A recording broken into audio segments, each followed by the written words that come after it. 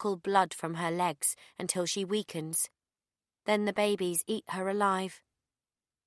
In mammals, it says the fetus can also release its own hormones into the mother's bloodstream and thus manipulate her. Interesting. I'm not manipulating you. You're manipulating yourself. You're crazy, Mummy. You sure you want to pull on that thread, fetus face? Texted Marnie this morning. No response. Haven't heard from her since the Pudding Club picnic. God, friends are weird. Elaine decided I needed to get out of the house, so she took me for a bit of retail therapy. A coach crash on the motorway meant the roads were clogged around the retail parks, so we had to sit in boiling hot traffic for an hour to make a 2-mile journey. She wanted to go to Baby World. This massive aircraft hangar-type place, crammed to the rafters with every single thing you could possibly need to prepare for a new baby. She said it was time I started nesting, so she's forcing me to nest. So there I was, sitting in the car, trying to get nesty to no avail. I kept wondering about the coach crash and how many were dead. I imagined them hanging out the windows. The minute she parked up, she put the steering lock on, as she usually did whenever she or Jim went anywhere. Even that little action annoyed me. She was so bloody afraid of leaving anything anywhere, of going on holiday to anywhere other than that same crappy little hotel in the Lake District on the same date every October with Jim. Same room, same view, same cutlery. Ugh, I hated everything about her today. And I did not want to be thinking about what the baby needs right now. I wanted to think about what I need right now, which was Sandra Huggins on the end of my knife. The sheer amount of stuff inside Baby World was mind-boggling. The only thing it didn't sell was actual babies. I didn't have a clue where to begin. Luckily, Elaine had made an A4 list. Right, first things first, we need to order the cot. It was sweltering inside the store, air conditioning on the blink, and every aisle was rammed with young mothers pushing 2 big buggies and families walking 5 abreast so nobody else could get by. Beside a bank of car seats, a woman was admonishing her child, a girl of about 8. She repeatedly yanked her wrist in time with what she was saying. Why do I have to keep telling you? Are you stupid? The little girl was smiling and picking her nose. The woman let go of her, and the girl went straight back to what she'd been doing before she was so rudely interrupted, pulling a stash of squeaky giraffes from a low shelf. Immediately, the woman yanked the girl's wrist towards her and repeatedly smashed her backside with the flat of her hand. You won't be told, will you? Stupid little girl! The kid was bored. Christ on a crunchy-ass cracker was she bored. I knew it. Why didn't her mum? You know when you're so bored, you want to crawl on your back and rub your head into the carpet? That bored. I get that. Whenever I was bored as a kid, I'd want to set fire to something, usually Seren's clothes. Squeaky giraffes all over the floor was them getting off lightly. The woman smacked the girl again, and the girl whined, and then the whines turned into cries. I heard someone breathing too close to me, and I snapped my head around, only to realise it was me. My breaths. I was raging. What you gonna do? I'm gonna wring that bloody woman's neck. Leave it. It's nothing to do with you. Who stands up for her, eh? Not you. Don't get involved. The smacks rained down. Leave it. And then a thunderous punch boomed in my stomach. Like an explosion. A little bomb going off. Ah! What the hell was that? The entire shop swiveled its head 360 degrees. I sat down on a toadstool, part of some small dining set. Sorry, I said to no one and everyone. Think it kicked. "Oh, God, what's the matter?" cried Elaine, careering round a corner with a stack of fragrance-free wet wipes and a heap of pink bibs. "She's kicking me. Ow, shit! She did it again." "The book doesn't say to expect kicks this early," said Elaine, dropping the bibs and wipes and yanking Pregnancy 101 out of her handbag. "Well, I'm not imagining it," I said, holding the front of my belly for fear of it splitting open and spilling out over the floor. "Hurts, doesn't it?" "Do you want me to call an ambulance?" "No, I'll be fine," I said. "Just need to sit down for a bit." She left me alone for a few moments on my toadstool, like some kind of murderous elf, before there magically appeared a glass of tepid tap water. Holding it was a dark-haired boy cashier. He ticked all the symmetrical boxes and I think was legal enough to have sexual intercourse, so I developed a crush. I tried flirt laughing when he started up a convo, but Elaine salted my game with all her concern. The kicking continued, and I continued to "ow!" and hot cashier boy got bored and went to flirt laugh with some prego Ariana Grande lookalike in the nipple pads aisle. I'm starting to get the feeling I may never see cock again. And my vag will be toast by the time the kid comes out. Sex will be like chucking a plum down Wookiee hole, according to Nev. "Glad to see you've got your priorities straight, mummy." I downed the water. I hadn't realised how thirsty I was, and managed to shake off Elaine, saying I needed some air. I walked around the grass verge of the car park until the kicking stopped. "What's the matter with you?" I said. "Why are you kicking so hard?" "I don't like it when you kill people in public, mummy. It makes me sad. I don't want you to get caught." "I wasn't going to kill her." "Your stomach acids were bubbling. It makes me uncomfortable. You've got to calm down." "What's with you, anyway?" I said as I crossed the threshold of Halford's. A man wheeled out a brand new mountain bike with a receipt flapping on the handlebars and gave me the look all people give me when they catch me self-conversationing. "Yeah, I'm talking to myself. Get over it." "Your behaviour is becoming increasingly erratic." "Out of interest, this fetus code of practice you operate under. What's the deal with Patrick? How come I had no side effects when I waited all day for him outside that sports store? When I drugged him? When I pushed him down the well?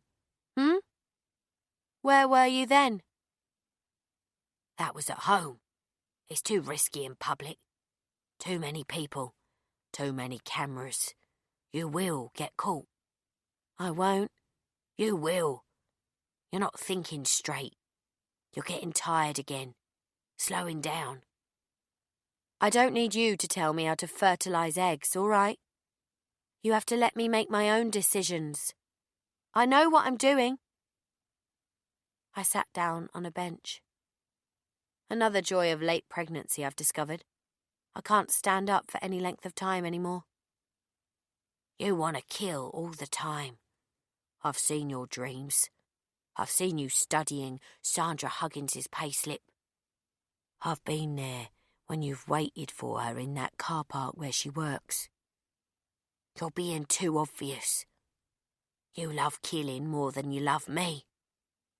"Then how come I walked away from White and Nerdy? How come I haven't killed Huggins yet? How come I haven't stabbed anyone for months?" "Because you do love me. Just not enough." I watched a couple going inside Baby Town. Her with the big bump and slight waddle.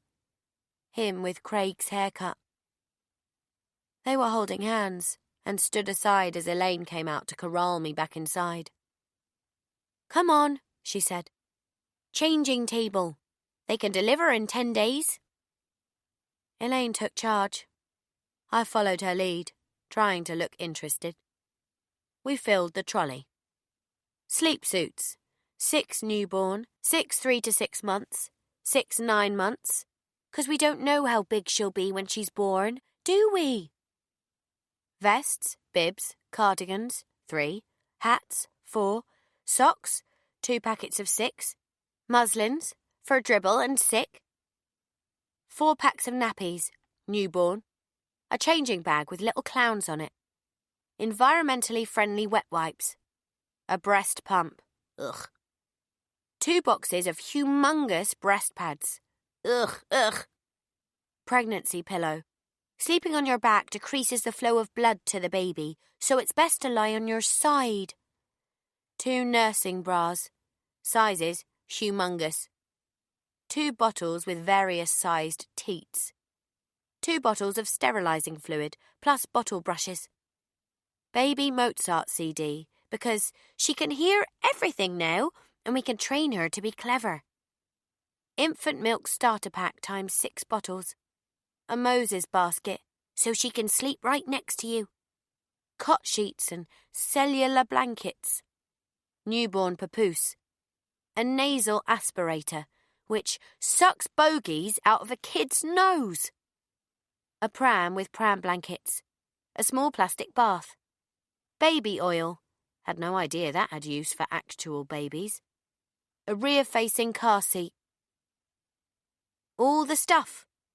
Bits and pieces and packets and boxes and bags. All totally overpriced, but if I didn't have it all, the baby wasn't going to survive. I needed all of it. I had to know what to do with every item when the baby needed it. That was my job now. But it was too much. Elaine could have removed every item from that trolley and replaced it with bags of crisps, and I wouldn't have cared. I couldn't find it in me. It wasn't there. I don't want to do this, I mewed, entering my pin into the machine. You'd rather I died? No, I just don't want to do all this. All this responsibility. All this change. It's all about you now. What about me? Those days are over, Mummy. You've got to roll with the punches. Do I? Monday the 29th of October. 25 weeks, 1 day. 1. People who call into the 10-minute takeover on Radio 1 and request the same damn songs we hear 24/7.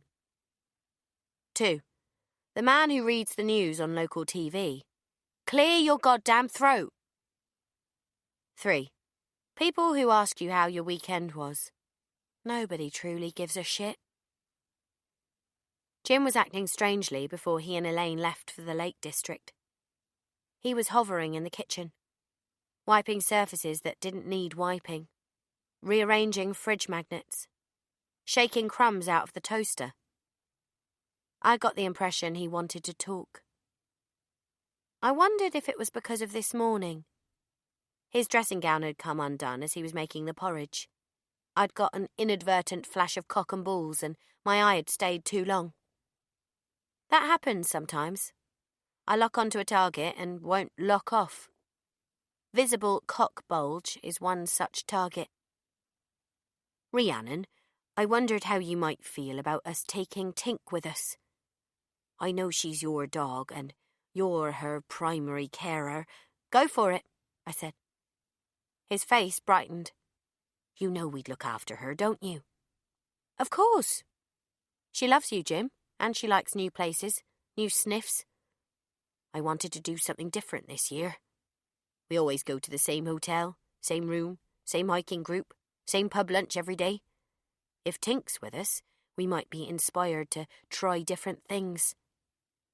I thought you liked the sameness. His voice lowered, though Elaine wasn't even in the house. I suggested Jamaica, Hawaii, Barbados, cruises. She's always wanted to go up to Edinburgh and see the castle. I suggested the sleeper and a hire car, and then we could work our way along the west coast for a couple of weeks. Not book anything, just be a bit free. He shook his head. I suppose it's best to keep things simple this year. I don't know. We both watched Tink outside, dragging a 2-foot dried bull's cock up the lawn. It'll still be a nice rest, change of scenery for you both, You sure you don't mind us taking her? It's 2 whole weeks, love. She'll have a ball. And sometimes you've got to do what's best for someone else, haven't you? Never mind how it makes you feel. As soon as the words left my mouth, I knew I wasn't talking about Tink anymore. And I knew what I had to do. I was sitting in the silent lounge waiting for an important call when my phone finally dinged in my pocket. Only it wasn't the message I was expecting. It was from Lord Byron, one of my fish. Rich guy. Lives in a house so large it has eaves, proper Tudor eaves, and gold-framed portraits. I've seen them in the background of some of his photos. Lord Byron, 61. I'm wearing my big boy nappy to my conference like you told me to. It is such a thrill. Sweet Pea. I'm so happy for you. Lord Byron, 61. Oh, Sweet Pea, you are so wonderful, my darling. I can't tell you what it means that you don't think I'm too strange for you. My conference is in Weymouth. You once told me you live along the coast, yes? Sweet Pea. Yes. Lord Byron, 61. So, could I see you? Could we play together at your house? Sweet Pea. Have you carved the flower yet? Lord Byron, 61. I will do it for you today, I promise. And then you'll tell me where you live. Sweet Pea. I'll tell you where I live. I'll be here for you, and I'll do anything you ask of me. If you carve the flower into your skin. Lord Byron, 61. Oh, my darling, that would be fantastic. I received a picture message about 2 hours later when I was in the garden, pruning the hedges. A grey-haired, pink thigh, scratched up and scabby at the edge of a perfectly carved flower. Not a sweet pea. He'd gone rogue and done some kind of tulip. Not a bad effort. His conference was clearly over for the day. In the photo, I spied hotel toiletries by the sink. Sweet Pea, you're such a good boy. Sweet Pea is going to have fun with you. Lord Byron, 61. It hurts so much, but will be worth it when I get to see you. I love that you have a kinky side too, smiley face. Will you feed me later? I'd love to suckle your teats. Ugh. Sweet Pea. I thought you wanted a playmate, not a mother. Lord Byron, 61. I want both. I have 2 outfits you can wear. Nurse and a romper suit like mine, but pink. I'll bring them both. Sweet Pea. Whatever floats your buffalo, I guess. Lord Byron, 61. I'll bring my sippy cup and all my toys. What's your address? There's one thing worse than hearing cubicle fart in a ladies' restroom, and that's going in straight after another woman and getting their arse-warmed seat. Ugh. I'd take my own toilet seat with me everywhere if I could. Claudia had taken the day off work especially to meet me. She sensed on the phone that I needed a friend. Not that she was a friend, mind you. We met in the Roast House, an independent coffee shop in Periwinkle Lane near the Gazette offices. I can handle the smell of roasting coffee beans now, but I still can't drink it. Me and AJ had met there once for sausage sandwiches. No, that's not a euphemism. I got the impression that the baby wanted to feel close to her dad in some way, other than lying on the soft earth above his decaying remains. She's weird like that. She started kicking the moment Claudia walked in. Oh my God, I said, my bump radiating pain. I was sucking in breath so quickly my teeth went cold. What's wrong? What's the matter? Said Claudia, face loaded with alarm. I clutched my bump, blowing out like a windsock as the jolts hit me. Heels and fists, heels and fists. It's fine. Baby loves kicking me. She smiled, sliding into the booth. She'd put on weight. The sleeves of her jacket strained at the shoulder. Such a wonderful feeling, I imagine. How are you getting on, Sweet Pea? You look fantastic. Absolutely blooming. Yeah, I'm okay. I squirmed as frogs continued to jump in my lower portions. I'm piling on the timber like a log truck, though, and I never thought I'd have to sleep in a bra. It's been a real game changer. I bet, she smiled. Tell her. Apart from weight gain and a switch to a plum lipstick, Claudia hadn't changed. Still the 3 neck moles, still the veiny feet in 2 high stilettos, still the coffee breath and split-endy hair and permanent resting bitch face. How's life at the Gut's Ache? Good, she laughed, fiddling with the serviette under her mineral water. We all miss you. We've lost a few members of staff recently. Gina, the receptionist, left, as predicted.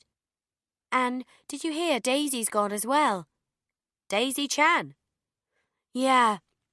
She got a job at the Manchester Evening News and moved up north. Ron was fuming after investing so much in her. I smiled. So she lasted less than a year then. What a waste. You should have had that job, Rhiannon. Yeah, I know I should. I should have done more for you. Yeah, you should. We ordered. She a tabbouleh salad and a mineral water with ice. Me a medley of breads. The love affair with the carb continues. And an apple juice, absolutely without ice. We talked about the weather. We talked about Brexit. She asked about my non-existent antenatal classes, and I made up a boatload of lies about how well pregnancy is going. Do you feel bonded to it yet? She asked with a sparkle in her eyes like Christmas morning. Oh, for sure, I smiled. It's everything I've ever wanted. Liar. We talked about Linus's eye cancer and how the old sphincter bruise is getting on with an eye patch. I dropped in the odd and poor guy in all the right places. I wouldn't wish cancer on anyone but Linus. It looks like he's beaten it at least, which is such a relief, she said. You don't beat cancer, I replied. Trust me, you're its plaything for a while until it gets bored and leaves you alone. But it always comes back. Well, he's on the right medication. It'll come back, Claudia. He will die of it. She cleared her throat and started complaining about the stickiness of the tabletop, which I'd noticed but was happy to ignore. Claudia rifled in her Poppins-esque Machino bag and pulled out a pack of antibacterial wet wipes. She had everything in there. Hairbrushes, water, phone charger neatly coiled up, notepad and pen, pack-a-mac. Organised, prepared. And then we talked about the killings. They had a vigil in town, she sniffed. One night in July. Gazette organised it, galvanised some local sponsorship. Did you read about it? No. I'm a bit out of the loop with the goings-on around here. Hundreds turned out. There was a piper and a minute's silence. We did a 10-page spread featuring the victims a few months ago. I could hear the next question rumbling along the tracks. Do you think he did it, Rhiannon? He didn't do it, Auntie Claudia. She did. She did. I did my starry-eyed middle-distance thing. I didn't want to believe it at first. It still seems unthinkable. Time for a bit of bullshit, methinks. I keep getting this thought that Lana knows more than she's letting on. Lana Roundtree, said Claudia, choking on her water. Seriously? Yeah. Something doesn't add up about her. I mean, we've always known she was a car crash, but one of the murders, Julia Kidner, Craig definitely didn't do. He wasn't even in town, he was at Wembley. And yet his semen was found on and in her body. Lana has no alibi for that night. Claudia stared me down in her unavoidably contemptible way. I don't blame you for attacking her in the office. I could feel your pain. Could you? Definitely. When I found out my husband was having an affair, I made the same noise you did when you launched at her. She patted my hand. Why does everyone feel the need to touch me all the time? But you look great, Rhiannon. You're clearly the one who's come out of this smelling of roses. Well, not quite roses, I said. Sweet peas, at least. I love sweet peas. Lana's not doing too good, I hear. She shook her head. Haven't seen her for weeks, have you? I popped over to her flat a few months back to apologise for hitting her. Took some flowers. She didn't look great. Her arms were all scabbed up too. Rhiannon, don't spend any time worrying about Lana, for God's sake. After what she did to you, she doesn't deserve an ounce of your sympathy. I guess. Tell her now. Have you heard from AJ at all lately? I asked. No, but he's updating his Facebook and he sent me a few DMs saying his Wi-Fi's patchy. Seems to be having a wonderful time, though. He's in love with Tibet, staying with his nice family. Have you heard from him? No, I said. You were seeing each other before he left, weren't you? Briefly.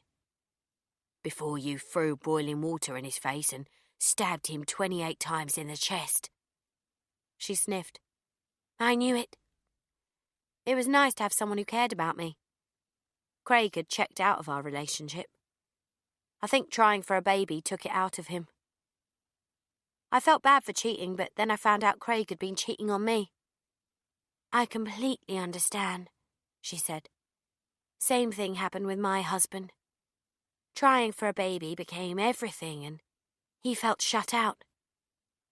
Still, I said, at least Craig had his hobbies to keep him happy. I laughed. Too soon, I realised. Claudia sipped her water. AJ talked about you all the time. I know. The baby started kicking again. You told me once. Bloody tell her. Claudia took a deep breath. I was only looking out for him. I wanted him to focus on his job. He only wanted to focus on you. He said I was obsessed with the idea that he might find love when I couldn't. Had quite the argument about it. I take it it's over between you two? As over as it can be when he's 3 feet under in 6 sections, I suppose. Our meals arrived. He hasn't messaged in months, so I guess so, yeah. I think you're quite glad about that, aren't you? Claudia unfolded her serviette and lay it down on her lap. I'm sorry? I know you've never liked me, Claudia. No, that's not true. I was just looking out for him. I overheard you and Lynette from accounts once, talking about me and the ladies at the Gazette. Her mouth stopped chewing lettuce to form a perfect O. I heard you say that you never felt comfortable around me, that I didn't stand a chance of getting the junior editor job anyway, even though I kept applying, year on year. Oh, and you called me a freak. Her mouth then formed a perfect I, a green thing visible between her lateral incisors. It was putting me off my medley of breads. It's all right. It's one of those things, I said.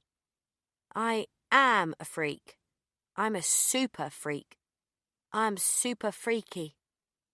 In my defence, though, I am brain damaged. Rhiannon, I didn't mean any... It's fine, honestly.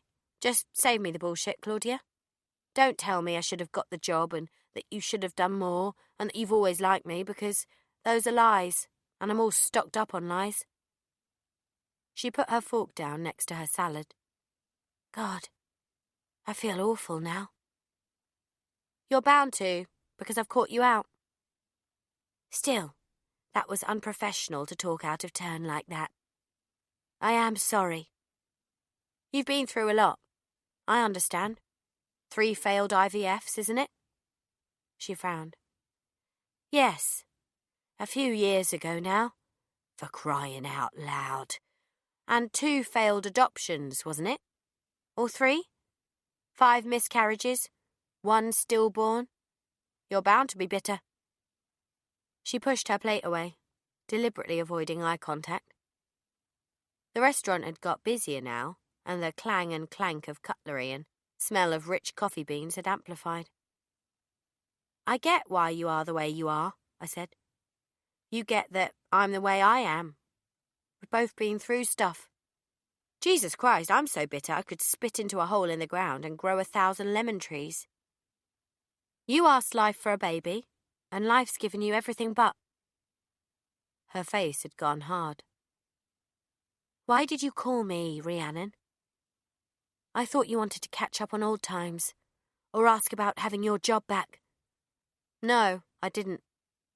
"So, did you just want to rub my nose in something? What is it?" The kicking intensified. Somewhere in the restaurant, another baby was squawking for attention. I rubbed my bump and breathed out so deeply the serviettes fluttered off the tabletop. "AJ's the baby's father, Claudia." Her eyes flashed, her coffee cup clashing with her saucer. "What?" The kicking stopped. "He's the daddy. I can't prove it right now, but it is his." She sat up, forcing her tired eyes wider. "Oh my God. Does Craig know? Do his parents know?" I let my eyebrows do the talking and sipped my elderflower pressé. "Gosh, so that's my grandniece or nephew in there?" "Niece. It's a girl." She stared at my bump like it was glowing. "Do you want to be in her life, Claudia?" The moment I said the words aloud, it was like a great heavy rucksack had been taken off my back. Her face was blank. "Do I?" "You want me to?" I don't trust myself to do the right things for her. I need backup. All these pregnancy books talk about having backup, lots of backup. I don't have anyone. The baby's related to you, so... Oh my God! Claudia scrabbled around in her handbag for a tissue and blew her nose. The waiter came over to ask if the food was all right. Neither of us answered, and he moved away. She looked down until he had gone again. "Do you mean this?" she said, eyes going all glassy. "Yeah. I'm not that religious, but we could have a christening or something and do it officially. You can be her godmother." Claudia clutched her blouse as her tears came harder. She seemed to straighten up and blew out a few times. "Sorry, this is so unexpected." "Unexpected in a good way?" She laughed and a bubble of snot blew out of her nostril, which she quickly wiped away. "A wonderful way." Then she did what I had feared. She came out of the booth and made a beeline towards me, embracing me, then the obligatory bump rub, because my stomach is public property now. "That baby is going to be the most spoiled baby ever," she chuckled. "I should bloody think so. She has a pool, doesn't she? And that downstairs office would make an awesome playroom. Wendy house in the bay window, little kitchenette, and one of those motorised kid cars." Her face relaxed to the extent that she didn't look like Claudia anymore. She wasn't in business mode. She wasn't that tight-suited, pointy-nosed queef who'd ordered me about, delegating all the shit jobs, refusing my pay rise, calling me Sweet Pea. She was just Claudia. Claudie, as Ron called her. "I like the idea of her being spoiled," I said. "Oh, she will be. I promise I'll do whatever I can for her. Anything. Oh, Rhiannon, I can't stop smiling. Do you need somewhere to live, both of you? Craig's parents aren't going to want you living with them once they find out." "We're okay for the time being. Thanks." "What about AJ? Does he know?" "Yes, he knows. And he doesn't want anything to do with us. Probably why he's staying away." "Liar." Claudia frowned. "That doesn't sound like the AJ I know." I shrugged. He didn't want me telling you because he knew you'd contact him and get him to come back. Please, follow my lead on this one. Leave him out of it. And I don't want his mum and stepdad knowing either. But they have rights.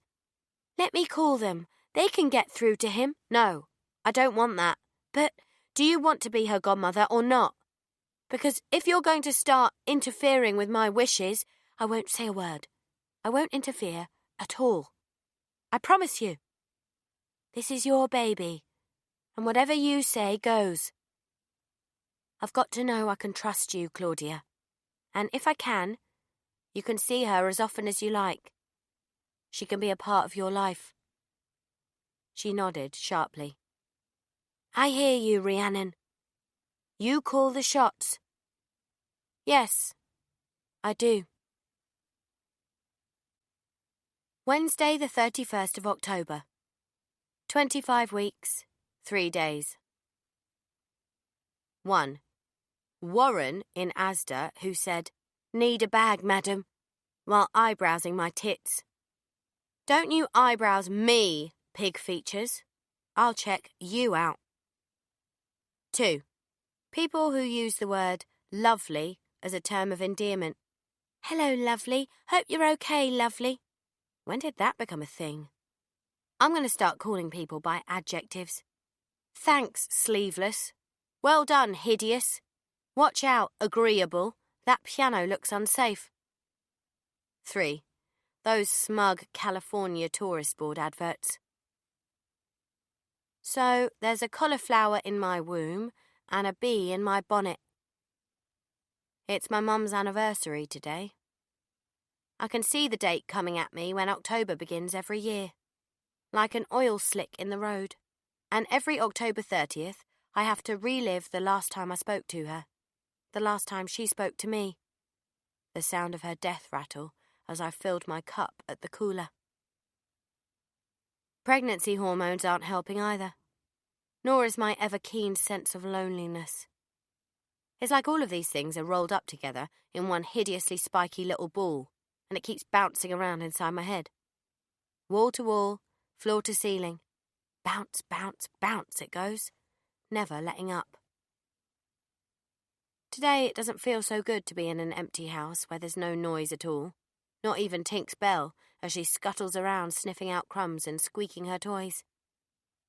There's no Jim fiddling with a model boat on the kitchen table.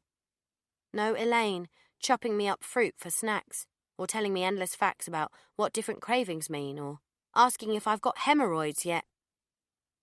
There's no sound at all, except the sea outside, whipping up into a storm.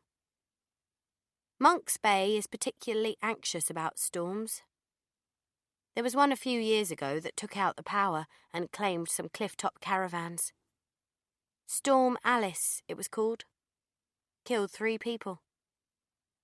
It's a strange fact, actually, that storms named after women claim more lives because nobody takes them seriously. Some boffin in America did some research, and apparently you're scientifically more prone to being killed by a Hurricane Rhiannon than you are by a Hurricane Craig. From an early age, girls are told to stay away from strange men. Nobody warns boys about women like me. Gender bias once again, working in my favour. I woke up thinking about Mum. That final day at the hospice was the nearest I've come to an out-of-body experience. Even though our relationship had soured over the 8 years since Priory Gardens, to lose your mother is to be partially unanchored to the earth. Like there had always been these ropes fixing me in place. Mum and Dad. When Mum went, one of the ropes snapped. When Dad went, I didn't feel like I was anchored anywhere. Except perhaps to Craig. I walked into that hospice knowing what I was going to see, but still not prepared for it. I saw the other women through the windows of the communal lounge, seated in big armchairs having their chemo. Silk scarves and pale yellow faces. Rows of wilting tulips.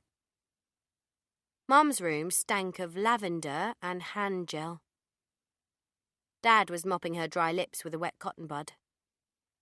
Her face was so dry and small, I could have taken it in my fist and ground her to dust. What does dying feel like, Mum? Go away, Rhiannon. Tell me how it feels. Are you in pain? Leave me. Take me with you. No, you stay. Suffer with them. Seren said I brought Mum's cancer on. She said my violent temper and behaviour at school made her life a misery. Teachers said I was acting out and that I needed time to adjust. Then came the lying and the stealing and the setting fire to things, cutting her hair, stabbing her leg with the kitchen scissors. Dad was the only one who understood me. You talk about Dad like he's some kind of god, and he's not.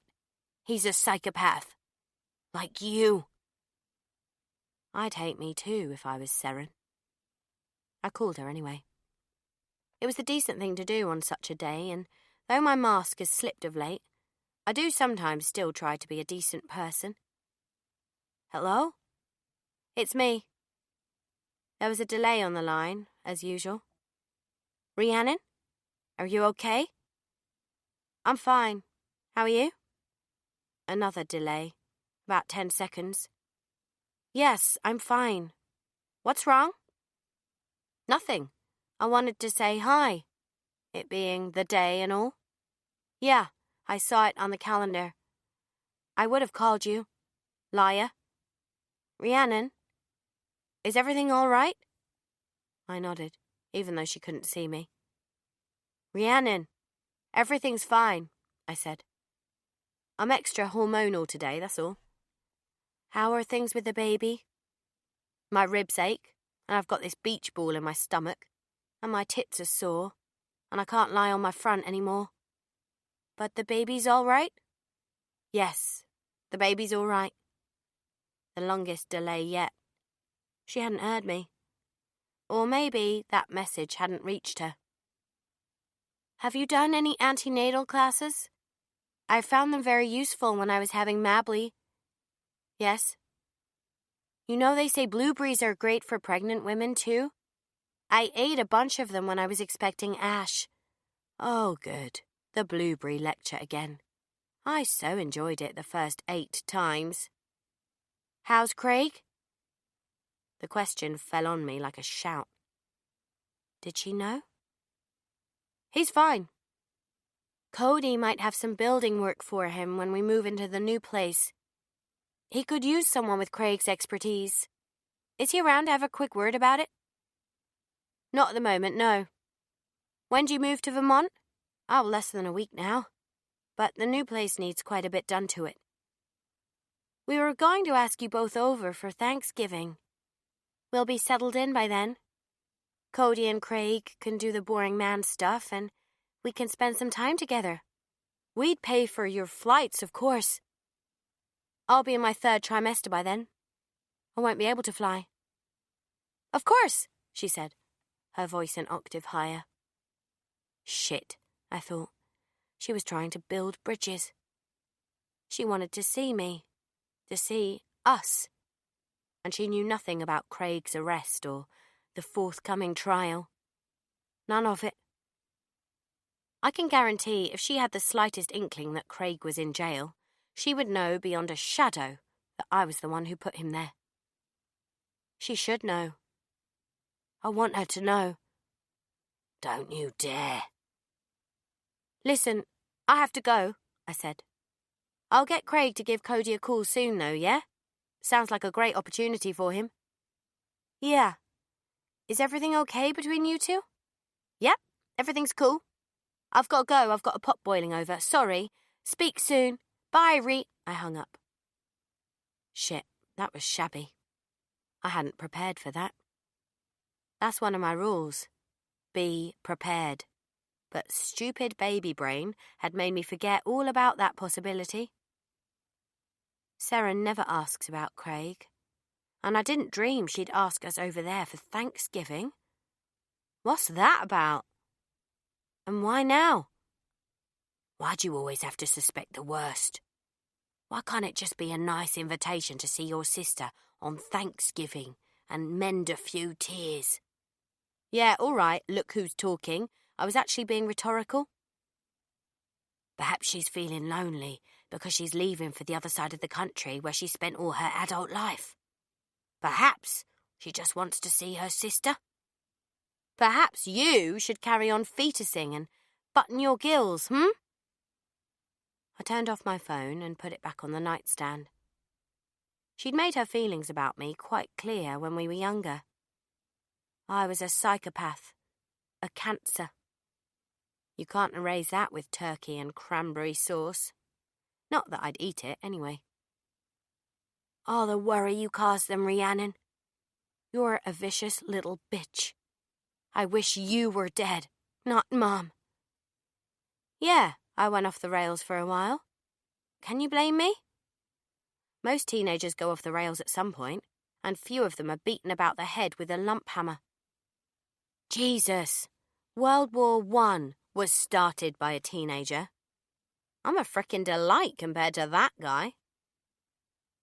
My own mother could barely look at me in the weeks leading up to her death. Why did you do that to your sister? What's the matter with you? Stop this, Rhiannon. Stop reading funeral catalogues in front of me. Can't you see how insensitive you're being? You don't even cry anymore. It's one messed up world that lets someone like me even think about having a baby. Marnie couldn't meet me today. She and Tim are taking Raph out for a day in the countryside, feeding the ducks, pub lunch, etc. The kid is 2 months old, but yeah, feed the ducks. I'm sure he'll get a lot out of it. Haven't seen her for a week. He's told her to stay away from me. That's what it is. She's disappeared from WhatsApp too, I've noticed. Or have I been blocked?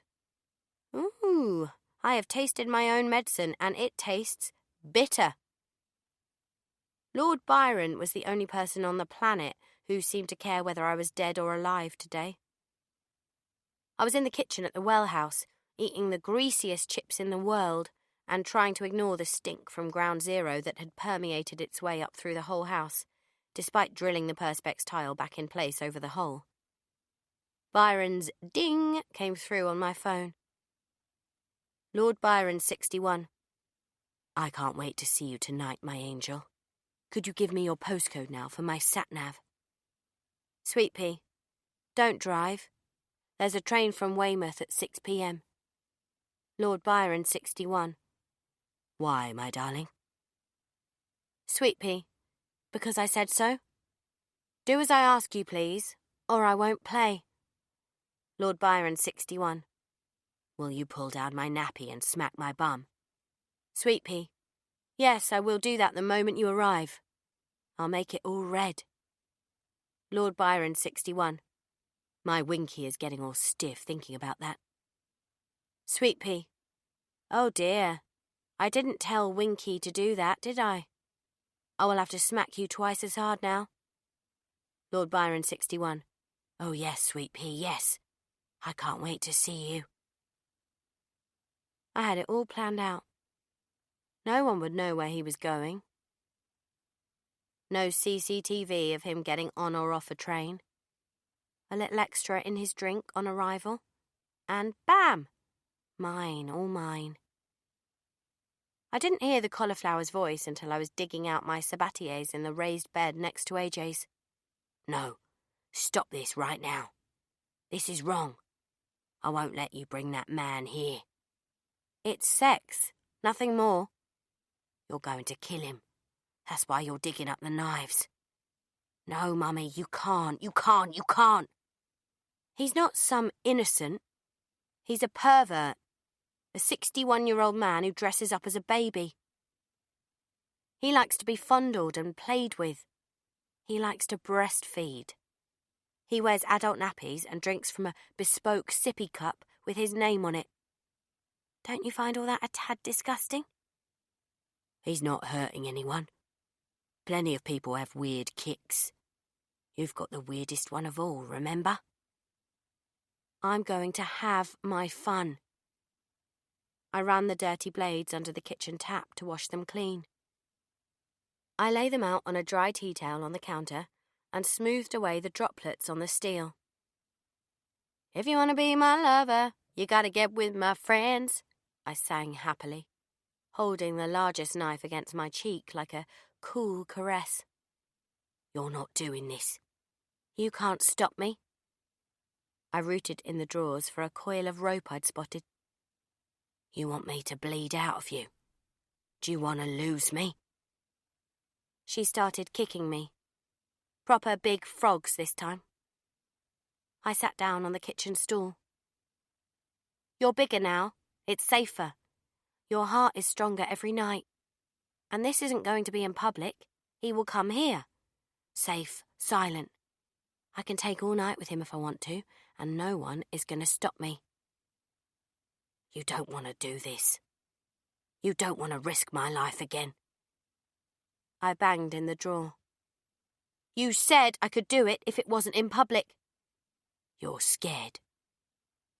"You wouldn't let me kill the guy in York because you were scared someone would see.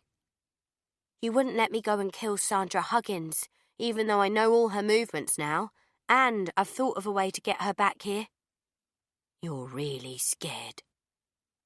And even though I've gone to great lengths to procure this guy and arrange for him not to tell anyone where he's going, still, you won't let me. You're scared about giving me to Claudia. You're scared about how much you're going to love me." "No, I am not. I'm not scared of anything." "You are. You don't want anyone to have me. You'd rather kill me than let me out into this dark, dark world." And then I blew. Anything not nailed down went flying. Plates, glasses, pots, jars, bags, fruit bowl, fruit, sieves, spoons, spatulas, Sylvanians, and the chips I'd just bought. I sat back down on the stool and breathed deeply in and out, watching the grease stains on the cupboard doors shimmer in the light, the broken china still tinkling down the sink. But I wasn't done. I picked up the knives. I went in the lounge and stabbed everything soft in my vision. Carpets, curtains, the backs of the chairs. In, over and over and over and over and over, until I sat down in the middle of the carpet, breathless, surrounded by feathers and white stuffing, like a kid in the snow. The bump had tightened all over. "Feel better now?" "Fuck off!" My phone dinged again. Lord Byron, 61. "Let me know your address, my angel. I'm going to finish my conference early, pack my toys and come on over. I can't wait to see you. You're all I can think about. I'm going to tie my cord around my neck if you don't put him off. This is your final warning." Sweet Pea. "Sorry, Guy. Voices in my head say I have to leave you alone. Enjoy your weird life masturbating into adult nappies. Oh, and if you want a last piece of advice, buy the chunkiest rope you can find and string yourself up on one of your rich bitch eaves, you pathetic piece of human shit." Blocked. I threw my phone at the sofa. "Good. See, you're a hero now, Mummy. You just saved a man's life." "Leave me alone." "You don't mean that." "I do mean that. Life was better before you. Before you stopped me doing everything I like. You're changing my body in ways I never thought imaginable. You've ruined my tits, turned my vagina blue, my hair greasy, split my arsehole. I've pissed and vomited out half my body weight. Every day I grow out of some other clothes that normally fit like a glove, and I have feet only fit for Crocs. I hate AJ for putting you in there. I hate him." "You don't hate my daddy." "I do. I hate him. I'm glad I tore his head off his shoulders. You understand me now, you little shit? I hate that you're inside me, and I can't even cut you out. It was only the sight of myself holding the knife reflected in the TV screen that stopped me. I had it pointing directly over my stomach. I threw it away from me and it disappeared into the drifts of upholstery stuffing. I tried to stand up, getting a head rush and having to sit back down again. I can't take much fucking more of this. All right. Keep your mucus plug in. Stop talking to me. It was then I noticed the blood. I'd cut myself. I didn't know where the blood was coming from, but it was all over my hands. I went out to the hallway and looked in the mirror. The bump. It was coming from the bump. I'd nicked it, only slightly at the top, but the knife was so sharp and so long, and it had penetrated both my t-shirt and my skin. I watched as a single trickle snaked its way down over the mound in a perfect red arc. You don't work well with others. You need to have no one. But I won't be on my own, will I? I'll have the baby. No. What are you saying? Is my baby safe? What happens to it? You said I was going to be on my own. Please, I need to know. I saw a baby, covered in blood. Please say this was all she saw in that crystal ball before I stove her head in with it. Please tell me this is it. This is as far as it goes. I don't know how long I'd been standing there in the hallway mirror, dabbing my stomach nick with tissues, when there came a loud knock at the front door behind me. I froze, sinking down to the carpet, heart thumping. Not the police, not the police, not the police. Knock, knock, knock. Hello? A man's voice. I waited. 2 more knocks. A clearing of a throat. The throat clearer eventually moved around to the back garden. I heard footsteps on the path. The creak of the gate. Did I lock the back door? Did I cover up the hole when I got the knives out? I couldn't be sure. I couldn't breathe. Another throat clear and a tap at the back window. And then my name. And then I stopped breathing altogether. Rhiannon, are you there? Friday the 2nd of November. 25 weeks, 5 days. 1. Chocolate and cake makers at this time of year. Why can't I buy anything that doesn't have green slime oozing out of it or a fucking ghost motif on top? 2. People who tell me I'm blooming when I feel like I've been dragged through a sewer pipe with my mouth open. 3. That modelling family, the Hadids. Managed to survive Halloween with just a handful of trick-or-treaters. Elaine had thoughtfully bought a bucket of lollies for me to hand out, even though she didn't agree with it as a festival. A Dracula kid with psoriasis grazed my wrist as I gave him the bucket. Haven't felt clean since. One of the mummy bloggers this morning, Baby Bliss, was eulogising about her experience of lotus birth and what an enriching experience it was. She buried her placenta underneath a tree in the garden. Voms. Her best friend, called Calendula, threw a party where she served her placenta up to guests in a frigging stroganoff. Another woman, can't remember her name, but there was a picture of her in a hairy cardigan and she clearly doesn't use shampoo, still breastfeeds her 10-year-old. I know I'm one to talk, but do some women really lose their shit when they become mothers, or what? I can't have that much more shit to lose. I'm getting daily texts from Claudia. How am I? Do I need her to come down and help with anything yet? Am I eating enough blueberries? I'm going to look like Violet Beauregard if I eat any more blueberries.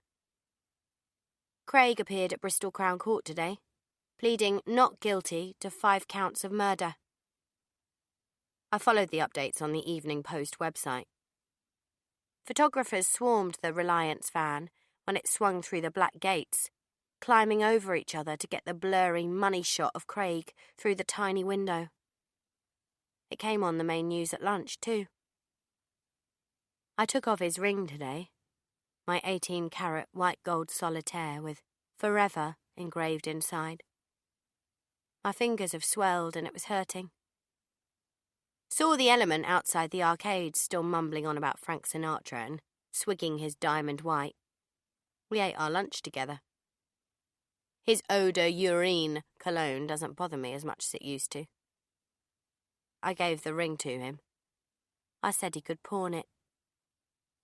We'd only just scrunched up our Greg's bags when Marnie walked past on the seafront with her pram. She was wearing a long black trench coat and aviator sunglasses and had a takeaway Costa in the cup holder. I crossed the road and stood right in front of her, blocking her path. "Hello, stranger," I said. "Oh, hi." Her smile disappeared after 1 second. "Haven't seen you in a while," I said, walking beside her. She didn't slow down, so I was constantly running to catch up. "No, we've been so busy, honestly. October's crazy for some reason." "It's November now." She stopped and looked at me, then carried on walking. "The baby's taking up all my time. I can't even think straight at the moment. I'm sorry I haven't been in touch." "How are you getting on? Have you started your antenatal classes?" "No." "So, what's the real reason you haven't been in touch? Never mind the bullshit." "Oh, let me guess. If you call Tim a Nazi again, I swear I will carry on walking and I won't say another word to you, ever again." We were both stopped now, face to face. "I wasn't going to say anything at all." "Your words there, Marn." "Stop it." She pushed her sunglasses up to rest them on her hair. Dark circles. "Stop needling me." "Needling you? All I said was hello, and I haven't seen you in a while. You're the one with a pine cone up your ass." "I'm tired, and that's not bullshit. Raffy had a bad night, and I don't know my own mind this morning. I needed some air, a new perspective rather than my bedroom wall or the lounge or the kitchen." We both looked up at that moment to see the funicular railway coming to a halt at the bottom of the hill. "Well, if it's a different perspective you're after, you can't get more different than that. Fancy a ride?" She puffed. "No, don't do heights." "Raff will be scared of heights if you are. Saw my mum jump onto a chair from a spider when I was 4. I've hated them ever since." She rubbed her forehead. "I don't want to pass it on to him." "Well, come on then. Rouse, rouse." We paid our money, and Marnie almost turned back when we realised the pram wouldn't go through the turnstile. Fortunately, the man in the ticket office said we could leave the pram with him until we came back down. "Sorted," I said. "Is it safe in the rain?" she asked, as I helped her with a papoose. "Oh, quite safe," said the man. "The Victorians went up in all weathers." She smiled weakly as we took our seats on opposing benches inside our green car. The wood was scrawled all over with graffiti. Nothing particularly original, the usual hearts and cocks and "I love Minge" daubings. Underneath my seat there was a flattened Capri Sun and a brown apple core that was stinking out the whole compartment despite the open window. For the longest time, Marnie refused to look outside. She sat biting her lip, knee jiggling, stroking Raff's head, silent. The bell rang and she noticeably tensed, squeezing the baby tighter. He started wailing and she pushed her smallest knuckle into his gob. The cart cranked and moved, lifting us gently up the incline. "Oh God, oh God, oh God."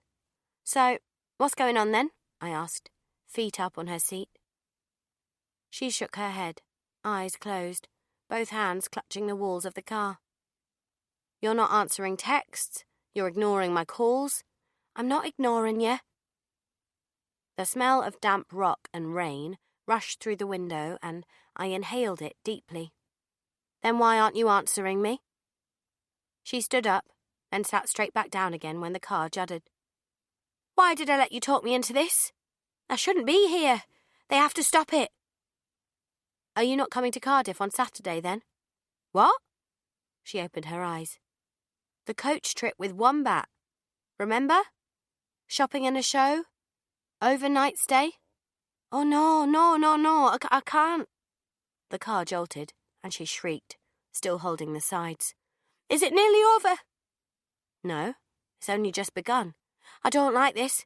I need to get out. Why didn't you let me know about Cardiff? Why leave me hanging? Don't talk about hanging, please, she breathed. I told you, I've been busy. I haven't had time. And my phone's been playing up.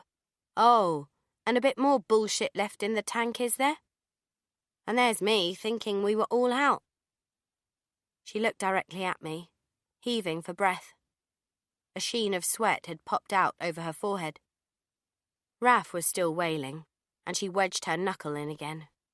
Okay, I'll tell you the truth. When I'm out with you, I'm too happy. And happy is not good for me. That makes 0 sense, I said. Less than 0, in fact. She sat down, still concentrating on her breaths. I just feel like if I'm happy too much, I won't be the right person anymore. She was staring so intently at me. It was the same expression Julia had on her face when I cut her throat. Must be fear. You'd rather be the person you are now, I said. Scared. Controlled. Every moment monitored. Humiliated in front of your friends? He doesn't humiliate me. You told me Tim announced to the pudding club that you'd wet yourself in Costa after you'd found out you were pregnant. And he told them how much weight you gained. It slipped out, he didn't mean to. I sighed, over-theatrically. You displayed those ballerinas yet? No. Look, I'm not going to launch into the full Wilson Phillips medley here, Marn. But why are you so afraid to be happy? Why can't you loosen up? I don't want to be alone again. I don't function. Before I met Tim, I was off the rails. I was a lost soul. Tim made me feel safe and got me out of Leeds and away from all my bad influences, my friends, family. And he brought me here. I was a wreck after me mum died. I hit the bottle, hit the clubs. I was addicted to sex and freedom. The euphoria of it, you know? Yeah, I know that feeling. But it was drowning me. When you and me are together, it takes me back to that feeling of being free. And it scares me. It's a great feeling, but I don't want to lose myself again. I don't want to go back. I'm alone. Yeah, but you're stronger than me. I'm too scared, Ree. But you want to leave, don't you? No, I don't. I can't let go. You have to. You could be anything, Marnie. You could go anywhere. Isn't there some place in the world where you'd love to go? Alassio, she replied eventually. In Italy. It's where my family comes from. I'd go and live somewhere near my brother. Then go. I can't. My brother hates Tim. I wasn't suggesting you take Tim. I'm not like you, Rhiannon. I can't throw caution to the wind like that and up sticks. I have a family. Ooh, way harsh, Ty. You know what I mean. You don't have to be like me. Just don't be like this, I told her. Don't be scared all the time. He's the one making you scared. Let go of the walls. No. I held her wrists and gently prised them off the walls of the cart. Stand up. I can't. I'm standing up too. Stand with me. Come on, you can do it. You don't have to open your eyes. Stand up, Marnie. Inch by inch, she did. The cart jolted and she yelped, Raph grizzled. I'm still holding you, Marn. Tears trickled down both her cheeks. I don't like this. I don't feel safe. What if I fall? You can't fall. I'm holding you. I can't do this. Come to Cardiff on Saturday with me. It's too risky. It's a Christian women's day trip. The riskiest part will be deciding which hymns to sing on the coach, or a slightly stale Dundee cake. She opened her eyes. You don't know what I'm like when I'm off the leash, Rhiannon. Take a risk once in a while, Marnie. I dare you. Don't start that again. You might enjoy it a tiny bit. I'm afraid. Afraid of what? Tim? Of myself? You're stronger than you think, Marn. You've done this. You've conquered your fear of heights today alone. Huh? She said, looking around. The cart had stopped. We were back at the bottom, and she hadn't even noticed. Saturday, the 10th of November. 26 weeks, 6 days. Marnie did come to Cardiff. I don't know what she said to persuade Tim to let her, but she was waiting for me at the coach when I rocked up with my overnight bag. I squealed, and she squealed, and it was like the last 20 years and the babies and Craig hadn't happened, and we were just two besties meeting up for a school trip. The first half of the journey was fine, apart from a bit of coach seat backache. We ate our pick and mix, sharing earphones to listen to our tunes. She loves Queen Bee almost as much as me, but doesn't know as many words, ofs. We watched a movie, The Passion of the Christ, until Elephant Vag Madge was sick and it was switched off. I'd initially thought Marnie had left Tim at home for the day, but of course he was never far away. 6 texts, 2 calls, 1 FaceTime, and we'd only been on the road 2 hours. So, yeah, that pissed me off. We stopped at the services to use the toilets, and here 'twas that I made one of my world-famous boo-boos. I spotted a pub called the Stagecoach, and I bought Marnie a drink. So you can loosen up, I said, holding up a glass of white Zinfandel as she returned from the toilets. No, I can't. I'm breastfeeding. This is your day off, remember? I'm not good with drink, Ree. 1 glass and I'll be out for the count. Go on, it's only a few sips. Stingy bastards charge £5 for that, and it's no more than a toothful. It'll take the edge off. Edge off what? Your anxiety. I'm not anxious. She fiddled with the glass stem. I love Zinfandel. I remember you saying you missed it when you were pregnant. Go on, neck it. Be less Marnie today, be more Rhiannon. She swirled that thought around for a moment before necking the Zinfandel in 3 gulps. Then she ordered another. I didn't know how much I wanted that, she said, wiping her mouth with the back of her hand. It'll be out of my system by tomorrow, won't it? Yeah, of course. I went to the loo for the 2nd time, and when I got back to the coach, Marnie motioned me to join her around the back, where she produced a pack of cigarettes. You don't smoke? I used to, she said. Tim got me to quit. I've had these in my bag for months. She lit one up and threw her head back. Fuck me gently, that's good. It was around this point that I fully got what she had meant when she said she was afraid of herself, because when Marnie drank, Marnie changed. You're cashing in all your bad girl chips today, are you? I said, full of pointy-toe goodliness, Nanny McPhee to her sudden onset Chris Brown. That wine's done me the power of good. I feel so relaxed. She laughed, almost maniacally, like laughter was a new thing for her. I do need to loosen up, you're right. I was way more Rhiannon once upon a time. Yeah? Oh, yeah, she said, reaching into her bag and pulling out a little bottle of the Zinfandel she'd been drinking in the pub. Here's to loosening up. Where did you get that? I bought it when you went to the loo. She giggled like an imp, stubbing out her cigarette on the coach and lighting up another. Her head lolled back so hard I thought it might fall off. Jesus Christ almighty! That's like an orgasm for the mouth. Big-headed Edna was wandering past the bus with her carpet bag. I hope that wasn't the Lord's name I heard then. Yeah, he was here, Edna, Marnie called out, quick as lightning. He was going into Burger King. I waved, but he didn't recognise me.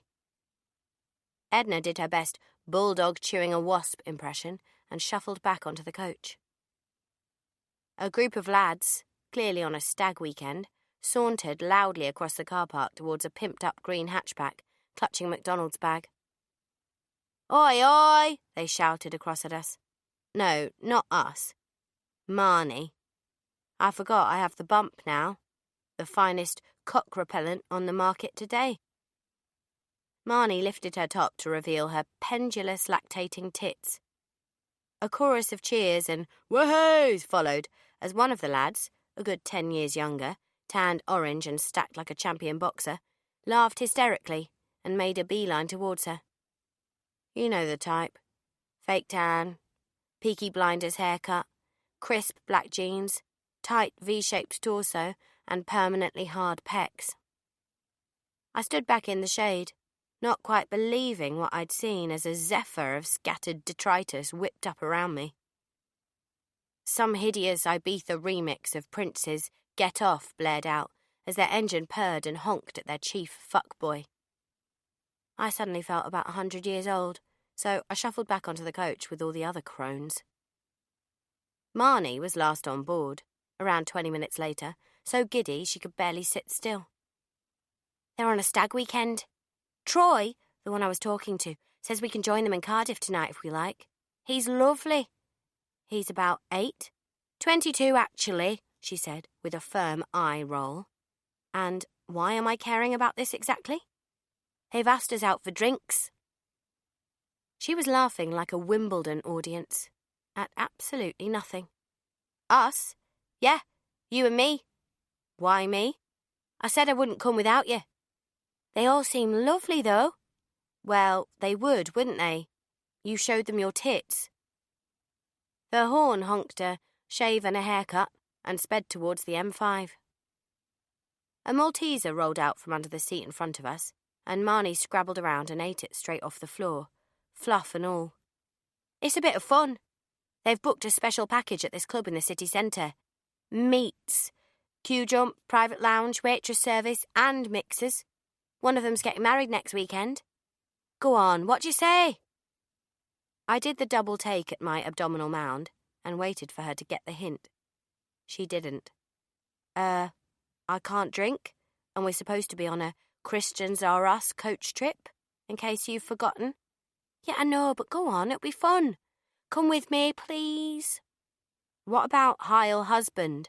Don't you have to clock in at the Eagle's Nest this evening? He'll tell if you're drunk. He'll smell it down the phone. You're the one who told me to ditch the guy. You're the one who said Tim was a controlling little bitch and that I needed to take off my ankle tag. So I am. I said I will call him later, and I will. I don't want to think about tomorrow, Rhiannon. Today is what matters. I know. I'll be old one day and check my privilege and all that, but Jesus Christ, old women move slowly. Cardiff Castle was fun and all, but only because Marnie was there. And her being pissed out of her mind did make it funner. She was so easy to trip up.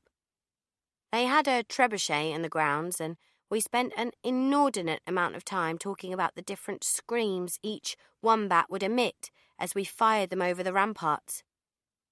We laughed at codpieces, pretended to steal antiques, and swore unabashedly. The other wombats made it clear they were not amused, particularly Edna, who had gone to great lengths to organise this trip and didn't appreciate our behaviour. I don't think I stopped laughing all day. Marnie started it.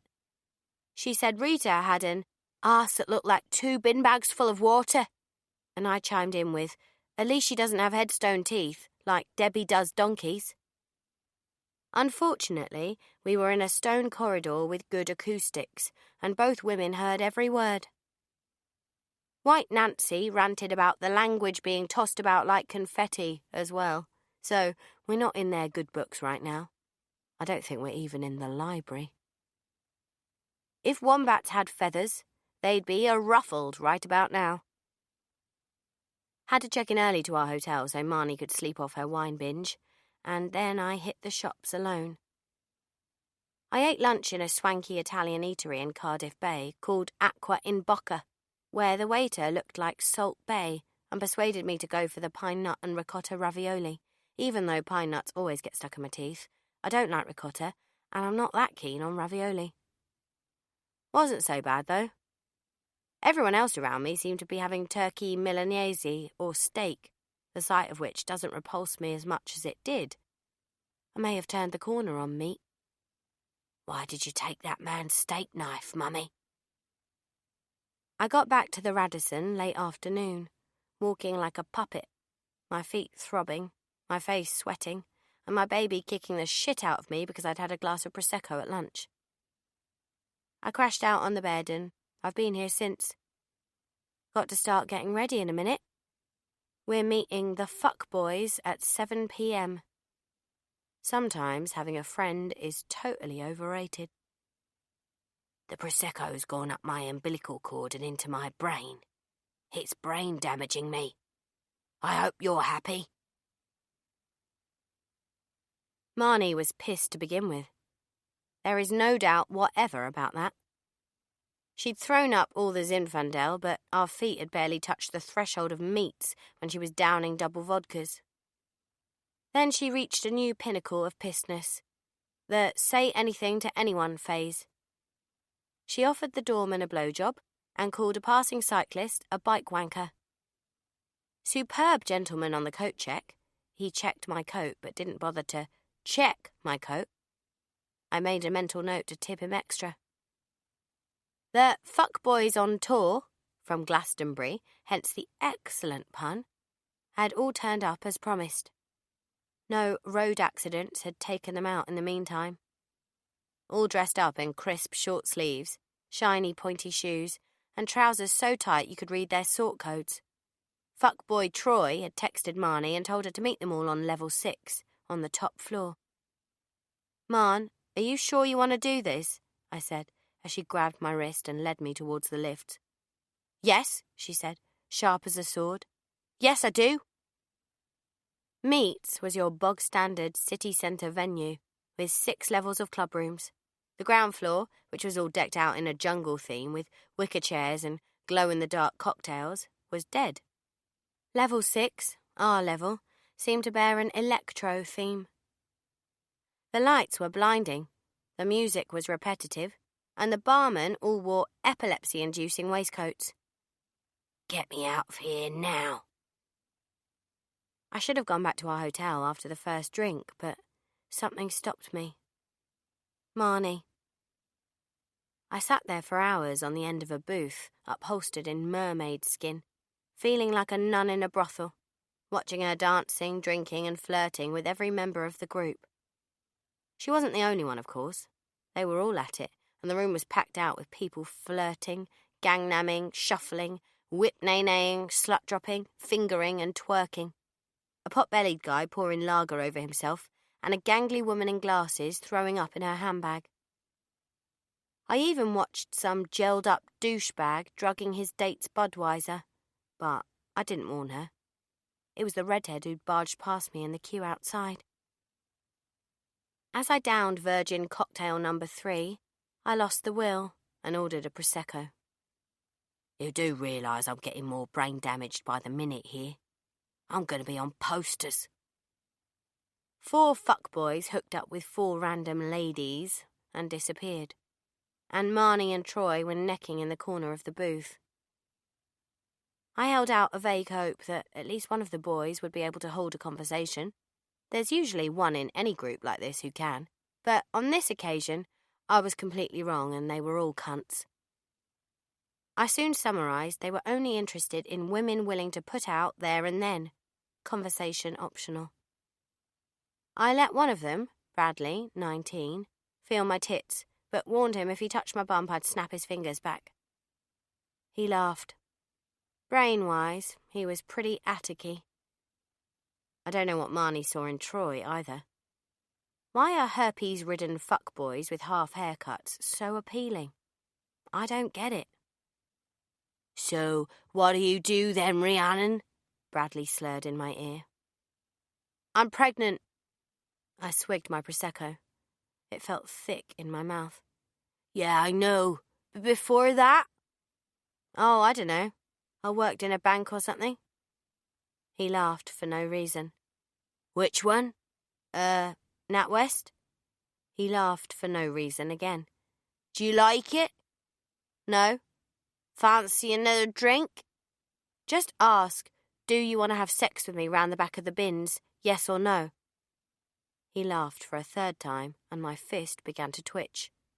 "Well, do you?" "You're really not picky, are you?" "Nope." "Any holes a goal?" "Yep."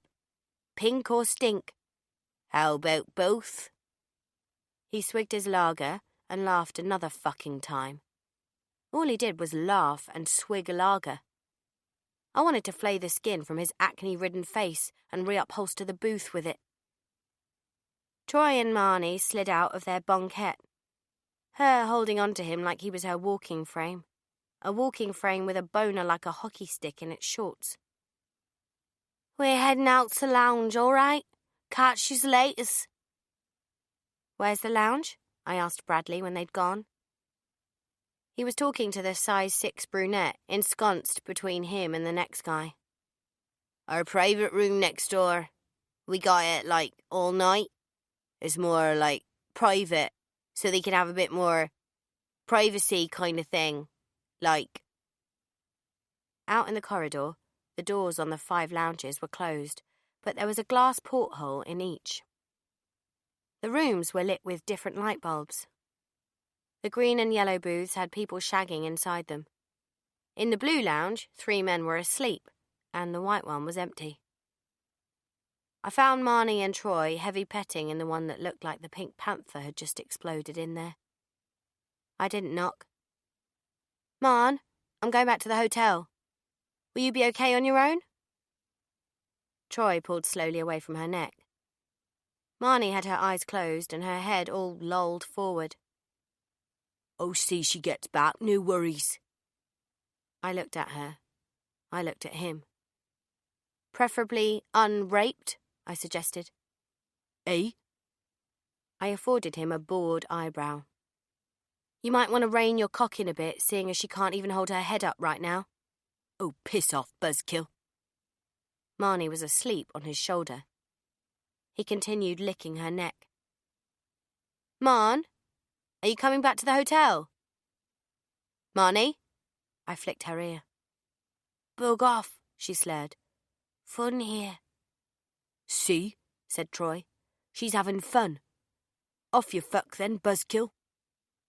His piercing blue eyes lasered me. The point of my knife through each pupil. What a sight that would be. I left them to it and stormed out, slamming the door. Well, as much as I could slam the door when it got caught on the high pink furry shag pile. I was in the packed corridor, inhaling vodka vomit and getting brain ache from the house music, looking for the lifts to anywhere, when I heard the voice. "Don't leave her with him." "I'm not staying here a second longer. I hate clubs."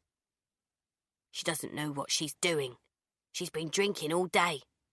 "My feet are killing me. I've got a headache. It stinks in here, and all I can think about are those 2 Scottish shortbread biscuits in the minibar."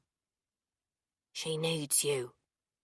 She's the mole out in the snowstorm, and you are the rat. You have to find her." "Why should I?" "Because she's your friend. Remember when Joe Leach died? How bad you felt because you weren't with him?" "What am I meant to do exactly?" "You've still got the steak knife from the restaurant."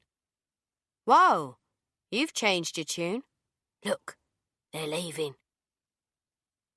I hid myself behind a group of women wearing little more than bras, pants and red feather boas, and watched as Troy led Marnie out of the Pink Panther room, along the corridor and back through the club, holding on to her waist. She was giggling and stumbling, her dress caught in her knickers. I lost sight of them at the cloakrooms, where I picked up her coat. Outside, the dark doorsteps of every pub and club clustered with smokers and little evil faces guffawing and hee-heeing over nothing. I put on my coat and watched as Marnie and Troy headed into the night. A woman in a silver lame dress was slumped against a lamppost, throwing up. Her friend stood behind her, shouting abuse at a taxi driver for being late.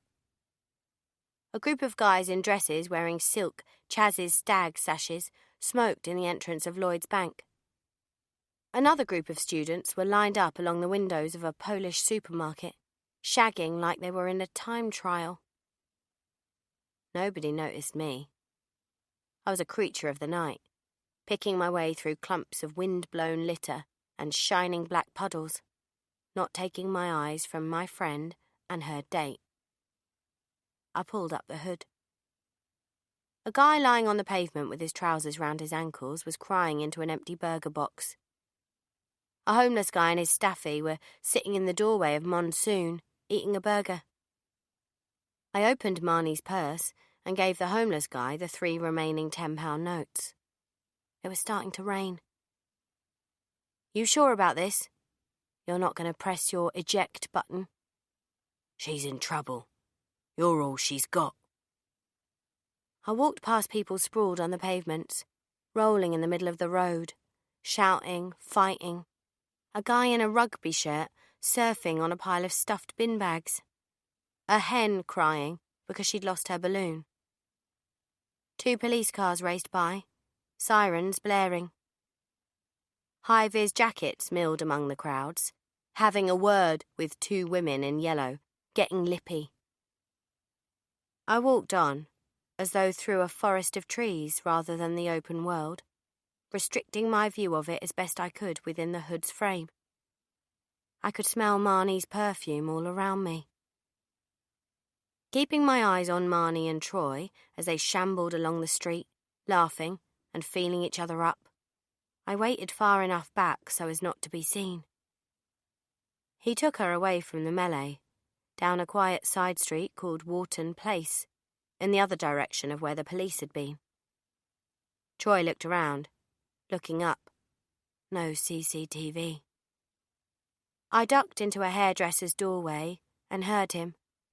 "Come on, we're nearly back at your hotel. Look." We were nowhere near our hotel. Our hotel was in the other direction. There was a road off the side street, Baker's Row, comprised of back entrances and bins. Troy manoeuvred Marnie into a cobbled alley just off it. I took the steak knife out of my bag and poked it up inside my sleeve. I hung my bag on an outside tap. "Are we going to do this?" I whispered, barely catching my breath. "You've got no choice."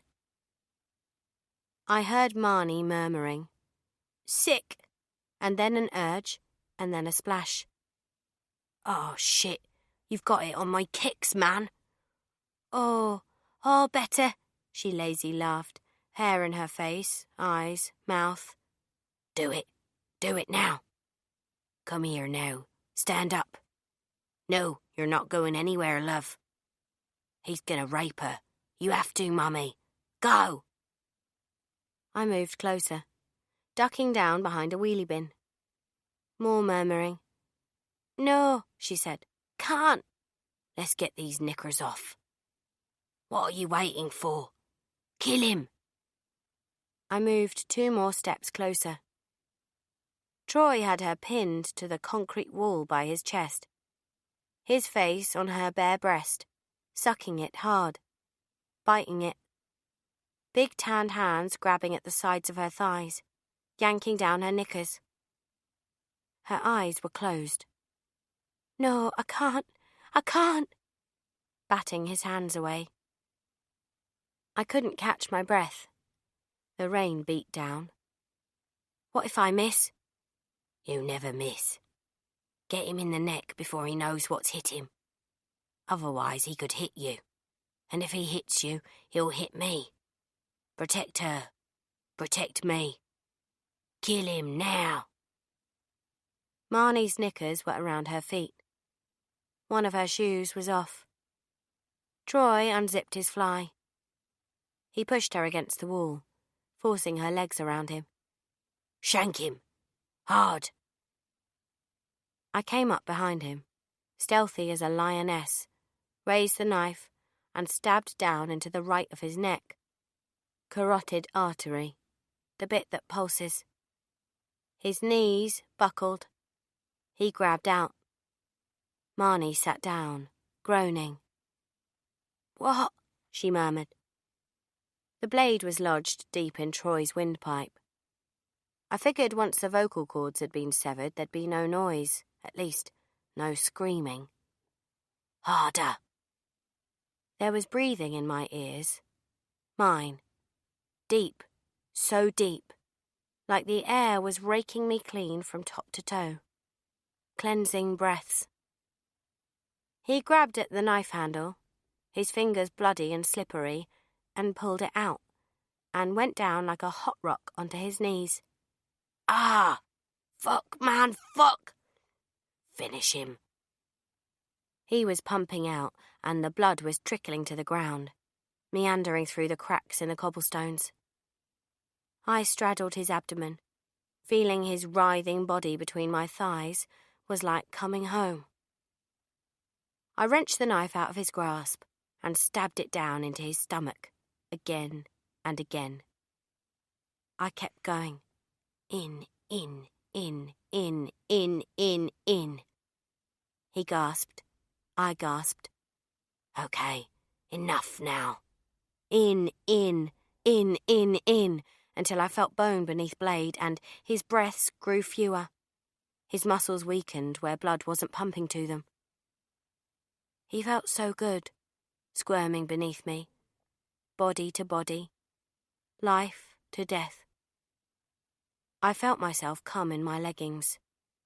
Thank God I double gusset now. A full body shiver with the rain on my face and my hands on the knife. Enough now! I pulled out the knife and wiped the blade clean on his shirt. He lay there gargling, eyes wide, looking straight at me. The urge to hold him as he lay dying was horrendous, but I controlled myself admirably. I rinsed my hands under the tap, then came back to him to witness his dying breaths. I bent over, his blood cough spraying my face. Sorry to kill your buzz, babe. It was as I stood up that I felt the nausea rise. I swallowed it down. Troy gargled, a sink draining of water. The vocal cords should have been severed, stupid Google.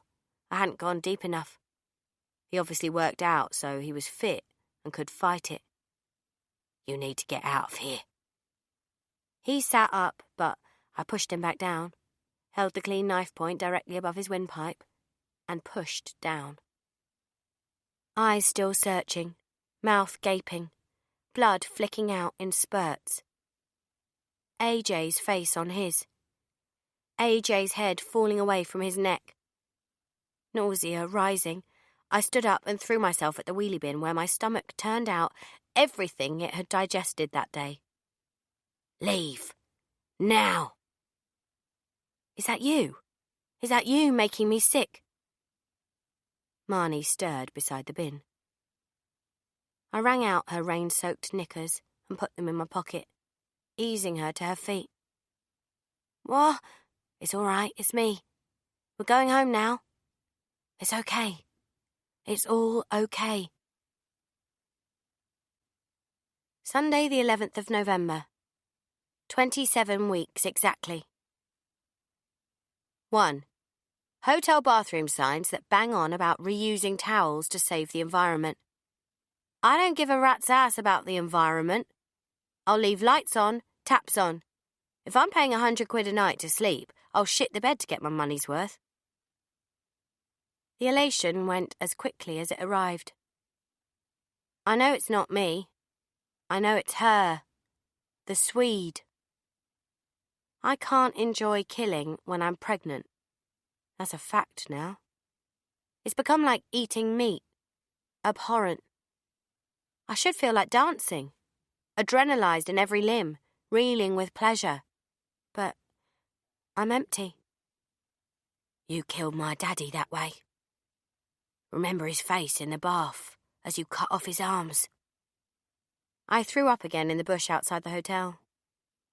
We had looks from the receptionist when I stumbled through the lobby with Marnie after midnight, both soaked and dragging ourselves along like we'd just spent a heavy night on the lash. The very image I was trying to cultivate.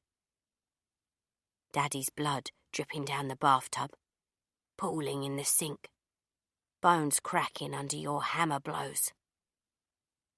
I changed Marnie out of her wet clothes and hung them on the towel rail in the bathroom. I wrapped her in a hotel dressing gown and tucked her into her bed, making sure to prop a pillow against her back to keep her on her side in case she puked. Which she did around 3 o'clock, in the bin, before slumping back into bed. I slept for about an hour in all and had a succession of terrible dreams. AJ in his bath of blood.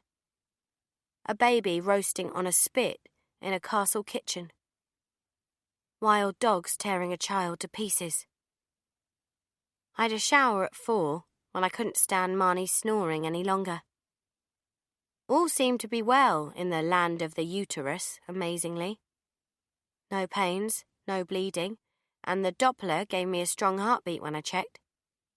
There was nothing to worry about, but there was still background nausea all the time. And the strong feeling of knowing what I had done last night was wrong. I haven't even started on the paranoia. I'd gone too public with this one. Worse than Birmingham. What if there was CCTV? What about the clothing fibres? My vomit in that wheelie bin? Maybe the rain would wash any trace of myself from his body. Rain was my friend. It was still raining as I dried my hair, looking down from the hotel window onto the empty streets below. Marnie was quiet first thing. Apart from my, "Do you want to use my conditioner?" and "Black coffee?" questions, both of which were answered with a shake of her head, she barely said 2 words. I went down to breakfast on my own. None of the other wombats appeared to be speaking to me. Big-headed Edna threw me a look which I couldn't decipher. It either meant, "I'm angry you snubbed Chicago," or "There's no room at our table." Either way, I sat at a table on my own. Tight-bun Doreen eventually came over and spoke to me when I was halfway through my fruit salad. The second she opened her mouth, I wanted to punch it. "Rhiannon, some wombats have complained about yours and your friend's behaviour yesterday." She blinked rapidly and her wattles quivered as she spoke. "And with you not coming to Chicago, I'm not sure it's wise to come on any more outings." "Figures," I said, spooning in some melon and flicking over the pages of a Sunday Telegraph left by the previous table occupant. "I'm sorry?" "Well, none of you have been comfortable with me or Elaine being in your group from the start, have you?" Edna scuttled over to stand by Doreen. "That's not true, Rhiannon." "It is true. Elaine's only a member because she sits in sackcloth and ashes while you lot pile on the guilt. I won't do that, and that frustrates you." "Well, honestly, I ask you," Edna gasped. "I've seen the sly looks, heard you all talking in corners, the whispers about Elaine's beast of a son and the beast's pregnant girlfriend. I guess forgiveness only applies if you're over 60. "No, that's not fair," said Doreen. "You and Elaine have been welcome at Wombat from the start." Wheelchair Mary zoomed across to join in. "Tolerated, I'd say, especially by you two." Some people just have that face, don't they? A face that draws fists. It's probably not their fault on some level, but on some other level, it entirely is. "Murder is a sin," Mary chimed in. "I don't think you should be allowed in this group. Either of you. The man is a monster. It's bad enough that his parents have to live in the town, without you infiltrating us as well.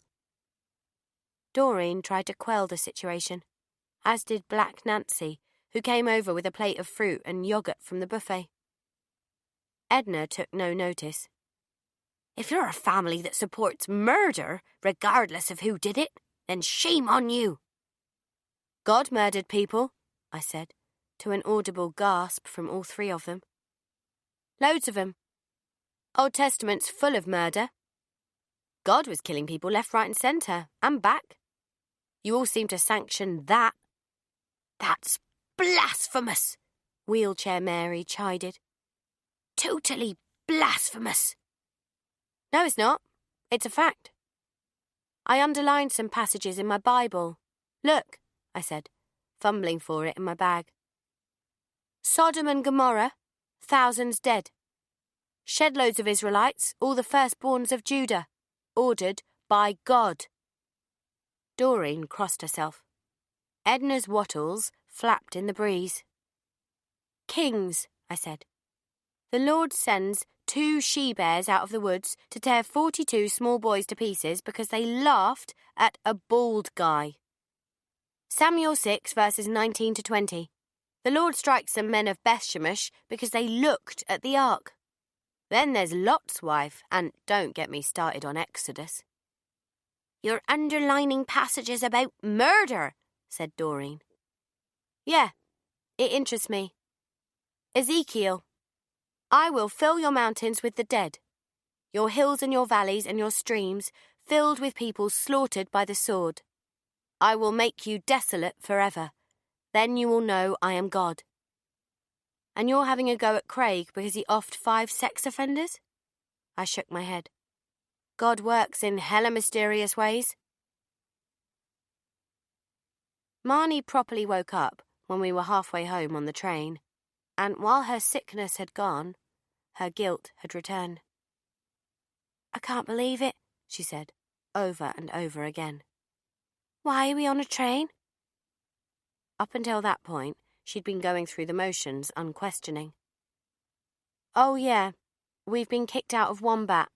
I forgot to say. But we paid for those coach tickets.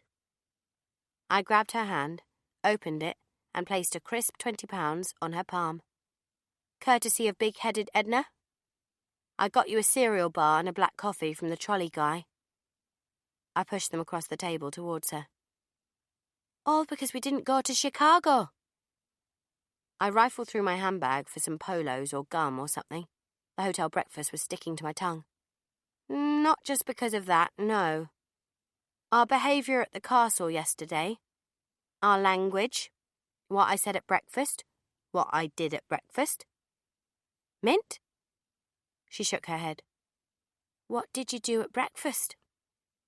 Poured yoghurt over White Nancy, pushed Wheelchair Mary into the pyramid of jams, called Edna a name. What name? A bad name? She exhaled, long and slow. What the hell is Tim going to say? I can't lie to him. He'll find out that we didn't go to the show. How? He doesn't know anyone at Wombat, does he? He'll know if I'm lying. What am I going to say to him? You'll say, "Hi, honey, I'm home. Here's your rainbow-coloured pencil from Cardiff Castle. We had a lovely lunch yesterday, saw a terrific performance of Chicago. That X Factor reject isn't auto-tuned after all, and a great night's sleep at the hotel." That's what you'll say. I can't say all that. I'll forget. I shoved the mints back in my bag. So, you're going to tell him about fuckboy Troy and the half a haircut then, are you? I was drunk most of the day. I didn't know what I was doing.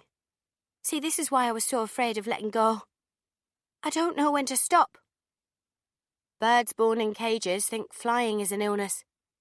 What? It's a quote I saw online. I was looking for information on battered wives and Google threw that up. I am not a battered wife. That's what you did last night, Marnie. You flew. She frowned, but it wasn't at me. She was looking at my handbag as I was doing it up. The tip of the steak knife had caught in the zip. What's that? Fruit knife. It's big, for a fruit knife. I like big fruits. I pushed it in, zipped up the bag and posted it under our table. So, anyway, back to the matter at hand and your obvious disgrace. Oh, God, what else did I do last night, Ree? Please tell me. What do you remember? The club. Lots of pink everywhere. Being sick. My foot was cold. I lost my shoe, the music. My head was banging. I stubbed my toe on a door, and you and me in a lift. You were laughing, and I remember waking up and all my money's gone. I didn't spend it all, did I? You drank the place dry. Oh, God. She leant towards the table, head in hands. I zipped my bag tight and put it back underneath.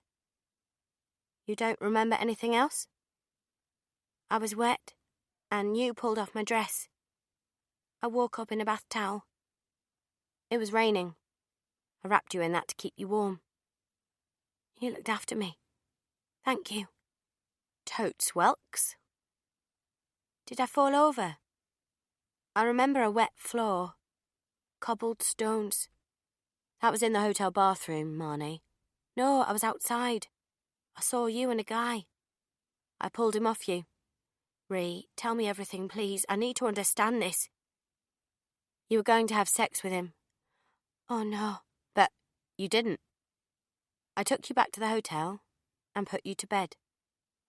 You're sure he didn't touch me? No, I wouldn't let him. Now, wipe it from your mind, okay? Nothing happened. We had a boring time, saw a boring show, and communed with boring old women. It's over. You're such a good friend. You better believe it.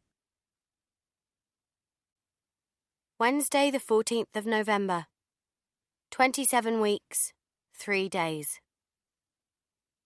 1. The 2 wiry, over-animated drug addicts waiting for methadone at the pharmacy. Insectile creatures without socks, sniffing like their nostrils are forever trying to catch the merest fleck of heroin on the air. 2. Jittery woman with a huge nostrils in the shoe shop. She spent as little time serving me as possible before retreating to the safety of the jauntily angled slippers in the window, rearranging ones which didn't look quite jaunty enough. 3. Sandra Huggins. Jim and Elaine spent the morning showing me their photographs from the Lake District. All 308 of them.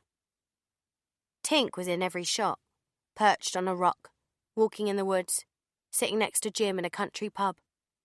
Cuddles with Elaine on the boat on Lake Windermere. She was as good as gold, apparently. Got a new midwife.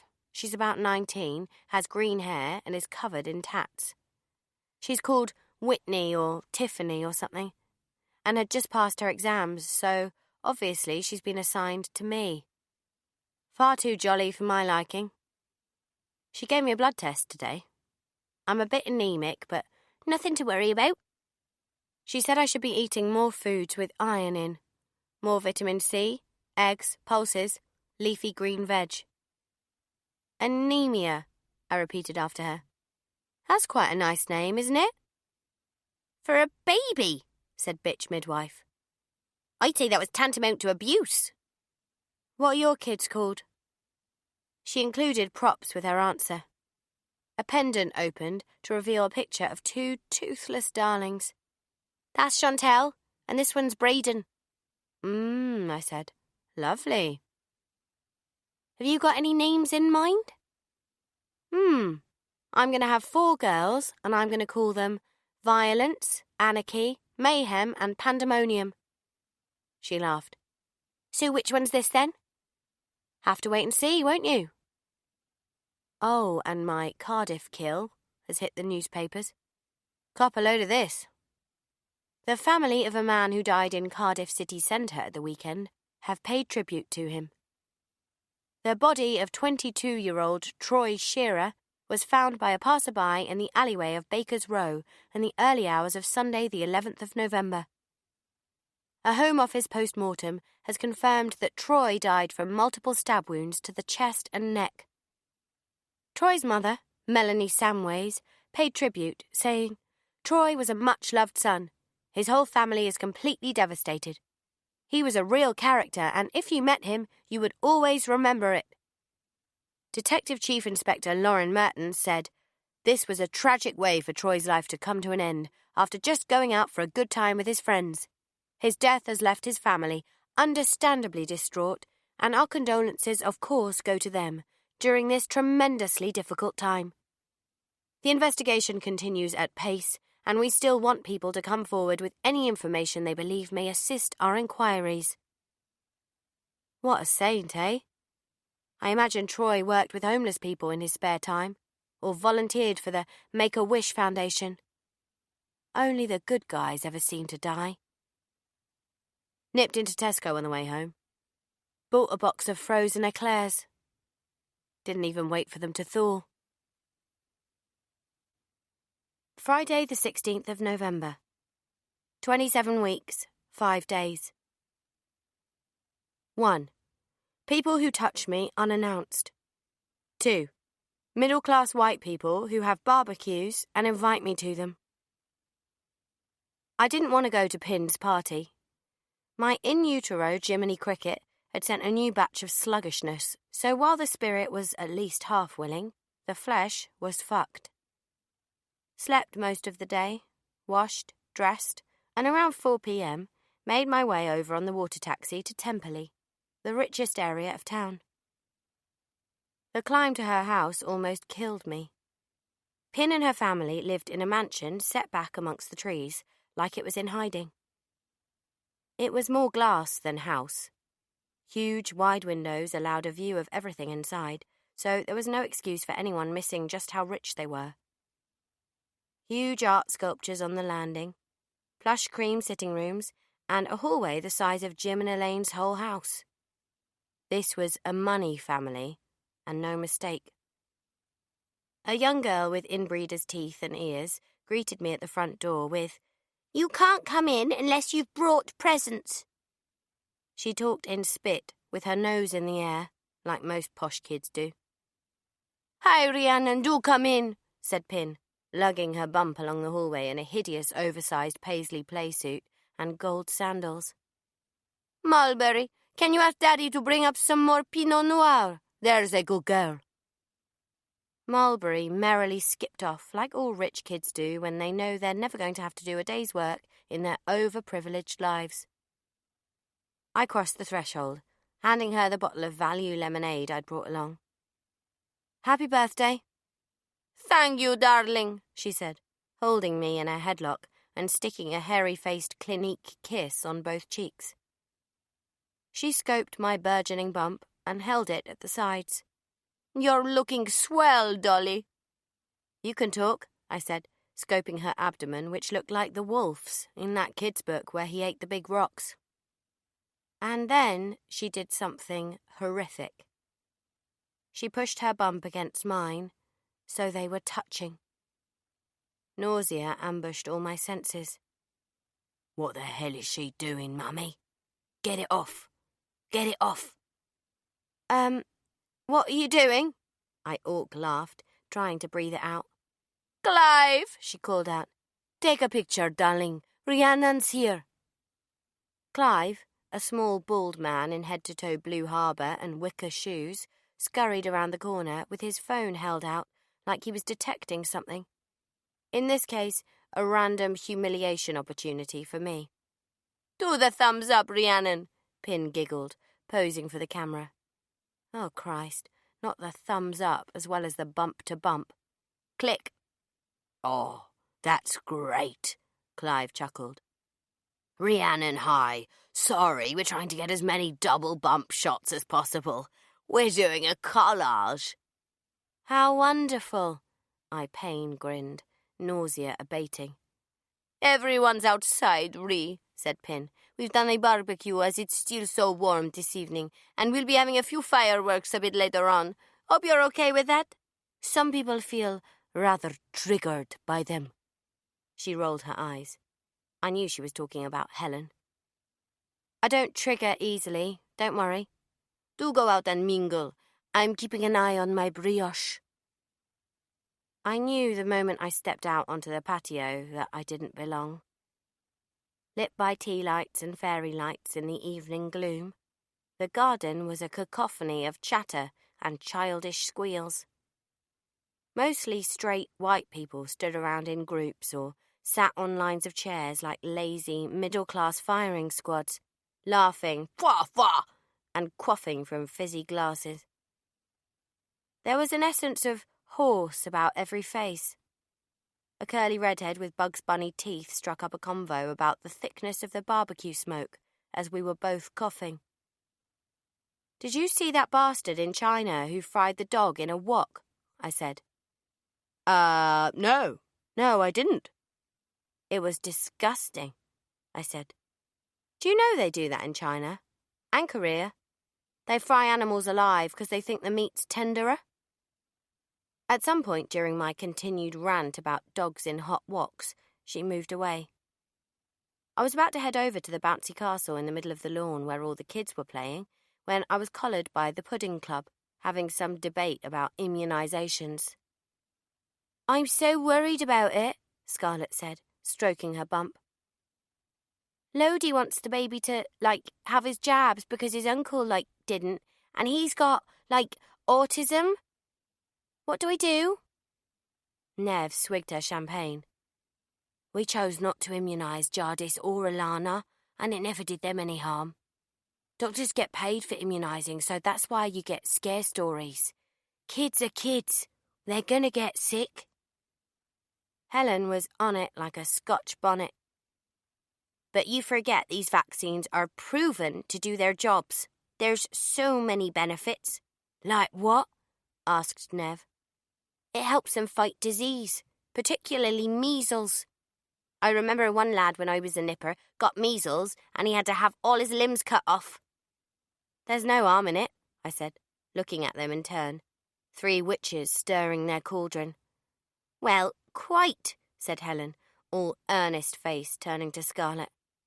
"Get the immunisations done ASAP. It's your duty as a mother." "Are you gonna, get it done then, Rhiannon?" Scarlett asked. I grabbed an elderflower pressé from a passing tray. No." "You must," said Helen. "Why wouldn't you?" "'Cause I don't care." I'm lying, by the way. Of course I care. But the thrill of watching Helen's growing outrage was too tempting. I take my giggles where I can these days, since my little joy sponge took up residence in Wombville. "You must, Rhiannon. This is your baby's life we're talking about." "Then I'll let the baby decide for themselves later on, I guess." Helen flushed. "No, you have to prevent it. It's too late by the time they come down with anything. I've worked with hundreds of children over 20 years, and I've never met one that's been damaged from immunisations. I have met a few who were very ill due to not getting immunised, though." "Right," I said, quaffing my pressé. That's refreshing. What time do the fireworks start?" "So you'll have the shots done then," said Helen. It was not a request. "Sir, yes, sir," I saluted, snapping my heels together, which garnered a few looks from other straight white folk and a sly smile from Nev. Helen's husband, Jasper, a human streak of undercooked pastry if ever I've seen one, came scuffing over to say he'd left his cardy in the Land Rover and could he have the keys because it was getting a bit chilly. The buffet wasn't your Iceland sliders or Kentucky bucket affair. It was all homemade blinis and dim sum and brioche buns of barbecued Wagyu beef, bone china dishes of the most middle-class crisps money could buy, chorizo and opera house, camembert and yacht club, foie gras and golf trouser, complete with flag labels. I hit it harder than a fat girl on prom night. Sans any meat-based delicacies, ovs. Jiminy Cricket, still no likey. None of the conversations around the buffet table were particularly engrossing. We tried goat's milk, but it made Giles ill, so we went back to yak. Plum came first in the gymkhana on Rollo. Such a scream! We bought a beach hut at Bude. Only 150k, give or take. Bring the family once the Aston Martin's out of dry dock. We use cocoa bean husks in our flower borders now. The whole garden smells like warm brownies in high summer. It's divine. Oh, isn't it awful in Syria? More Veuve Clicquot, any bods? If Craig had been there, we'd have found a quiet corner and kept to ourselves and made our own fun. Play drinking games or taking the piss. But being on your own leaves you open to the elements on these things. A Davy lamp and a pickaxe couldn't get me into any of these conversations, so I headed along the stepping stone footpath to the lawns where the kids hung out. I poked my head through the window of the Wendy house to find 4 girls playing with fake food and plastic cutlery. "Mind if I join you guys?" I said. "I'm bored." "Do you want to play Holmes?" piped up one kid with purple ribbons threaded through her cornrows. She was cooking at the plastic stove, a delicacy called stone soup. "Yeah, go on then," I said, squeezing through the door, which they all found hilarious. I sat down on a pink beanbag big enough for one buttock. "Have you got babies in your tummy like our mum has?" piped up a little girl wearing glasses who was grilling mud pies. "Yeah, I have. You must be Nev's daughters." Glasses nodded. "How did your baby get inside your tummy?" Cornrows smacked her sister. "You mustn't ask that, Alana, 'cause it's rude. It's 'cause the daddy and the mummy have a special cuddle, and the seed is what squirts out. That makes the baby." Alana stared at me, open-mouthed. "I'm Jardis," said Cornrows. "And she's Alana?" She pointed to the other girls dressing Transformers in Barbie clothes in the corner. "That's Calpurnia and Maud. And outside is Ted."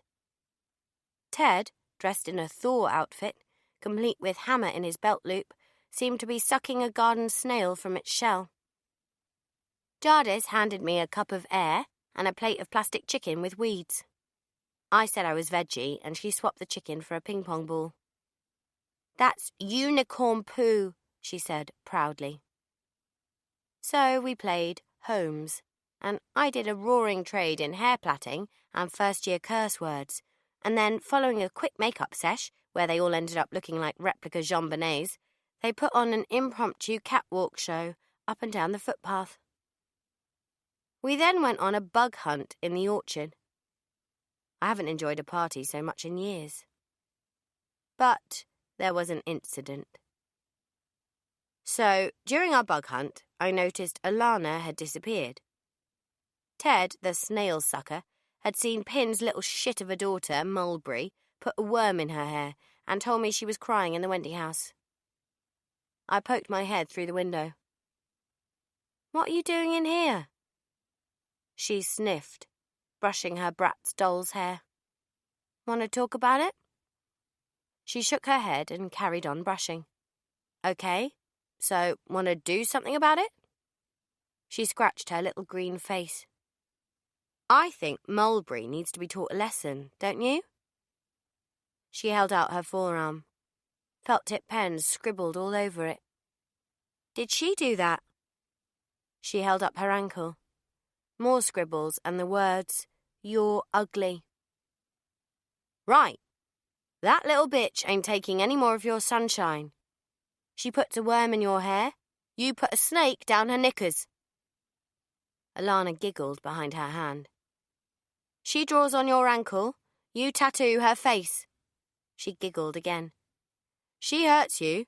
You kick her in the face and yell, 'Not today, Satan.' Okay? No bloody more. Repeat after me."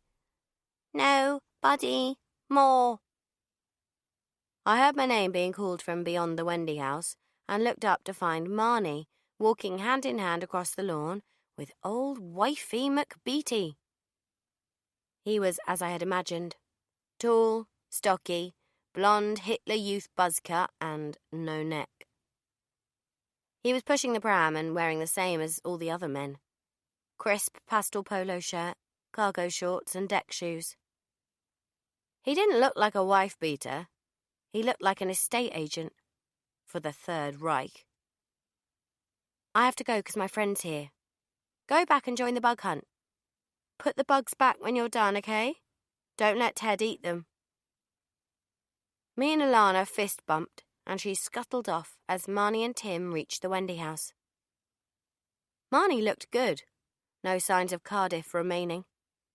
A mask of fresh makeup, clean hair, and new dress. She'd clearly taken my advice and wiped last Saturday from her mind. "Hey, Ree," said Marnie, leaning in for a hug and an air kiss.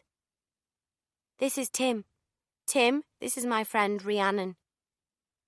I got a small but definite squiggle of excitement in my stomach when Marnie called me her friend. She'd done it 3 times now. "Nice to meet you," we both said, shaking hands. "So, this is the man who stopped you dancing and calls you every 5 minutes and won't let you do anything ever," I thought. His handshake was as stiff as a shark's fin. He clutched a bottle of masculinity in the other hand. "What's she been saying about me then?" he asked. Mancunian accent. Damn, I like Mancunians as a rule.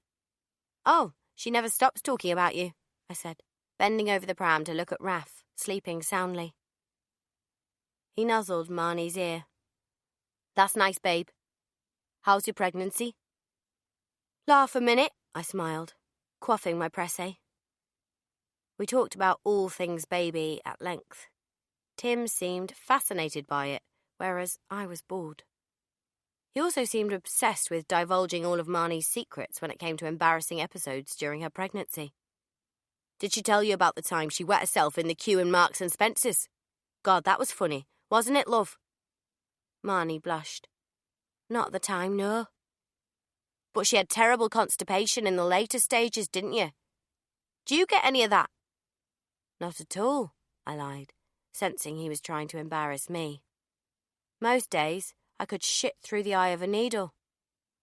That wiped the smug smile off his face. "I'm going to pop in and see if Pin wants a hand with anything," said Marnie, blush burning holes in her cheeks. Don't you hate that? When people introduce you to perfect strangers and then disappear, leaving you squirming for conversation. This has happened so many times now that I resolutely refuse to make the effort. Turns out I didn't need to. "Read about your bloke in the paper," said Tim. "Christ, what a weirdo." "Yeah, isn't he just?" I said, as we gravitated back over to the buffet. "And Priory Gardens. Saw you on the news. I remembered your face." "Yep, sole survivor of a massacre and a murderer. Want an autograph?" He laughed, swigging his bottle with one hand and rocking the pram with the other. What a man. "So you lived with him for 4 years, and you didn't have a clue about any of it?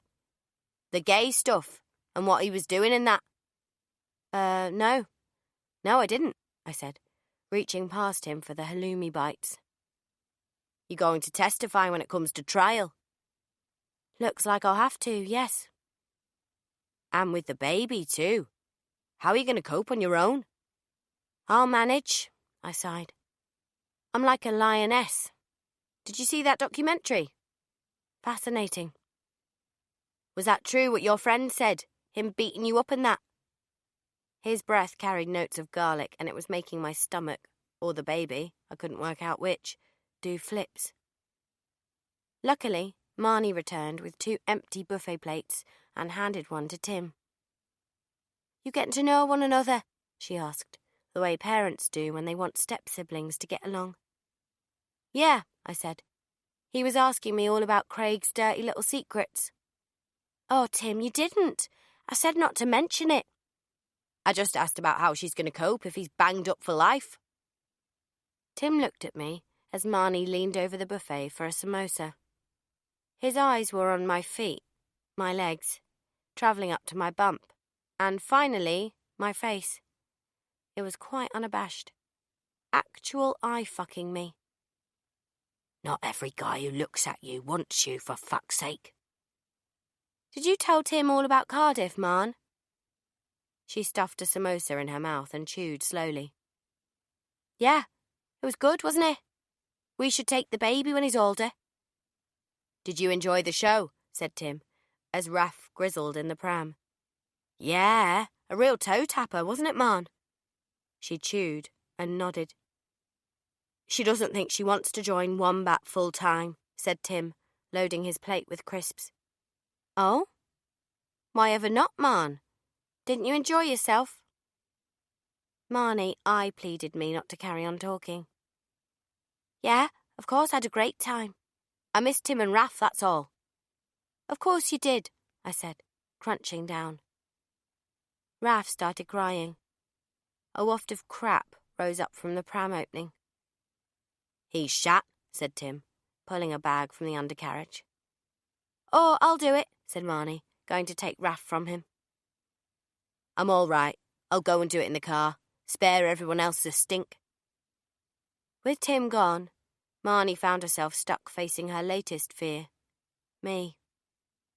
Are you all right? I whispered. Don't touch me, she said, moving away and walking up the garden. I followed her. What's the matter with you? She was tensed up like a jagged stone was stuck in her neck.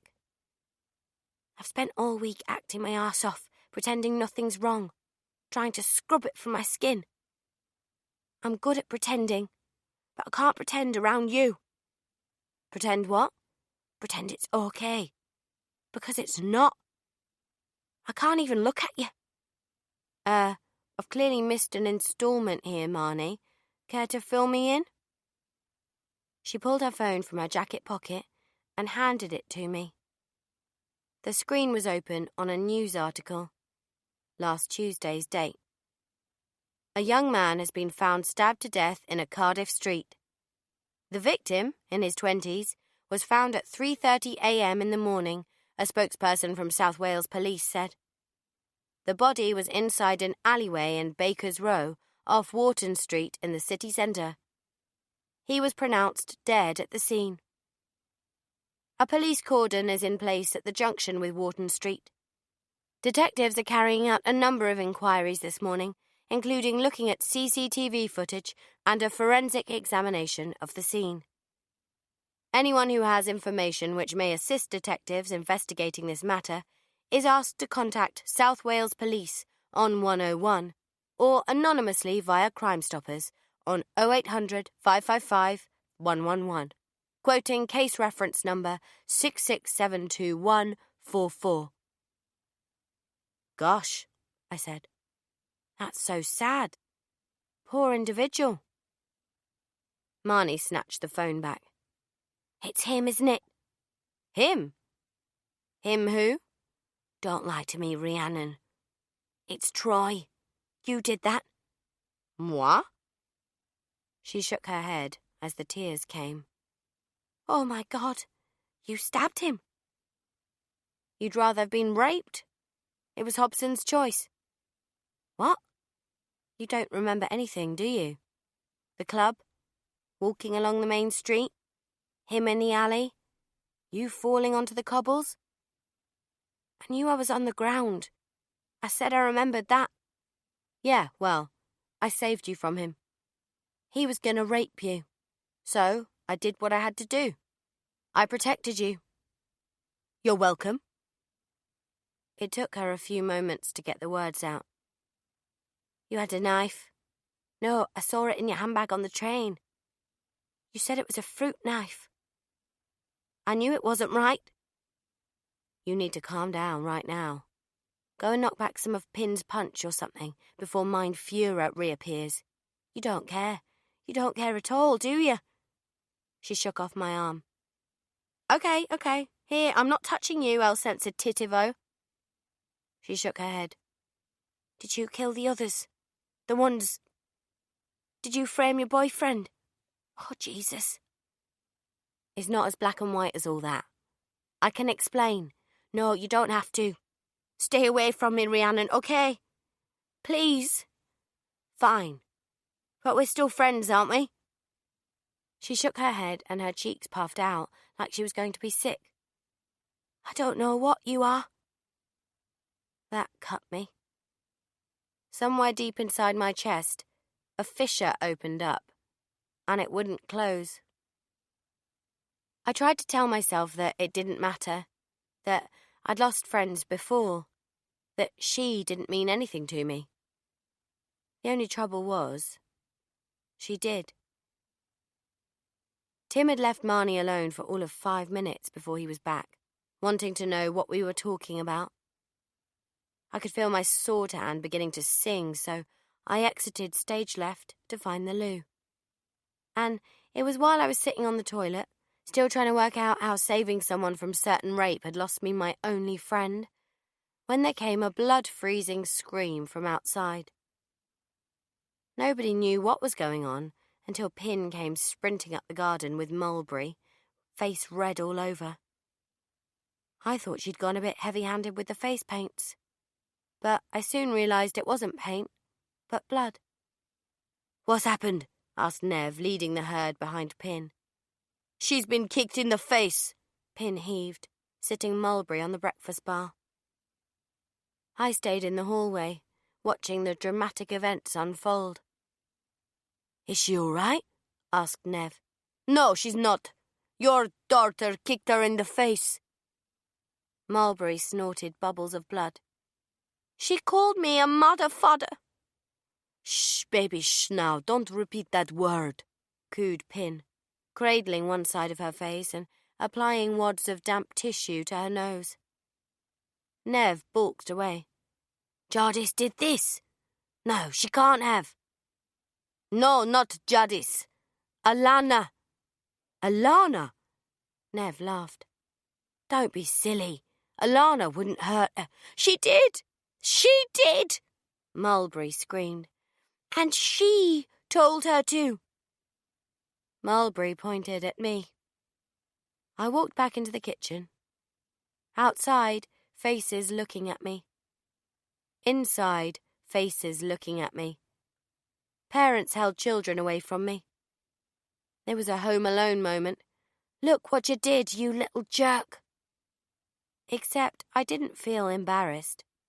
I felt rather excited. The attention was invigorating. Champagne corks popped in my tummy. "Everything bleeds more from the head," I said. "Looks worse than it is." Pin turned to me. "You told Alana to kick my daughter in the face. Did you teach her that word, too? Why would you do that?" Jadis appeared by Nev's side and cuddled against her thigh. "Mulberry's always picking on Alana, Mummy." I told Alana to fight back, and it looks like she has. Alana was outside, sobbing against the shoulder of her other mummy, Deb. Mulberry was still ambulancing it at the breakfast bar. A low muttering from the patio. "So irresponsible. Who tells a child to do that? Has she not heard of the naughty step?" These were echoed by Pin. "I feel sorry for that baby of yours, Rhiannon, if this is your parenting style. And thanks to you, there are 2 children crying their eyes out on what was supposed to be a happy occasion. Thank you very much." Silence. More stares of disapproval. A clearing of throats. A scraping of plates. "Rhiannon, you're such a disease." Some of the children went back outside, all on fire to get back to it. "I take it the party's over then," I said, setting down my glass and looking around. I was looking forward to the fireworks. I could see their lips moving. Tim was conversing with one of the dads, cuddling baby Raph. I looked over at Marnie for some backup. She looked away. Wednesday, the 21st of November. 28 weeks, 3 days. I'm still pissed off about the barbecue. I feel sorry for that baby of yours, Rhiannon, if this is your parenting style. I'm not pissed off because of what she said or how she said it, but because I didn't have a rebarbative bon mot at the ready. I can normally take someone down like a lumberjack, but on this occasion, she hit a nerve. Because Pin's right. I do have a terrible parenting style already, and my kid's not even born yet. I teach children swear words. I teach them to kick other kids in the face. I balk when babies cry. I am going to be a terrible mother. I was always going to be. I'm a taker of life, not a nurturer of it. Ordered the replacement stuff for the well house today. Exact replica crockery, cushions, sofa, and 1 armchair. Cost me an arm and 2 legs because most of it was only available on eBay, but what's done is done and cannot be undone. It's all being delivered there.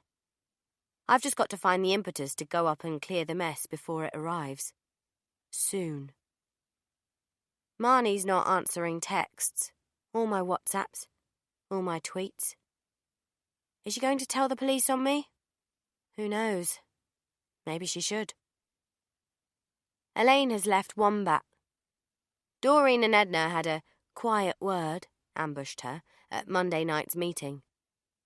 She sulked in her room most of yesterday and this morning. Hasn't said 2 words to me or Jim since. She did say one thing to me this morning at breakfast. I read an article about pregnant women and the bugs they can pick up in soil, Rhiannon. Probably better if you stay out of the garden altogether. Yet another barricade in the road. No high-altitude sports, scuba diving, or sheep worrying for me either. I hate being pregnant. Did I mention that? I can still read my Bible, though. That particular avenue of pleasure is still open to me. I'm not giving it back to Wombat, even if they ask for it. I read it all the time, usually before bed. Probably why I'm not sleeping at the moment. Me and the Bible see eye to eye on a few things. Murder, yes, but with regards to revenge, it gets a little cloudy. Like in Peter 1, verses 3-9, it says, "Do not repay evil with evil. The face of the Lord is against those who do evil." But in Thessalonians 15, it says, "Always seek to do good to one another and to everyone." So, how can removing something which has caused such pain to humans, like a paedophile or a rapist, not be doing good to mankind? You've got to be cruel to be kind, haven't you? And in Romans, "Vengeance is mine, I will repay," says the Lord. But even the Lord needs a day off, doesn't he? I'm just easing his workload. A bit like when I worked at the Gazette, though instead of making coffee, opening post and doing the flower show write-ups nobody else wants to do, I'm killing those people God doesn't have time to. I don't get why it's so wrong. I want to kill again, in my head, but my body is betraying me on that score. Killing Troy was not satisfying. While this baby is baking inside me, I know killing won't fulfill me like it used to. Maybe it never will again, I don't know. I never expected to feel this way, tilted, off-kilter. Wrong. I don't get why Marnie isn't talking to me. I don't get why she blanked me in town this morning when I went over to her. She's supposed to be my friend. My best friend. Maybe she is, and that's why the police haven't been over here already. She's keeping my secret, like a true friend would. I feel grim. My Saturday night high has faded, and in its place sits this gelatinous, murky splat. A great big Jabba the Hutt-sized lump of poison in my chest. I want my friend back. I want to hear my baby again, and not just through the Doppler. I keep tapping the bump. Tap, tap, tap. Knock, knock. Who's there? Fetus. Fetus who? But I get nothing back. Everybody leaves me. I have a friend in Jesus, I keep being told. But where's he when he's at home? Where is my sign that he is with me, watching over me, like the man in the moon? Do I just have to believe? I don't know if I can do that. It's all bullshit, isn't it? Yet again, I'm drowning in it. I walked up to the well house to begin work on my mess. I couldn't leave it any longer. I stayed in the garden for a while and lay on AJ's grave. Everything's colder, and the garden has died back to prepare for the winter frosts. It didn't make me feel any better. I let myself in through the back door, preparing to face the onslaught. But it had all gone. every last bit of it. Every broken shard of china or clump of stuffing from the sofa had vanished, like it was never there. And there was a new smell about the place too, like a dry cleaner's smell. I could still get the whiff of rotting human beneath it, but someone had definitely cleaned up. Mary Poppins had magicked that shit away. The torn-up sofa, the torn-up curtains, the broken plates, all gone. In the lounge, the only stick of furniture was the armchair. And today, someone was sitting in it, alive and smiling, and, unless I was mistaken, wearing the smug smile and raincoat combo synonymous with a police detective. "Hello, Rhiannon," he said. "I wondered when you'd come back." I can't record what happened during the following 30 seconds because I blacked out. There must have been a rush of blood to my head as I saw him sitting there. Big, bulky guy, lying back all relaxed and triumphant like Diddy at the Met Gala. And I went down like a brick on the living room carpet. When I came round, I was lying on the floor with my feet up on 2 cushions. He was sitting in the armchair. "Hey, you're awake," he said, North London accent. "Who the hell are you?" I said, backing into the wall. My bump had tightened like a basketball, and my head thumped. I couldn't get to the kitchen, couldn't get to my knives. One stride and he'd have me. He stared, taking me in, a strange little smile forming. "Who are you?" I repeated. "Are you with Jericho?" "It's Kez, Rhiannon," he said, grinning as though that were the answer to all the questions swarming in my head. "I ain't changed that much in 2 years, have I? Bit greyer about the gills, I suppose.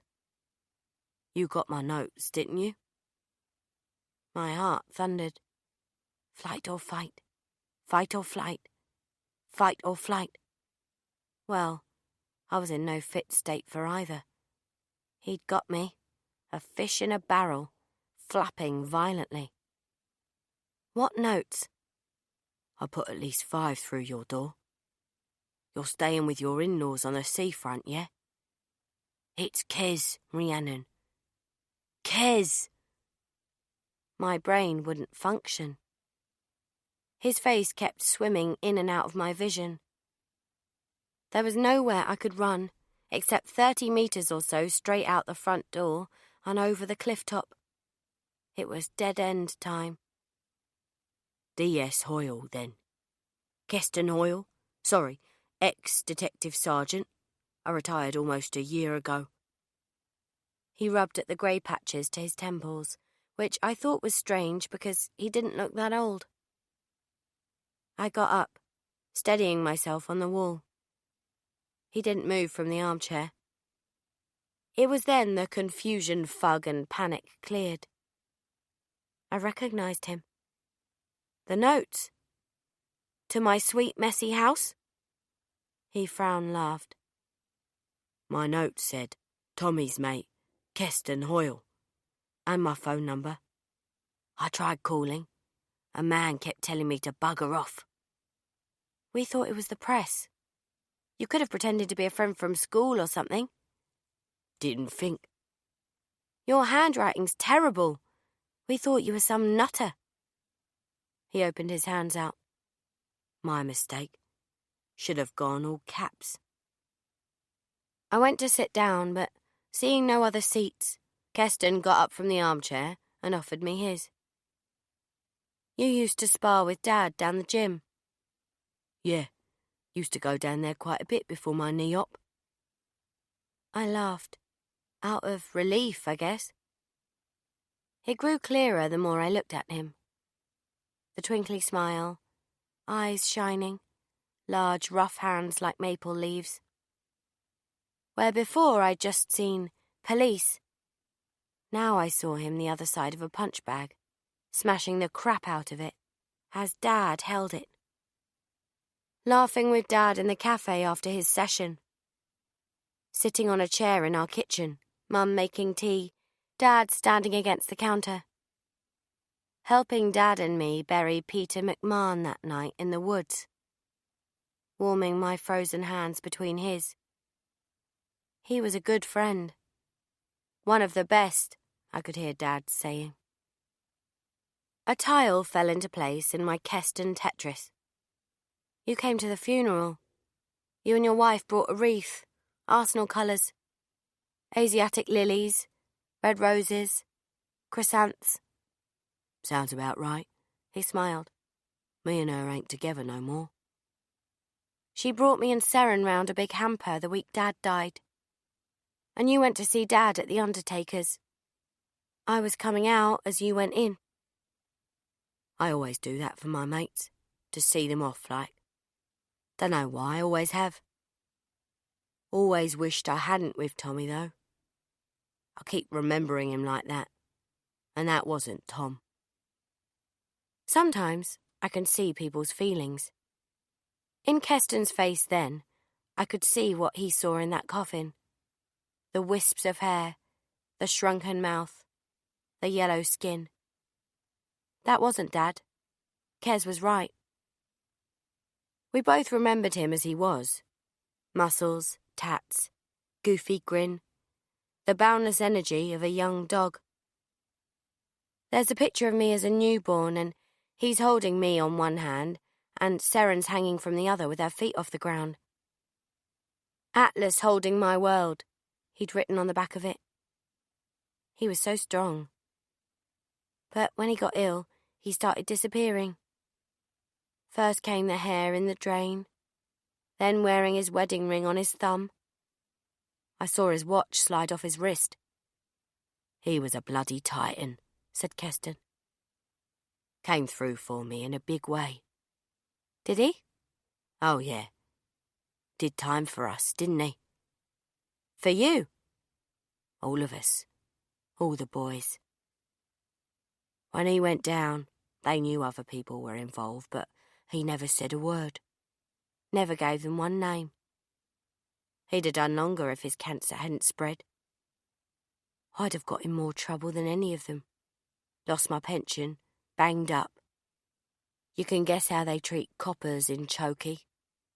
And a black copper? You've got his eyes. He said I could have them. His smile was wide and full. Chip off the old block, aren't you? A flash of pride shimmered in my chest. It was nice to meet someone who remembered Dad like I did. To hear someone talk about him like he existed. Like he wasn't some Hiroshima shadow only I had seen. Or an imaginary friend conjured by my own rancid mind.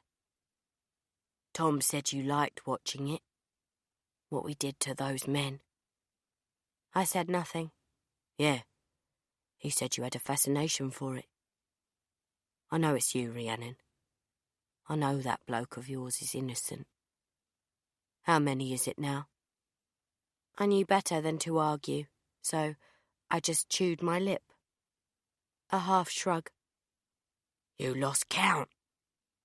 Kez's voice had got louder, scratchier, smoker's gravel. He sat forwards, shaking his head. All bastards, yeah? Yes, all bastards. It was the first lie I'd told him. You reap what you sow, Rhiannon. Always. You didn't?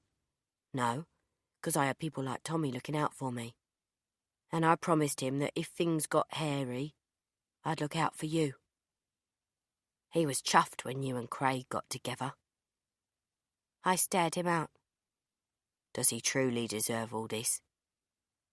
He slept around. Kez frowned. Hardly a fair exchange, is it? 5 murders for a shag. It wasn't a shag. He loves her. Still doesn't compute. I want him to suffer. He's staring down the barrel of a life sentence, Rhiannon. I'd say you've more than won this round. His brains are on the canvas. Why don't you make a citizen's arrest then? You must want to. I suppose I could bring them down here and get tests done on that hole in the kitchen. I could get them to dig up those flower beds and all. Tell them to look closer at your movements on the nights of the murders your boyfriend's supposed to have done. But you could do the same to me, couldn't you? Could I? Sure. You could tell them you saw me at the quarry that night Lyle Devaney went over. In the warehouse that day. In the woods. I need a drink. I appeared to be checking with him whether it was okay that I got up. He followed me out to the kitchen, keeping his distance. There were 2 unsmashed glasses in the cupboard. I got one out and filled it. I drank it all down, then refilled. I could not quench my thirst. Why should I trust you? Do you remember that night you killed your sister's boyfriend? And you, me and your dad digging that pit in the woods behind the house? Only you and me know about that. And the man in the moon? What? The man in the moon was there too, peeking through the trees, watching us. Ree, listen to me. My DNA's all over them bones.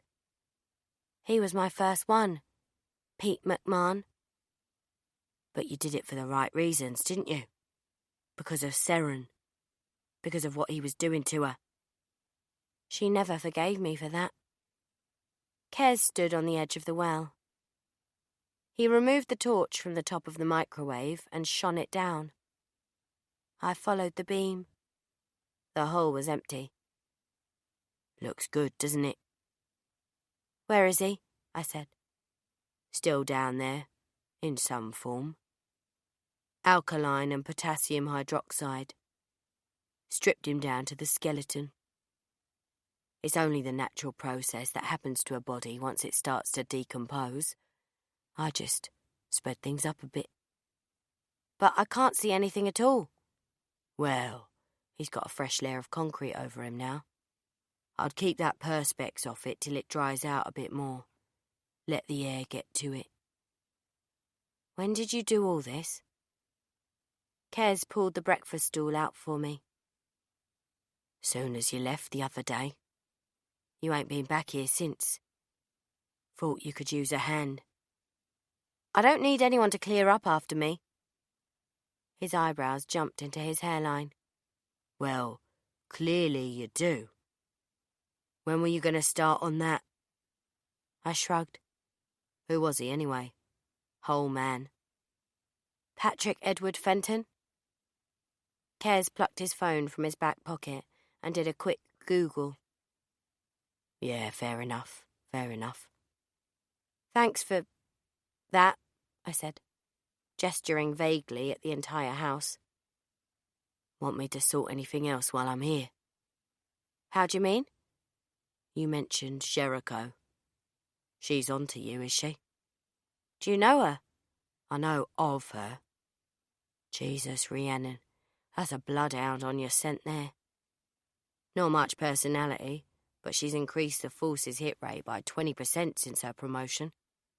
Takes no shit. Works all hours. You don't care, do you? I like killing, I said. I know who I am when I kill. I kept it at bay for a while when I was with Craig, but it soon started leaking out of me again. I can't stop. I can't find a reason to stop. He looked at my bump. There's a big reason right in front of you. I don't think that's going to be enough. Keston pursed his lips. Jericho will work this out. And when she does, not if, when, she'll throw the book right through you.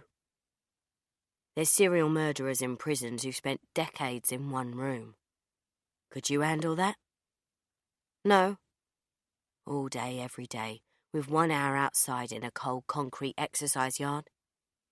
Killers so dangerous they're not allowed near other people. Constant abuse, shit in your food, sharing landings with junkies who scream their cells down all night long. Or worse still, They'll chuck you in Broadmoor. Yes, thanks for mansplaining the prison system in such technicolor. I'm on your side here, Rhiannon. I need it, Kez. I need to kill. I need Sandra Huggins. Who dat? I pulled out my phone and brought up the bookmark with her news story on. I handed him the page, featuring her mugshot. She's tagged. You can't go near her, certainly not in your condition. My condition, I scoffed. Ree, look at the size of her. She's a danger to my baby, I said. To all babies. Yeah, she's one of many. Jesus, do you know how many sex offenders walk among us every single day? No, there ain't enough prisons. There ain't enough land mass to build the prisons for all those fuckers. It's not like Pokemon. You can't catch them all. You and Dad did. No, we caught a chosen few who kept beating the system. Ones we knew were off the radar and vulnerable. And a couple of their lawyers. That was it. You have to stop all this. Right now. The kitchen felt tiny and stifling. Like I was Alice growing bigger until my arms and legs were going to come shooting through the windows. I could smell the plug-ins that Kez had installed. Disgusting synthetic lavender. I need to get out of here. I ran, through the back gate and along towards the coastal path and fields beyond.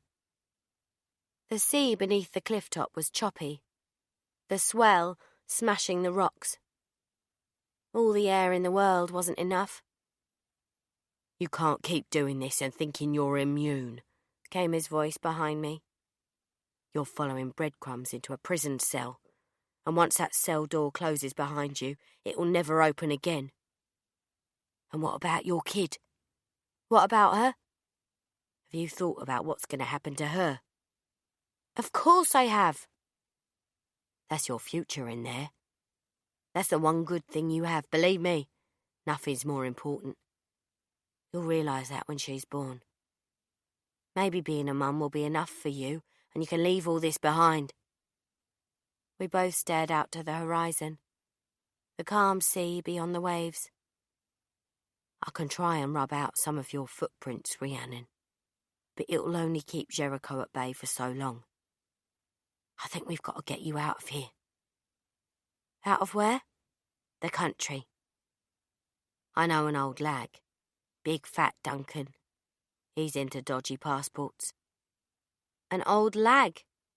You mean he went down for it? No, he went down for burglary. He's one of us, though, don't worry. And he's a specialist at the passports. You'll have a whole new identity. So what happens to Rhiannon Lewis? We watched the waves below breaking and exploding against the cliff below. He didn't answer, and I didn't ask again. I have money. Good. You'll need it. Where will I go?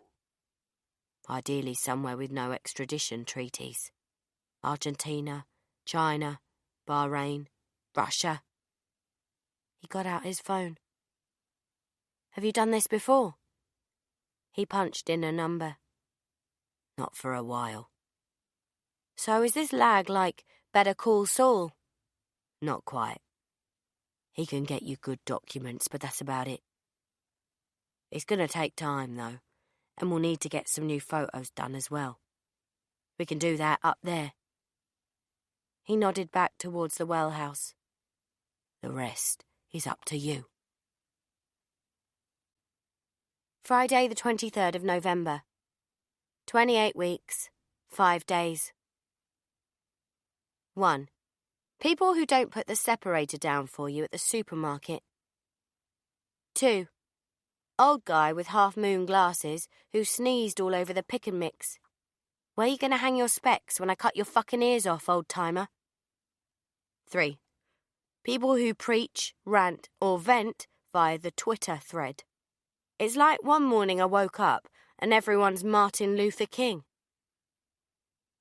Helen from Pudding Club's texted. Nev's twins were born at 5:38 a.m. this morning. Then she put a load of bollocks about their weights and heights and how they're both on the tit already. All pretty yawn. She signed off with a request. £30 for some flowers from us all. So I'm still on the round robin for freebies, even if I can no longer attend their parties? Ugh, block. My bump is in spasm. An inverted trampoline. This hasn't happened before, and I don't know why it's happening now. Talk to me. Why are you doing that? What's wrong? Nothing. She hasn't spoken to me since the night of fuckboy Troy. I can't find her heartbeat on the Doppler. I'm going to the hospital. The baby has hiccups. According to bitch midwife, this is normal and I had no need to worry. You're just being an overprotective mummy, she said. I'm so uncomfortable. There isn't a known sitting position that doesn't hurt me in some way, placing too much pressure on some part of my body. She gave me a diabetes test. I had to drink this thing and she took my blood. All good, she thinks. Bitch midwife wasn't in the least bit interested in any other symptoms. The return of the sluggishness, the constipation, the itching on my bump, the insomnia.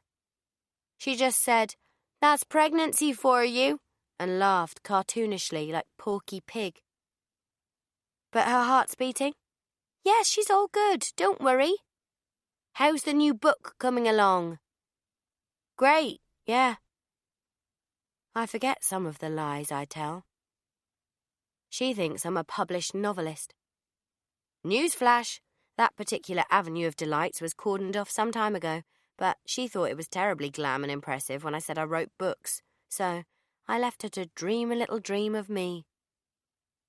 Are you still doing your yoga and swimming classes? Oh, yeah. I'm up to 20 lengths a day now. Oh, well done you. That'll pay dividends. Made lots of mum chums. Yes, I shuddered. Mum chums. Ugh, I could absolutely piss on her until her dying breath. Tried calling Keston, but his phone switched off. Marnie's still not talking to me either.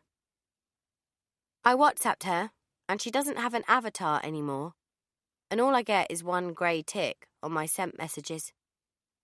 That means you're blocked, right? It'll be him that's done that. Heinrich Timmler. I tapped the bump. Still the silent treatment. Even the Sylvanians aren't doing it for me today. I'm so bored. I awoke with a knock on my bedroom door. Jim. You've got a visitor, Rhiannon. D.I. Jericho wants to have a word. She sat cross-footed on the edge of Jim's armchair. Brown leather handbag on the floor, black raincoat, silk blouse, and a skirt with little pink flowers all over it. Monsoon. Maybe next. Everything ironed. Even her hair, scraped back in a clip. Gold ear studs. Orderly. Pursed. That was Jericho. Jim made his excuses and left us to it. She motioned me to sit down opposite, on the sofa.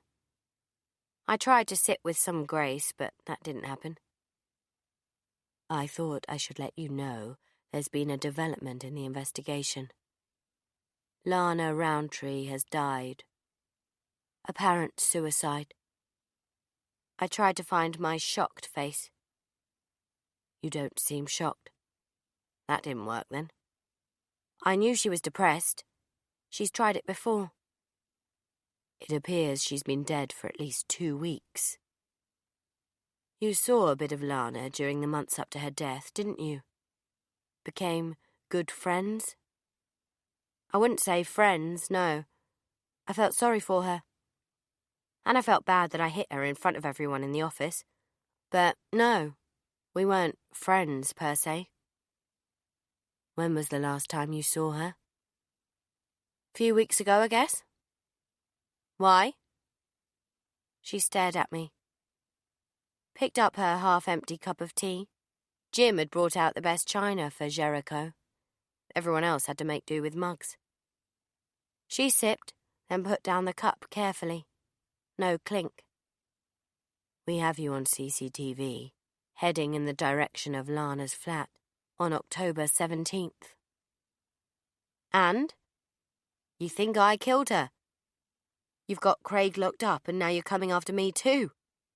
What's the matter with you people? We want to know if you saw Lana on the day of her death.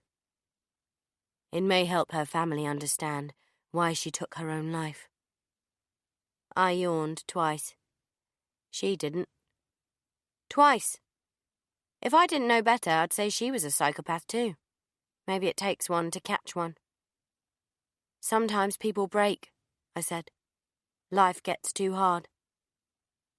What tipped her over the edge, Rhiannon? Seeing your bump? Yeah, that's it. I think you've cracked it. I, Rhiannon Lewis, am solely responsible for what goes on in other people's heads now. Cuff me then, Detective Inspector. I am guilty as charged. She sighed silently. I'm not accusing you. I'm asking for your help. Lana was complaining about the press when I saw her last. This journalist guy was hounding her. Craig's defence team were too. She was getting it from both sides. A rotisserie of male attention. Thought Lana would have liked that. Well, you concentrate on looking shocked and appalled before we both end up sewing mailbags. Which newspaper? Asked the detective. Plymouth Star, I think. How did they know she was involved in the Gripper case? That information hasn't been made public until now. You'd have to ask them. There were traces of tramadol in Lana's blood. Oh? A strong painkiller, not prescribed to her. In fact, we found no other traces of it in her flat at all. How strange. Her former colleagues at the Gazette have said she was a bubbly personality, particularly during the months she was seeing Craig. They said it was the happiest they'd ever seen her. I looked at her, as pointedly as I could. You're generally a happier person when you're getting sexed, though, aren't you? Jericho fished around in her handbag and pulled out her iPad. She swiped the screen and handed it to me. I stared at it. I couldn't make out what it was at first, but then it drew me in. A body on a sofa. A blonde, reddish-purple skin, bloated face, curled up in the armchair, dried puke on the armrest, dead sweet peas on the coffee table. As you can see, putrefaction has begun. My initial reaction was, of course, nothing. I should have balked. I should have dry-heaved or something, shown her how repulsed a normal person would be to such an image. But I couldn't.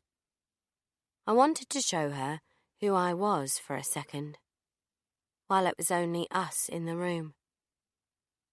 Sweet peas, I said, looking up. My favourites. She didn't answer. And for the first time I saw something in her eyes. She knew what I knew, and, for a moment, we were on the same page. Footsteps in the corridor outside. I shrieked, giving it the full BAFTA and pushing the iPad away from me. Ugh! Why are you showing me that, for God's sake? Jim came rushing in. What? What is it? What's happened? He picked up the iPad from the carpet. What on earth is this? Dear God Almighty. It's Lana, I said to Jim, clinging to his cashmere. She's killed herself. The woman our Craig was... Oh, God!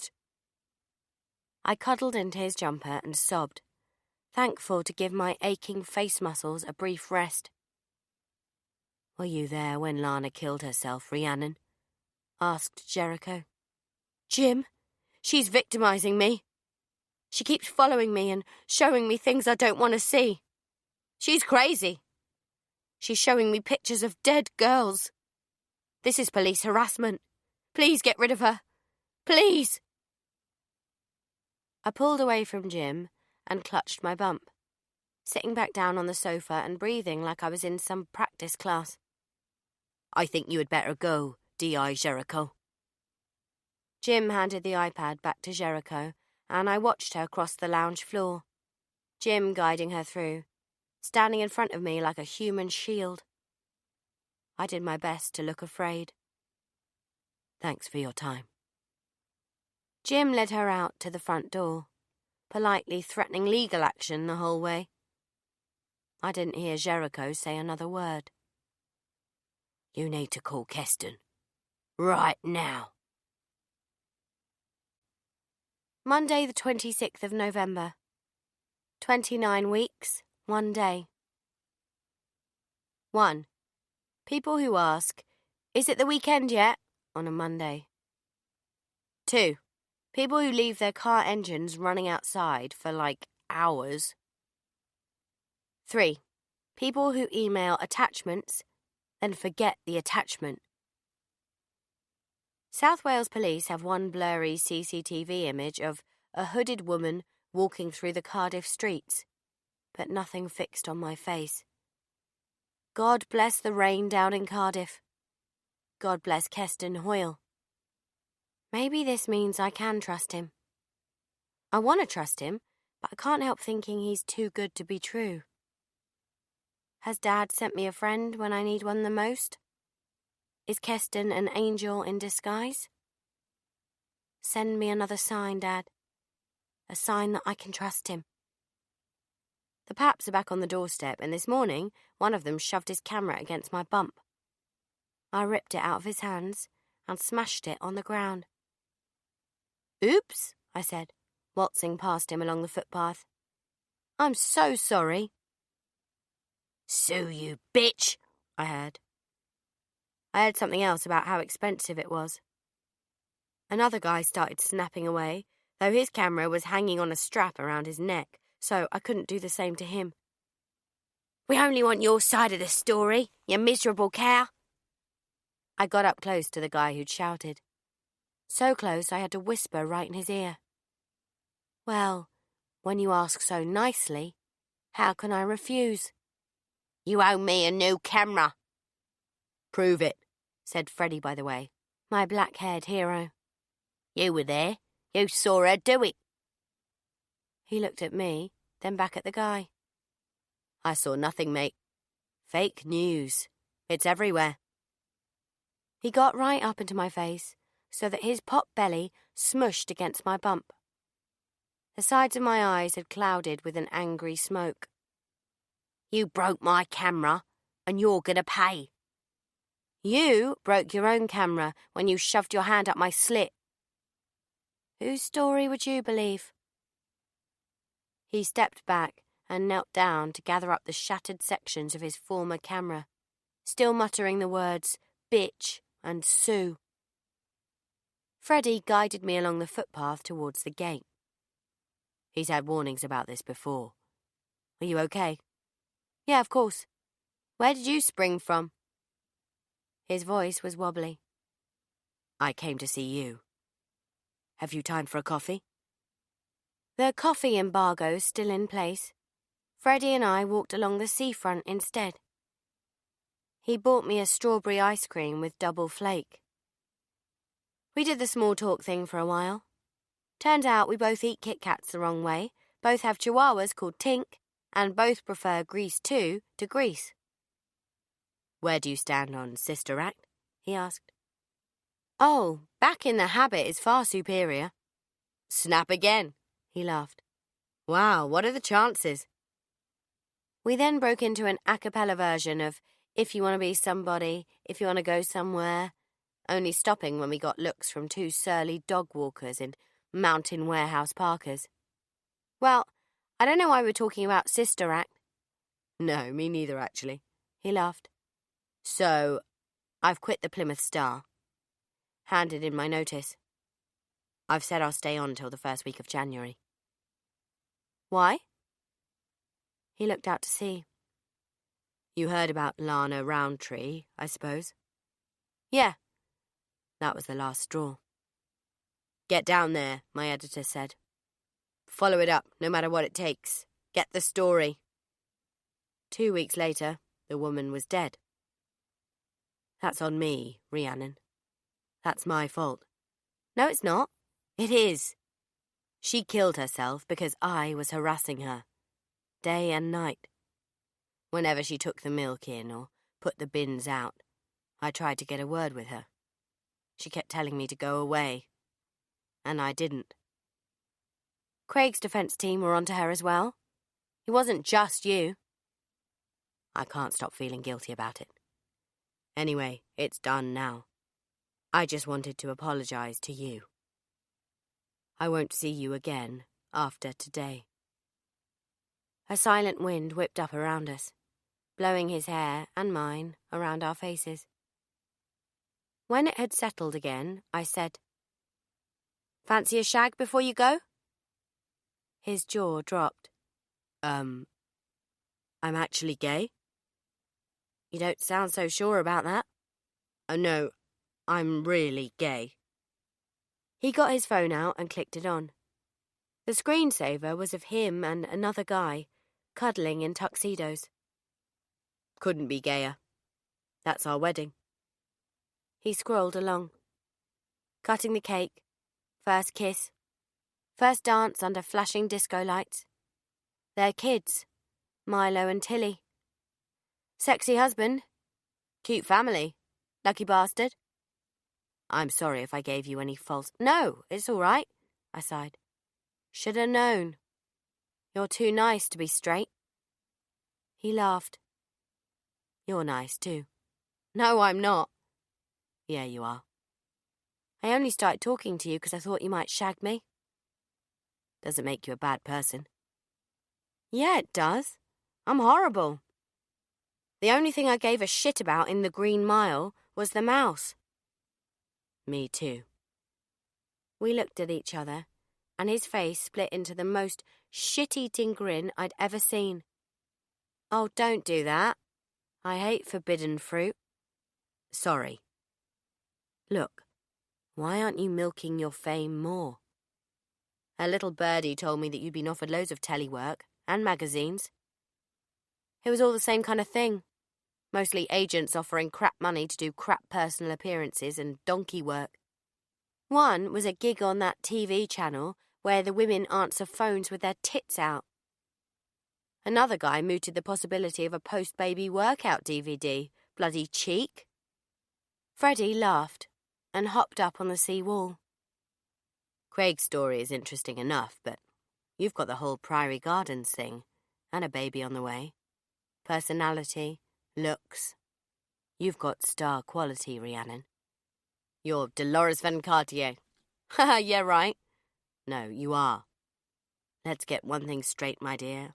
I am not, nor have I ever been, a Las Vegas showgirl. I am a headliner. That's you. You shouldn't be in the back row. You should be centre stage.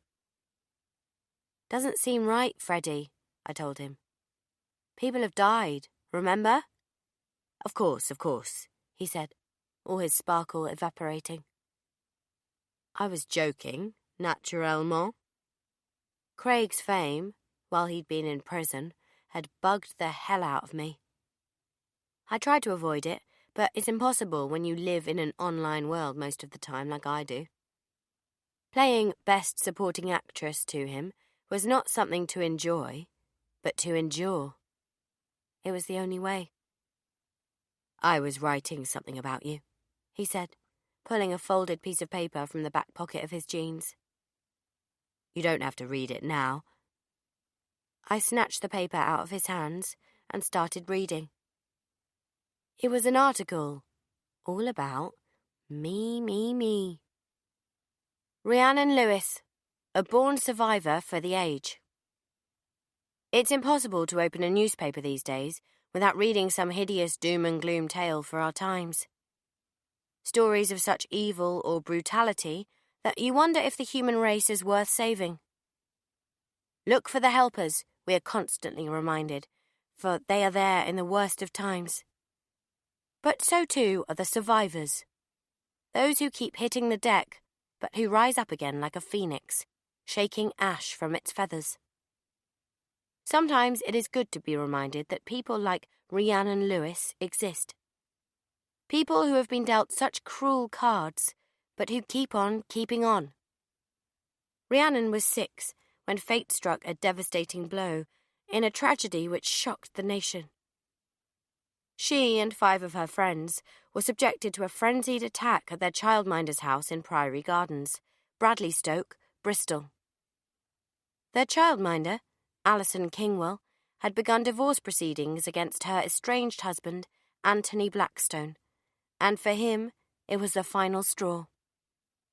He broke into the house one morning and murdered her young charges in cold blood. Rhiannon was the only one to survive. And somehow she came back stronger with the help of physio and speech therapy. She walked again, talked again, attended school, passed all her exams and went on to university. This year, she and her boyfriend had discovered they were to have a baby, so they got engaged. But fate wasn't finished with Rhiannon yet. A second earth-shattering card was dealt. Not long after learning of her pregnancy, Rhiannon's fiancé was arrested and charged with murder. Multiple murder. Craig Wilkins, the West Country man charged with the brutal slayings of 5 people in what has been dubbed the Gay Ripper murders, is awaiting trial in Bristol prison. He has been denied bail. Clearly, Rhiannon had thought her days of being a media fixation were over when I met her on the doorstep of her parents-in-law's house one warm July morning. "I just want to get on with my life," she says. I turn the page, but it's blank. "That's all?" He shrugged. "Yeah, well, you wouldn't speak to me about it." "I was enjoying that." "Good. I'm glad you liked it." "What will you do next?" I asked, handing the page back to him and finishing off my cornet. "Dunno. My husband Jason's applying for ad agency work in London." "Freddie and Jason," I sniggered. He afforded me a rather bored-looking eyebrow. "Ah, that's so sweet you guys finally made up." He smirked. "We've heard all the jokes." "You applying for jobs too?" "Yeah, there are a couple of editorial assistant jobs I'm applying for. I'd like to be at one of the big newspapers. I still want to be in journalism. A magazine, maybe. Features and stuff. I'll make the tea and sweep the floor if I have to. Need to get my foot in the door." "And a big exclusive story might help you do that, I suppose?" "God, no, I wasn't insinuating anything, I promise," he said, horrified. "No, Rhiannon, we're done, I promise. I came by today to say I was sorry. That's it. And if I can make it up to you in any way, please let me know." "I suppose a shag's still out of the question?" I chanced. He laughed a lot. All right, I get the picture. So, journalism is your bliss." "My what?" "Your bliss. The thing you most love doing." "Yeah, I guess. Well, I like writing. I like researching stories. And I like meeting people and finding out about their lives. I'm interested in others." "Wow," I said. "What's that like?" He laughed, even though I was genuinely interested to find out the answer, so I laughed along with him. We passed the snack shack. I bought a stick of Monk's Bay rock with a picture of the funicular railway on the wrapper. "Here, something to remember me by." "Thanks." He smiled, slipping me his business card in return. Freddie Lytton Cheney, journalist. The Plymouth Star newspaper address was crossed out in blue biro. I did the approximation of a smile and hope it reached him as intended. Good luck, Freddie. I hope you get your big break. I've been sitting here for an hour. Catfished a few more pervs. Some kid called Geek Boy 3000 in Florida is the latest to draw the flower. He sent me a 10-minute clip of him crying and saying how much he loved me. Block. Some capuchin-faced dude with wispy grey hair calling himself the Impregnator flung me a few dick pics. Block. Then I found some filtered messages from a guy I'd muted months ago, saying he was going to toss himself off his local viaduct if I didn't respond to his flower carving. So I did. Sweet pea. Kill yourself. You're no good for anything else. Blockety block, block, block, block, block, block. It's a block party all up in here today. Then I updated AJ's Facebook page again. He's in Thailand now, meeting up with his friends. For a dead guy, he sure as hell gets around. Ow! I got kicked for that. Anyway, I photoshopped a picture of his head onto some other Australian gap year friend of one of the Pixos and put him on a beach in Phuket, playing with a stray dog. It's not the most proficient Photoshop job ever, but unless you're looking for anomalies, I don't think you'd see it. Gordon Ramsay clap. Done. This is what I do now. I update a dead man's Facebook page. I catfish perverts with no intention of ever meeting up with them. I sit in the car park at Melancholy's farm shop and wait for Sandra Huggins to clock on. I come back at closing time to watch her leave. It's been the same rota for the past week. Being close to her is the nearest I get to happiness. There's more to life than happiness. Oh, yeah, the aubergine is talking to me again. It won't make you feel good. You'll be sick again. I'll make it worse. If you make her bleed, I'll make you bleed. The farm shop itself was a charming little place. A large shed with a corrugated roof, selling everything a middle-class person could possibly want. Overpriced organic fruit and veg, camel's milk, jams, chutneys, locally sourced rare breed pork and eggs, plus a range of artisan cheeses and gift ideas for people you hate, floral notepads and candles and the like. Out the front there were signs for eco-logs, chop your own, and sacks of dry kindling and coal. They'd already trimmed up for Christmas. Tinsel draped along shelves, fairy lights around the fridges, and a full-size neon Santa by the entrance, offering a tray of mulled wine tasters and mince pies. Eat, drink, and be merry, read the sign around his neck. I spied the paedophile formerly known as Sandra Huggins, now Jane Ritchie, stocking up the Christmas card rack. Jesus, she was even uglier than I remembered from the garden centre. Granted, she'd lost some weight. Prison food will do that to you, I guess, but she was still greasy and jowly as fuck. I became aware of the positioning of the sabatier in my rucksack. Hi there, I said, as breezy gets. All right, she replied, looking me up and down. This is a standard response I have found in my limited career as a pedo chaser. Both Fenton and Derek Scud looked at me in the same way. They're processing whether you're going to be nice or throw acid. Sadly, I had no acid to hand. Also, for a homespun farm shop, they were surprisingly tooled up when it came to CCTV. I had no plan of what I was going to say or do. I was just looking at her and thinking about what she'd done to those babies in her care. The pictures she had sent to those men. Those children she had supplied. I powered down long enough to speak. Where are the gluten-free pasties, please? She huffed as she put down the stack of Christmas cards, walking over to the far end of the shop where there were 2 large chest freezers full of frozen pastries and pies. She presented the sight with her thick, rough hand like a pissed-off magician awaiting applause. Great, thanks, I said, smiling sweetly. Inwardly, I was baking her in an oversized pie and boiling her bones down to glue.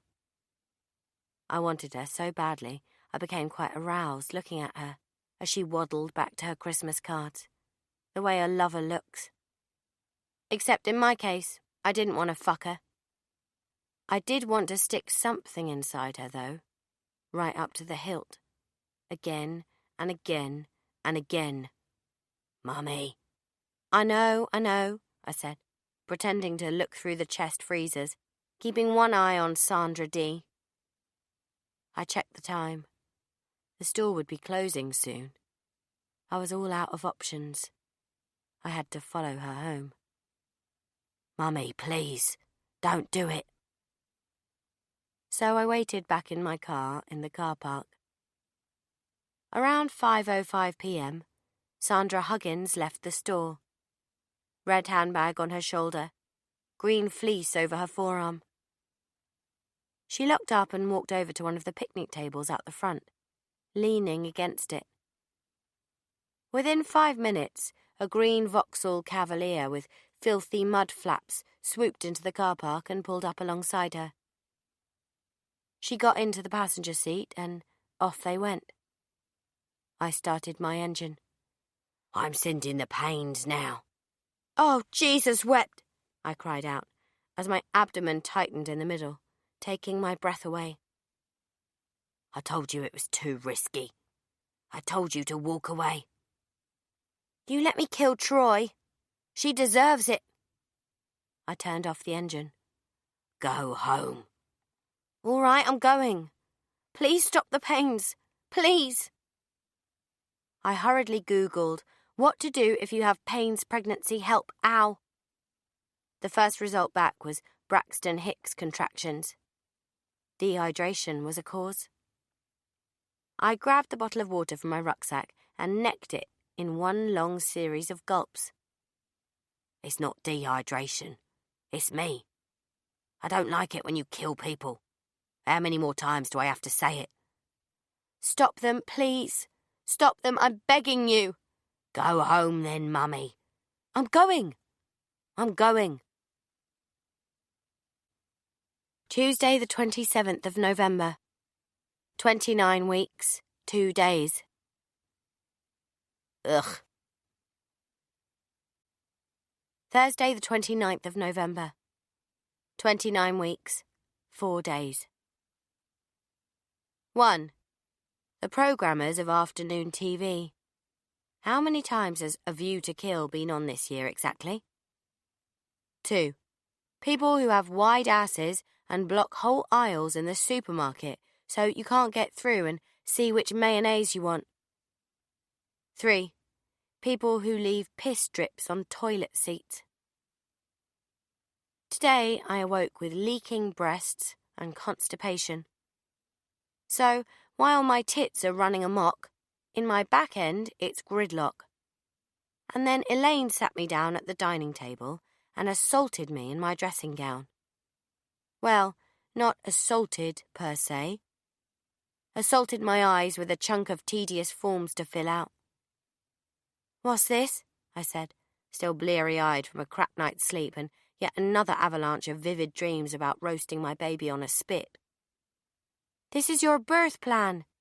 What the midwife gave you at your last appointment. I thought we should fill it out. Come on. This was in my rucksack. Yes, but you haven't looked at it. I think we should. You went into my rucksack. Yes, I didn't root about, don't worry. Now, if she had rooted about, she'd have found my diary. And my knife. And probably a small flashing sign that read, A serial killer owns this bag. Best not tell her you went through it uninvited. Page 1. Where to give birth. Where would you like to... Hospital. Right. Or there's the choice of home birth or water, hospital, bed, doctors, nurses, drugs. OK. How about birth partners? None. Are you sure, love?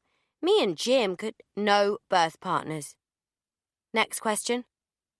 What about positions during labour? Positions? I said. The normal position. Flat on my back with my legs in the air, in screaming agony, please. Or it says you can squat or stand. Can I cross that bridge when I need to, do you think? Okay. She ticked some box, then flipped over the page. Pain relief. Yes. It says you can try breathing, massage, acupuncture, drugs. Entonox, pethidine, epidural. Yes. Which ones? Everyone's. Skin-to-skin contact. Do you want to hold the baby after it's born? I didn't know how to answer that. Luckily, I didn't have to. Elaine made up her own mind. Yes, of course you do. Have you thought about what you want to do with the placenta? Some mothers choose to keep it attached and do what they call a lotus birth. Ugh, no way. Burn the bloody thing. Rhiannon, language, love. I don't want to eat it, cook it, or wear it as some bang-on-trend beret. I don't want to upcycle my umbilical cord as a bicycle pump, or blend my amniotic fluid with chia seeds to make a tasty smoothie. And I am not wheeling around a buggy with a giant splat of pulsing raw meat inside it. Get rid of it. All of it. Okay. She ticked another box. Now, episiotomies. That's when they have to cut your vagina. At this point, I left the room. She hasn't mentioned the form since. Later on, the cot she made me order from Baby World arrived, and Jim started putting it together. They've made a start on the nursery, the room I was using as a dressing room. They're even talking of knocking through so the baby's only ever a couple of steps away from you. So that'll be joyful. Elaine doesn't want me in the house while they're painting. Even though it's fumeless paint, she can't take the risk, so I've been sent to walk Tink along the seafront. I try and try, but try as I might, I can't see the baby in that room. I can't imagine her ever coming out of me. I can't imagine me holding her skin to skin. I can't imagine her lying in that cot, kicking out, balling her fists into knots, sucking her knuckles, looking around. I don't want her in the cot. I don't want her in that room. I don't want her to be outside of me, where everyone can get to her, where Sandra Huggins can get to her, where men like Patrick Edward Fenton can get to her. In me, she's safe. Am I, though? It's pretty dicey in here, Mummy, I have to say. My phone is going. It's Seren. What's this about, I wonder? Hey, Ree. Oh, hi. How are you? Good, thanks. I called to say Happy Thanksgiving. Oh, right. Thanksgiving. Her husband, Cody, makes her call me at least once a year on this day because, deep down, you're glad you have a sister. Same to you. How's things? How's your new place? She sounded upbeat for once. Can you believe I'm actually only 5 hours behind you now? We're so much happier here, I can't tell you. Must be early there, Seren. It's 11 a.m. here. Yeah, I've been up since 3 getting everything ready. Can't sleep at all. The kids took ages to get off last night, too. Nice, I said, letting Tink off the lead as we ascended the beach steps. What do you have to get ready? All the food. We've got 3 sets of friends coming over tonight, sleeping over, and they've all got kids, so me and Cody are doing a bit of a banquet, and the kids are going to have a sleepover in the den. It all sounds so Meg Ryan-y and nice, doesn't it?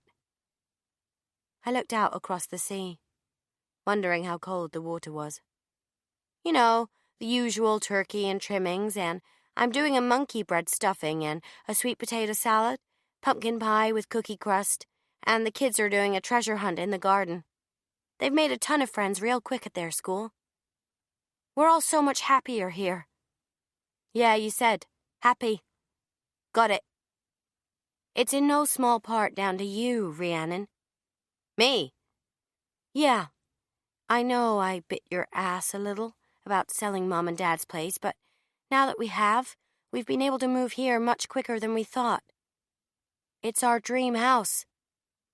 I'm glad it's all fallen into place for you, I said, lobbing Tink a stick she didn't run after.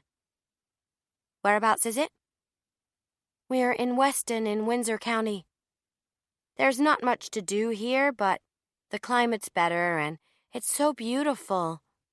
The locals have been so welcoming. I'm pleased for you. Thanks. So, you okay? What do you care? Yeah, I'm fine. Are you on maternity leave now?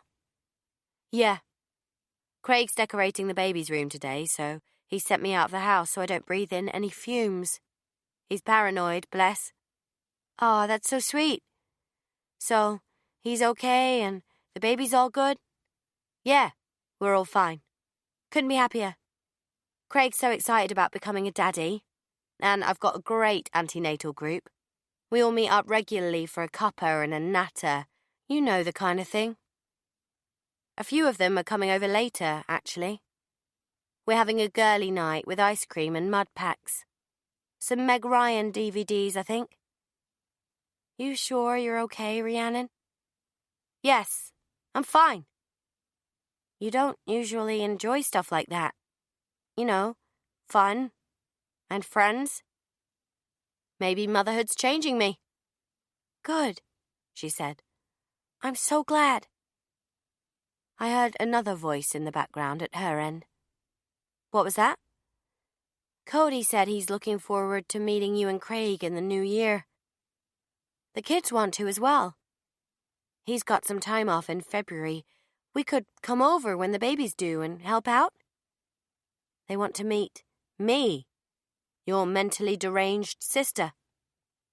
I watched Tink sniffing in a clump of seaweed. Haven't they seen those Eileen Warnes documentaries on Netflix? Don't they know what I'm like? Don't, Rhiannon, okay? I'm trying to mend our bridges here. I never burned them, Seren. It went all quiet at her end. Removing all traces of snark from my voice, I said, I'm just surprised, that's all. You've never wanted to introduce them to me before. They ask about you all the time. You're the only aunt who actually remembers their birthdays. You do get my cards, then. I looked out to sea. I wondered how deep the water was. Or you could come here when the baby's born and see our new place. You would absolutely love it here. It's like Honey Cottage, but so much bigger. We've got 6 bedrooms. You and Craig can have your own bathroom, too. You get so much more for your money out here. How is it like Honey Cottage? I asked. Well, there's log fires, wooden eaves, vegetable garden, a pumpkin patch, chicken coops. Big, but cozy. We love it here. Yeah, you already said that. So, how come you and Craig are still in the flat? You could buy a house with your share of the money from Mom and Dad's place, couldn't you? Yeah, but we like it here. And it means we don't have to work as hard. We can just be together, enjoy life. Good for you. Yeah. Do you ever think about Honey Cottage? Sometimes, she said. So many things here remind me of it. In one of the bedrooms, it has the exact same wallpaper as Nanny's room. And the oak beams and the horse riding trail going through the back field. I think about the bad stuff, too. Seeing those men pull Grandad out of the river, I said. Yeah. I remind you of the bad stuff, don't I? I looked out to sea, wondering where my body would wash up if I drowned today. Don't. We're having a nice conversation here. Don't dredge up the past. The past has a habit of dredging up all by itself. I stroked my bump. A swift kick batted my hand away. Even Tink had gone off into the dunes with some Jack Russell, the floozy. Seren was so in love with her rich bitch American Pie life, she hadn't thought to check the British news recently. Craig's little spell at HMP Bristol had completely escaped her notice. I enjoyed my little bit of power over her. It was on the tip of my tongue to tell her, but I didn't. I just sucked on it like a particularly fizzy lemon sherbet. Saturday the 1st of December. 29 weeks, 6 days. 1. The guy who presents diners, drive-ins and dives. Lucky bastard. I don't know why that phone call to Seren has depressed me so much. I think it was hearing her talk about Cody and the kids and their Thanksgiving dinner and all their friends coming round. It made me realise that I could have had a life like that instead of this one. I could never have that. If I was torturing Sandra Huggins right now, I wouldn't even think about it. In a parallel universe, maybe I am like that. Maybe I can enjoy the simple things like hosting dinner parties and making gorilla souffle or whatever the hell it is. The new stuff's been arriving at the Well house. Just the new sofa to come. It's like nothing ever happened there. No tantrum, no mess, no inadvertent stabbing of my pregnant stomach. No Patrick.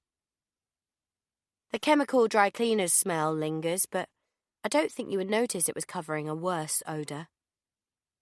It's clearly not the first time Kez has done this. I was rearranging my Sylvanian's canal boat this morning and setting up the candy shop next door along the towpath when Elaine came in to get some washing for a full load. "What's happened to this one?" she asked, pointing to the headless cat sister on the carpet. "She died," I said. "I'm going to bury her next to her parents." "Do Sylvanians make graveyards?" "No, but there's a wedding chapel for sale on eBay that I've been thinking of getting. It's got a little wedding car with ribbons on it and a bride and groom. I can make gravestones out of cardboard. I'll bin the bride and groom." She picked up the little cat head. I looked up at her. She was staring inside the house at the trashed living room, the knocked-over Christmas tree, the broken window. "Did Tink do this?" "No," I said, taking it from her and putting it back where it was. "They had a burglary on Christmas Eve and the cat mum was murdered." "Oh, right," she said. I heard a crackling behind me. She'd found the penguin wrappers under my pillow. "It's not fair on the baby if you eat too many sweet things," she said, scrunching them up and taking them and my pile of clothes out with her. Fair? She wants to give me a lecture on what's fair. If this was a fair world, we'd have a few more Bowies and a few less Kardashians. We'd still have Victoria Wood and Rick Mail and Prince, and cancer would hit all terrorists right in the bollocks. Everyone on X on the Beach and Love Island would walk straight back into that fucking sea and never come out. That would be fair. If this was a fair world, people like me wouldn't be able to have babies. I'd be as barren as the Gobi Desert.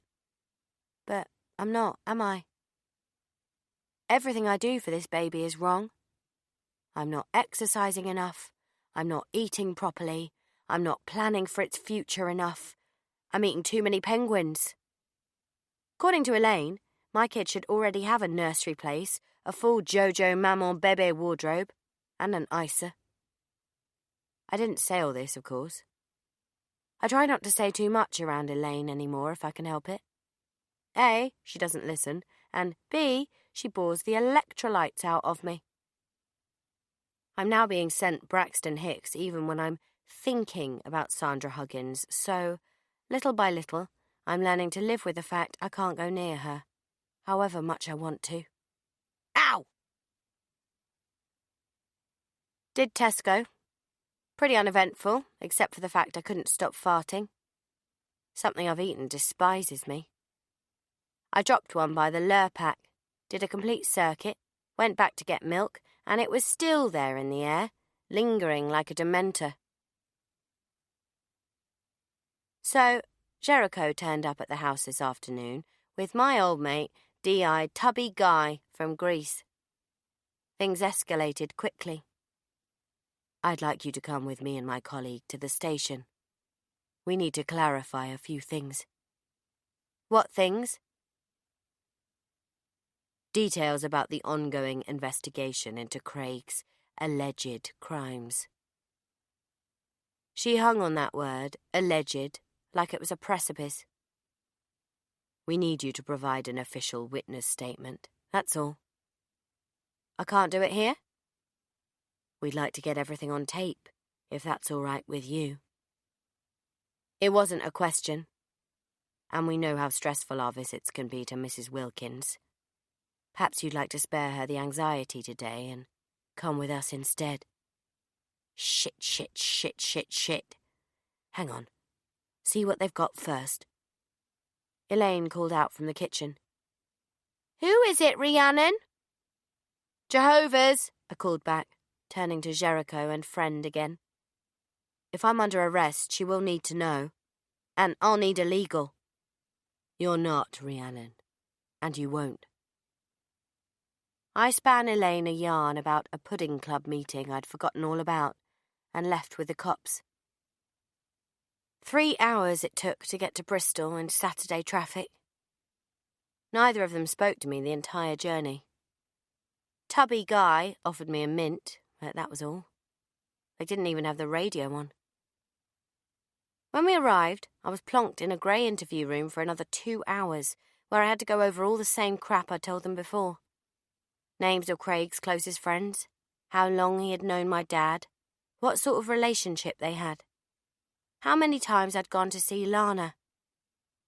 They played CCTV footage of me, clear as glass, walking through the town on my way to her flat. Tupperware box of Rice Krispie cakes under one arm, flowers in the other. "What's in the box?" asked Tubbs, sucking on a mint. "Cakes. I made her some cakes." "What sort of cakes?" "Rice Krispie cakes. Lana's favourite." "Why would you do that?" asked Jericho, tearing the wrapper on a packet of extra strong mints and posting one silently through her lips. She didn't offer me one. "I was trying to be nice," I said. "What's in the cakes?" asked Tubbs. "Rice Krispies and melted chocolate. They're fairly easy to make. I can write down the recipe if you need it." Tubbs leant forward as Jericho leant back. "What else?" "Nothing. Sometimes I put baby marshmallows in them, or raisins, but most people only want the Rice Krispies and the chocolate. Why gild the lily?" Jericho's mint clicked off her teeth. "When I came to your house the other week, Rhiannon, I used the bathroom. These were in the cabinet." She slid a colour photocopy across the table. For the benefit of the tape, I am showing Miss Lewis a photo of a bottle of tramadol prescribed to Mrs. Elaine Wilkins of Yellow House, the Esplanade, Monk's Bay. Jim Wilkins informed me that Elaine had been prescribed them for anxiety, but she was on a low dose. We have spoken to 2 people who saw Lana between the dates you visited her. She checked her notes. 1st week of August, 1st week of October, again with cakes and flowers, and again the 18th of October, when this CCTV footage is from. Which people? A hairdresser and the man who runs her corner shop.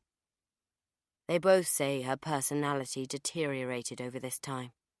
She became jittery, confused, and on one occasion extremely paranoid with pinprick pupils.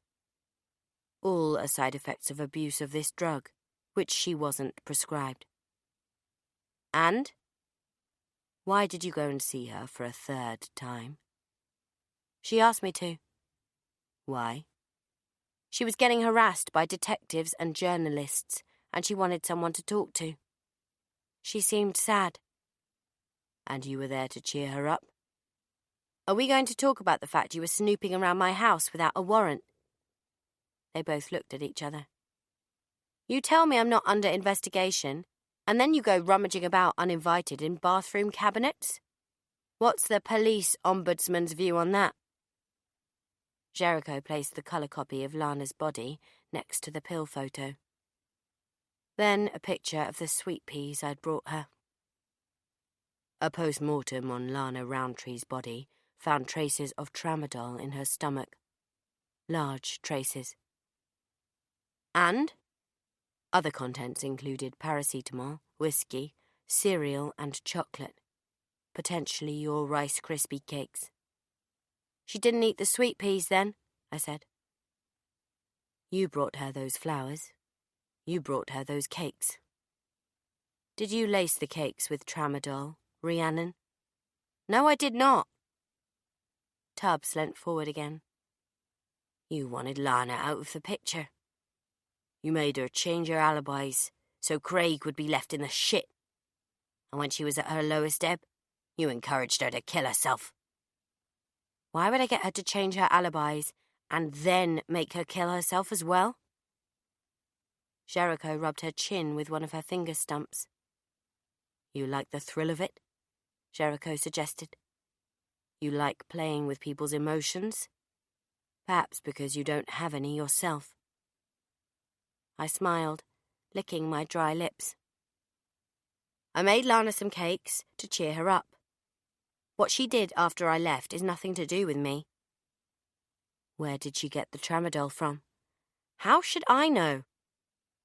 Tubbs and Jericho glanced at one another again. Then Tubbs collected up the photos, announced he was leaving the room, then quickly departed, leaving me and Jericho alone. They've got nothing. Remember that.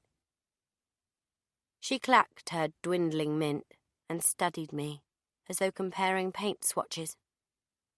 Like she couldn't decide which way to go. Your father, Tommy, was your hero, wasn't he? Dads are most little girls' heroes, aren't they? I expect yours was, too. Did Tommy teach you to box? He taught me how to throw a punch, yeah, in case I ever needed to. Have you ever needed to? Once or twice at school. At Julia Kidner. Oh, she's got you on the ropes now, Mummy. No, like I told you, I barely knew the woman. What did you do with her fingers? I laughed, hooted. Seriously? You're seriously going down that road with me? You said I didn't need a lawyer, and this was an informal chat to take down some evidence. I was providing a witness statement, you said. Jericho switched off the tape. Where did you keep Julia Kidner? I don't know what you mean. What happened to your fingers? And I bet. What did you do with her fingers? Are you deaf? How many times did you visit Lana Roundtree in the weeks before her death? Goading her, enabling her, drugging her food.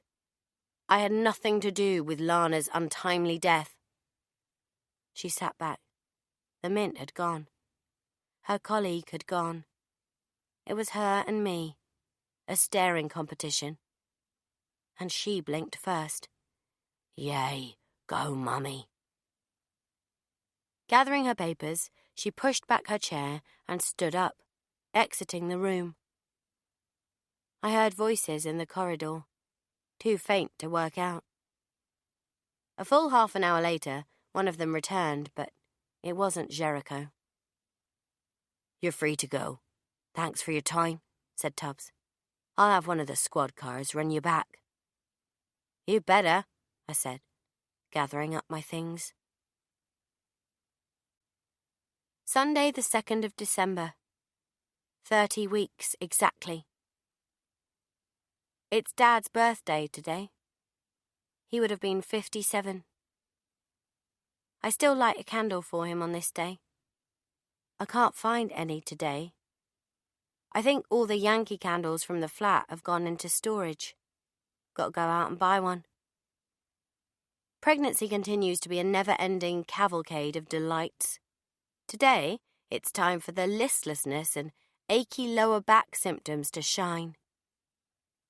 Another crap night's sleep in a kick-fest that went on for 2.5 hours. I had a dream about the fortune teller. She was on the cliff top outside the well house. She had the baby in her arms, and she was telling me to go. That's all she kept saying. Go, go, go. And then I was in the water, awake but face down, and my body kept smashing into the rocks again and again. I don't like going to sleep anymore. I don't feel safe in my own head. I'm supposed to be starting antenatal classes this week. 2 hours a week for the rest of my gestation. I'm supposed to be learning all about diet and exercise, breathing techniques, coping with labour, breastfeeding and aftercare, which hole it comes out of, that kind of thing. Pretty sure it'll be a waste of time, though. I can probably Google most of it. I can't do anything about the bad dreams or the achy lower back, but I decided to do something about the listlessness. My walk into town this morning to buy a candle took me instead to the church. I decided to light a candle in there instead. The Sunday service had emptied out, but 2 of the wombats, Pol Potts and B. Moore the colossal boar, lurked, tidying up the hymn books. I lingered near the children's area at the back. The last time I'd got stuck talking to that interminable giblet B. Moore on the coach to Cardiff, she'd bored my ear off about the picture book she was writing. Pip the glowworm and the no fucking hope of getting published whatsoever. Elaine had told her I'd written a book myself and worked in journalism, so knew what I was talking about. The children's artboards were better illustrated. Jesus' face on paper plates. Interpretations of what God looks like on A4 card. Decorated paper puzzle pieces with the heading, "We are each a piece in God's great plan," with coloured-in lolly stick crosses decorating the edges. I headed towards the green clothed altar, next to which stood a table with a display of lit tea lights, each one a memory of a past loved one. I lit one for Dad. "Hello," said the vicar, a sweet-faced young man who appeared from the vestry like an apparition. "Sorry, is it all right to come in and light up?" "Of course." "It's for my dad. It would have been his birthday today." He nodded. "He'll feel the warmth of its glow. You can be sure of that. Did you enjoy the service today?" "I didn't go." "Sorry." "That's all right." "I do like the Bible. I've been reading it." He smiled. "Any particular passages?" "Yes, lots." I contemplated telling him about the ones I'd underlined, but I thought better of it and went for the safer, "I like Noah's Ark" option. "Yes, that's one of my favourites too." "Is it all right if I sit and talk to him? He hasn't clocked off, has he?" He laughed. "No, he's always here for you." B and Pol had finished, the hymn books all stacked neatly on the ends of the pews, the kneelers upright, the organ off, the flowers changed over.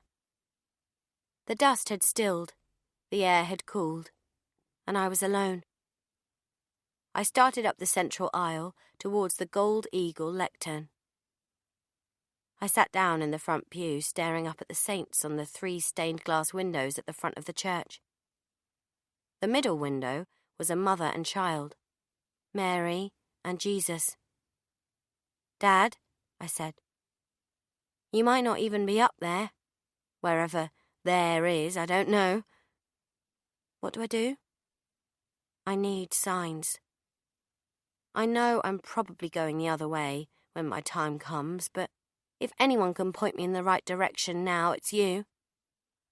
Keston says he can get me away from here, but can I trust him? Where do I go? And is there any point, anyway? Does the world need me in it? I don't want to die, but at the same time, I don't know how to live." Silence. The window seemed to glitter in the morning light. The eagle lectern glared at me, all sharp and beaky. Seren said I thought you were some kind of god. I think she was right. I worshipped you. I still do.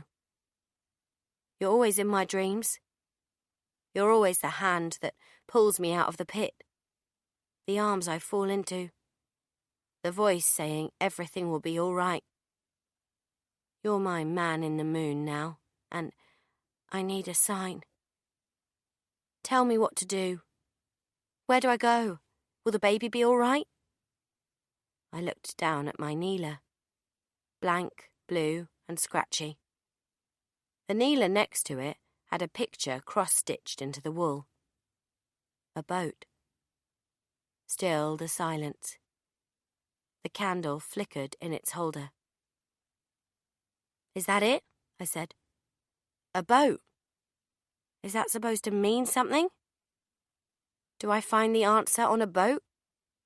Which boat? More silence. The candle flickered again. Dust motes floated up as I patted the Neela and checked underneath it for a written note or something. Anything. Technically, that's not my Neela, though. Mine's blank. What am I supposed to read into that? Are you telling me I need to get on a boat? Can you be more specific, please? Give me a definitive sign. Do I find the answer on a boat, or do I get on a boat? What does the boat mean? The candle flickered, then went out altogether as I was looking at it. Noah's Ark, is it? You were agreeing with the vicar, were you? The candle came back on. I blinked. I didn't see that. That did not happen. Dad, are you fucking around with me or what? Elaine did us a nice roast for Sunday lunch. Sweet potato pie for me, but with all the trimmings. And then we had blueberry crumble, vile, and we all sat down to watch Sister Act 2, Back in the Habit. I didn't even mind that they talked the whole way through it. I curled up with Tink on the sofa and nodded off, thinking about what I'm going to get them for Christmas. I'm going to get Tink her usual, stocking full of treats and a few bull's cocks. I'm thinking of getting Jim and Elaine something substantial, like a holiday, or a cruise maybe. I can hear the man in the moon laughing at me, somewhere beyond the clouds. Wednesday, the 5th of December. 30 weeks, 3 days. 1. People who give Bayliss and Harding gift sets as presents. 2. People who tell pregnant women that if it's a 10 or 11 pounder, you're going to struggle because you've only got narrow hips. 3. People who constantly eyeball me for eating chocolate. 4. People who say, your bump is huge, but your breasts haven't grown. 5. Elaine, who is responsible for the above listings. I decided to go round and see Marnie and Tim this evening. Thought I'd give the old Nazi the benefit of the doubt. Besides which, I just wanted to see my friend, even if she didn't want to see me. I missed her smile and her smell. I missed her being in the room, her atmosphere, you know? You know that feeling when you want to be near someone? I bought the largest pizza they had on offer in Tesco, a bagged salad, I didn't intend on eating any anyway, and a bottle of white Zinfandel, Marnie's favourite. Tim opened the door. Oh, hey, Tim. How are you? Oh, Rhiannon. Hi, he said, buttoning up his white shirt. There were wet patches below his moobs. Yeah, good, thanks. How are you? Fine, thanks. Sorry, I didn't disturb you, did I? No, just got out the shower. You okay? Well, I was a bit bored, actually. Thought I'd pop by and see how Marnie's doing. I tried texting her, but she's not answering. Is she okay? Yeah, she's fine. He pulled the door open a little wider, and Marnie was standing at the end of the hallway in her leggings and vest, holding a sleeping Raphael against her shoulder. "Rhiannon, what you doing here?" "Hiya, I just came to see how you were. I was saying to Tim that I haven't been able to get you on your phone." "Oh, must have been switched off. For 2 weeks?" She looked at Tim. Tim looked at me. I looked at Tim, then her, then held up my carrier bag. "I brought pizza and dough balls. We were going to get a takeaway tonight, weren't we?" she said, coming to the door to form a triple human barrier against my entry. "No need to now, is there?" I said, practically barging them aside. "I'll stick the oven on," said Tim. Marnie laughed. "Yeah, of course. Do you mind taking your shoes off? We've just had the carpets cleaned." She stood aside as I de-shoed and shuffled behind her and Tim into the kitchen. The first thing I noticed was the mess. There wasn't any. At all. No leftover plates or mugs or crumbs. Nothing. It was like a show-home kitchen with a bassinet in the corner by the French windows. All the utensils were perpendicular on the immaculate black granite worktops. The giant American fridge looked like it had just come out of its box. Highly disturbing. "Are you selling up?" "No," said Tim, flicking the oven on. "Why'd you say that?" "It's so tidy." "That's all me," he said. "Comes from my army days. I like things in their right places." I handed Tim the pizza as Marnie took the wine from me and put it in the fridge. If there's one place you can be messy in your house, it's the fridge, right? Not here. Top shelf jars, next dairy, next veg, then meat. All stacked, labels outwards. No drips, no overhanging packets. Quite extraordinary. "Blimey." "What?" she said, turning to face me. "Your fridge is immaculate. Ours looks like a jihadi's gone off in it." Neither of them spoke. I wondered if they'd known someone killed in a bombing, or if it was just a bad time. Or maybe it was that I was an uninvited guest. I saw it on Saved by the Bell once. Zack and Screech turned up at the Musly one's house with a pizza, and he was so pleased to see them. I thought Marnie would be pleased to see me. I don't think she was. "Ribena?" she asked. "Yeah, please." She knew I was a murderer. Did Tim know as well now? Hence the orcs. Had they seen me coming up the drive? Had she already given Jericho a witness statement about fuckboy Troy? Were they on their way to arrest me? "I'm sorry to turn up unannounced, Marnie, but like I said, I couldn't get an answer when I called." "Oh?" she said, making for her phone charging on the sideboard. She clicked it on. "There's no missed calls or anything. Must be a bad signal." "I've sent texts, too," I said, "and WhatsApped. They all delivered." "Something wrong with it, man?" asked Tim, unwrapping the dough balls from their plastic box. She frowned and clicked open her messages. "Nope, nothing here. Are you sure you've got my number right?" The oven came up to temperature, and Tim turned to put the pizza in. I mouthed, "Bullshit," to Marnie. She looked away. She was skittish. Her hand was shaking slightly as she poured me out a tumbler of Ribena. She diluted it, handed it to me, and watched me drink. "Nice," I said, amidst all the orcs. I stood there, half a glass to go. I could sense her watching me, looking at the oven clock, watching me again. "Am I on a timer or something?" She laughed.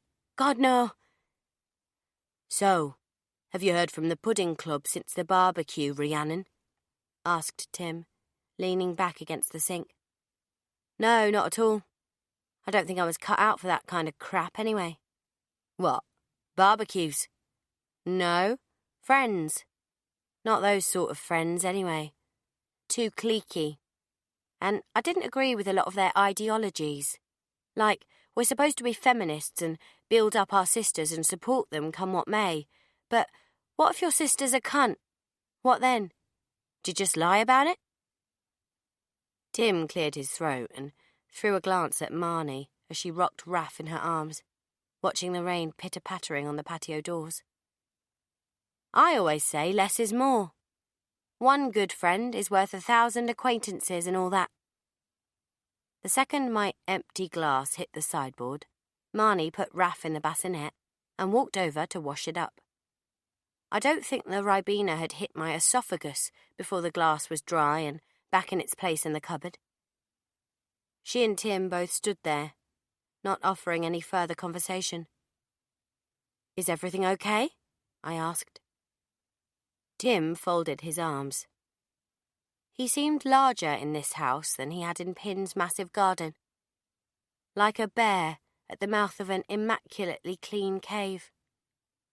"I'm not great with hints. This is a bad time, isn't it?" Tim turned to me. "Marnie told me all about Cardiff, and I don't think you're a good influence, Rhiannon." "There, I said it to her face now. That make you happy?" Marnie was suddenly crying like the tears had been hiding backstage and he had just torn down the curtain. "Told you what exactly?" "About you and her going out, drinking all night, even though you're 6 months pregnant and she's breastfeeding. It's disgusting. You encourage her." "Encourage her?" "Marnie has a problem with drink." "Yeah, she wants to drink and you won't let her." "No, this is all you," he snipped, pointing a stubby finger my way. "Anything could have happened to her in that state." I turned my head slowly to Marnie. She had one hand on the bassinet, staring out into the garden. "I don't want you seeing her anymore." "Wow, well, I'm shook. I don't mind telling you, Tim." "Shame on you. You are free to do whatever you want with your body, but that baby isn't, and nor is my wife." "Your wife isn't free to do what she wants with her own body." "Of course she's not. Not when it's feeding our son." I looked at his face the way Tink looks at me sometimes, tilting left to right. "What's wrong with you, Tim?" "I beg your pardon?" "Why does it threaten you that your wife might have a mind of her own?" "I won't be spoken to like this in me own home." "Let's go outside then, Adolf. I'll do it in the street." Marnie stepped back towards the bassinet and gripped the edge, as though Raph was her shield. Mr. Aryan Nation stepped towards me. "Better watch your mouth, Rhiannon. I don't take kindly to people calling me names." "What, Adolf?" "I've called you worse." "Haven't I, Marn?" He whipped his head round to look at her. Marnie shook her head. "Rhiannon, please go now." He towered over me by a clear foot. "What else have you called me? For God's sake, you're going to get me killed here." "Goebbels, Heil Husband, Timmler, and plain old the cunt." His nostrils inflated. I prepared myself for flames, but I did not stand back. I would not. I thought of Julia, the way she was at school. I thought of Grandad. I thought of Anthony Blackstone at Priory Gardens. Same eyes, blue.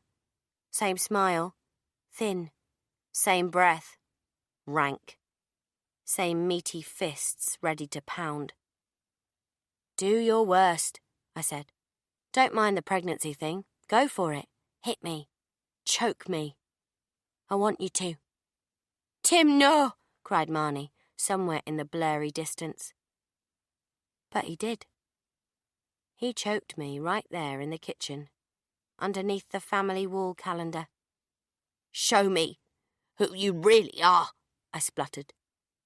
He tightened his grip. "Give it to me, baby." He put his face right next to mine so I could feel the heat from his skin, taste the salt. "Get out of my fucking house, you skanky bitch." Then he let go, and I bent over and coughed my airways clear. I rose up, face all hot, and smiled at him. Not without my fucking pizza, bitch. It was the smile that did it. He flung open the oven door, ripping the pizza out with no gloves on, and threw it in my face. Then he grabbed the bagged salad and tore it open, sprinkling it over my head. Dough ball after dough ball came flying at me as hard as bullets. Well, of course not as hard as bullets, but they were frozen, so they were still pretty hard. There you go. Have your pizza, and don't you ever come near me or my wife or my son again. Each of those full stops represents a dough ball, by the way. That'll teach me to buy the bigger pack. He pushed me out onto the welcome mat and slammed the door behind me. I waited on the doorstep, still plucking pieces of Lollo Rosso out of my hair. I could hear both of them shouting. Marnie giving as good as she got. Fucking this, fucking you, fucking Rhiannon, bitch, whore, slamming. This guttural, Mel Gibson-esque shouting from him. This high-pitched twittering from her. The baby was crying. I got to the bottom of the road when I looked back at the house. Marnie was upstairs, bedroom window, pulling the curtains. She saw me. I waited. The curtains closed, and she was gone. When I got back, there was an episode of Kitchen Nightmares on that seemed to sum up my sitch. The son was driving the business into the ground, while the parents had health issues and were on the verge of bankruptcy. Gordon tried everything. Got the guy counselling for his alcoholism, gave their restaurant a makeover, devised a whole new menu, even bought them new cash registers. But things didn't change. The son got worse. The dad had a heart attack. Customers complained about slow service. And, in the end, Gordon just walked away. Sometimes you have to, I guess. Saturday, the 8th of December. 30 weeks, 6 days. God is playing the comedian. He has sent me boats, lots of boats, about 100 in all, in the form of the Monk's Bay Christmas Flotilla, an annual event that takes place when the sun goes down one Saturday each December. Every boat in the harbour is adorned with fairy lights and sails around honking horns and blasting out Noddy Holder. The flotilla was clearly the highlight of the year for Monk's Bay's residents. Everyone came out to enjoy it, a real family event. Probably why I felt so utterly out of place. Along the harbour side was a Christmas market.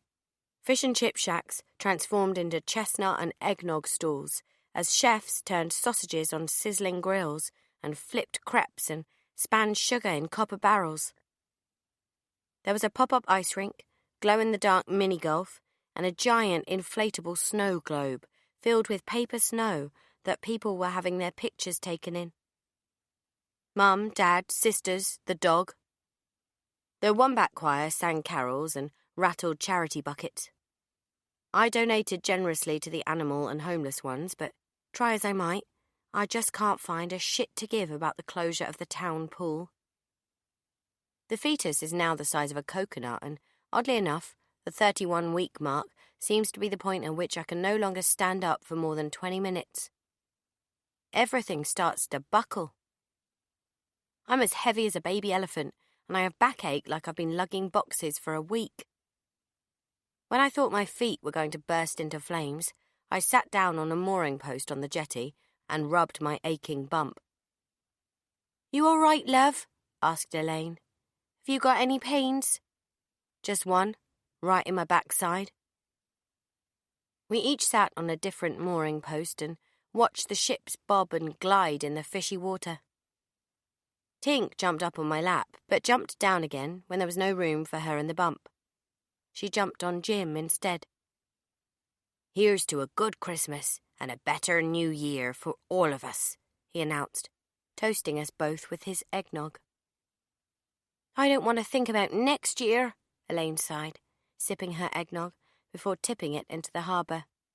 "Ugh, that's curdled. Don't drink it, Rhiannon." She took my cup off me and threw mine away too. "Let's not think about next year then," I said. "Let's focus on now, not next." "Well said," smiled Jim, raising his cup. "To living in the moment." Elaine patted my bump and sort of steeled herself to say something else, but then just exhaled. "Right, well, I want to do a bit of shopping," I said. "Oh, I'll come with you." "I need to be on my own, Elaine," I said. "You know, surprises." She beamed. "Oh, I see. All right then, love. We'll see you at home." "Let's focus on now, not next."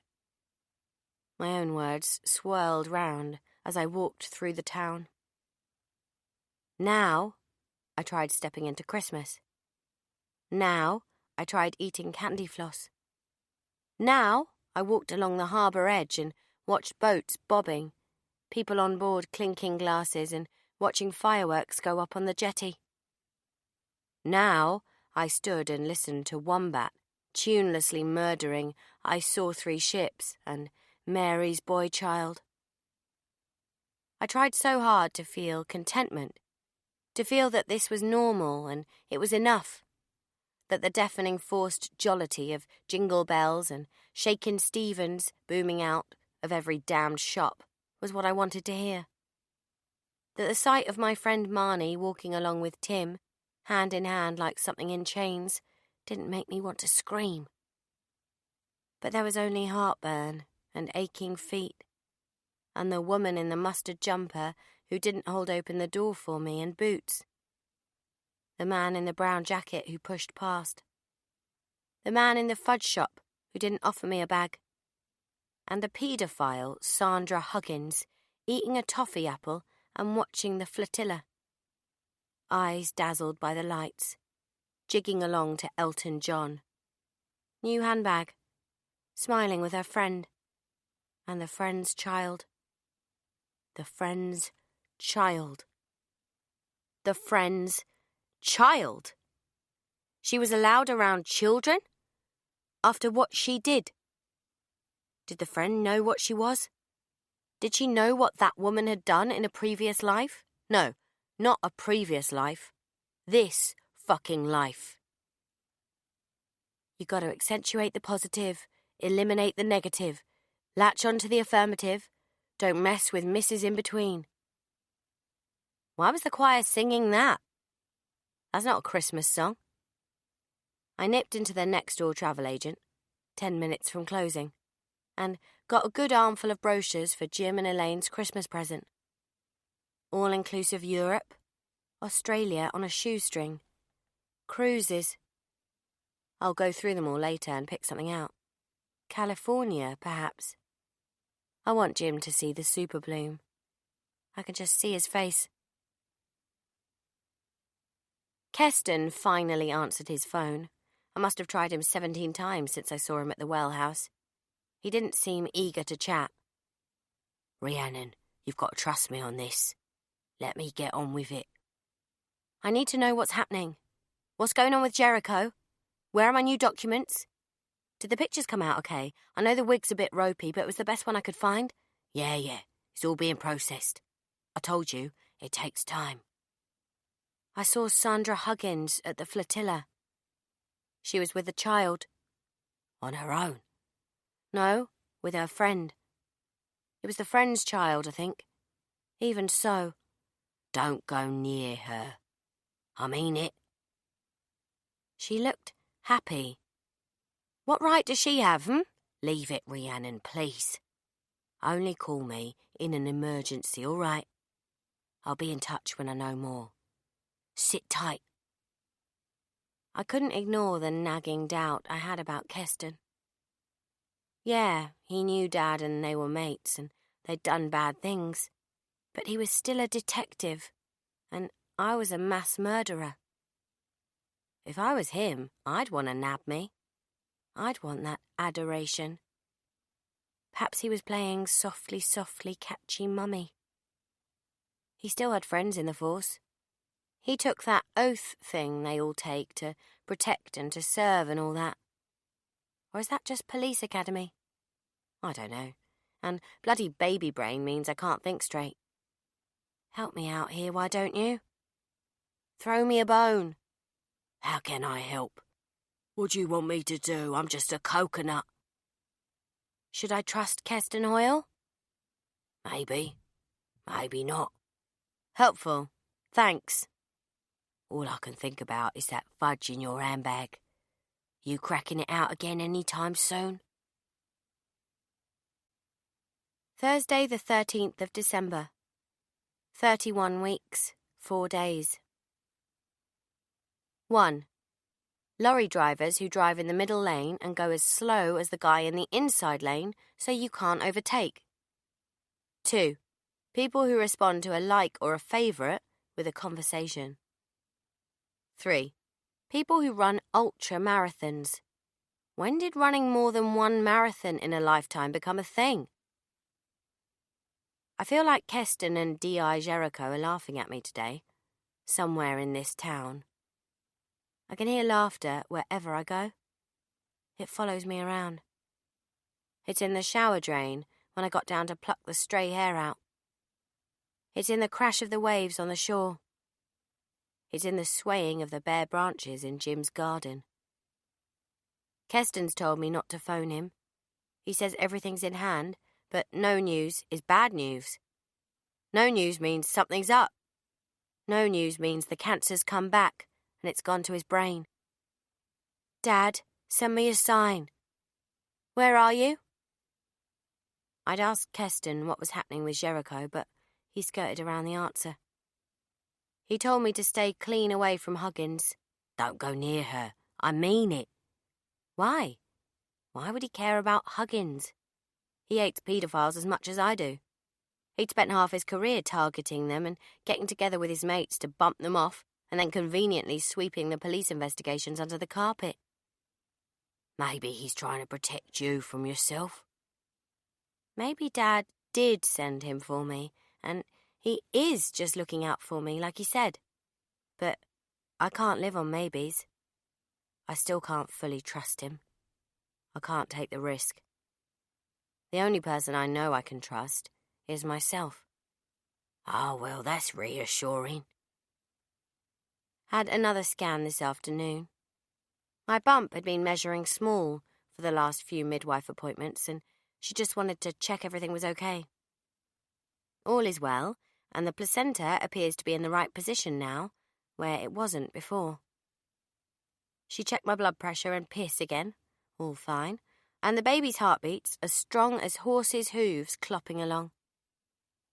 For some reason, her kicks are becoming much more prominent now, like tiny electric shocks at any moment.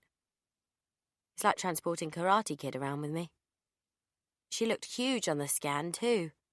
A proper person now. That's scary, I said.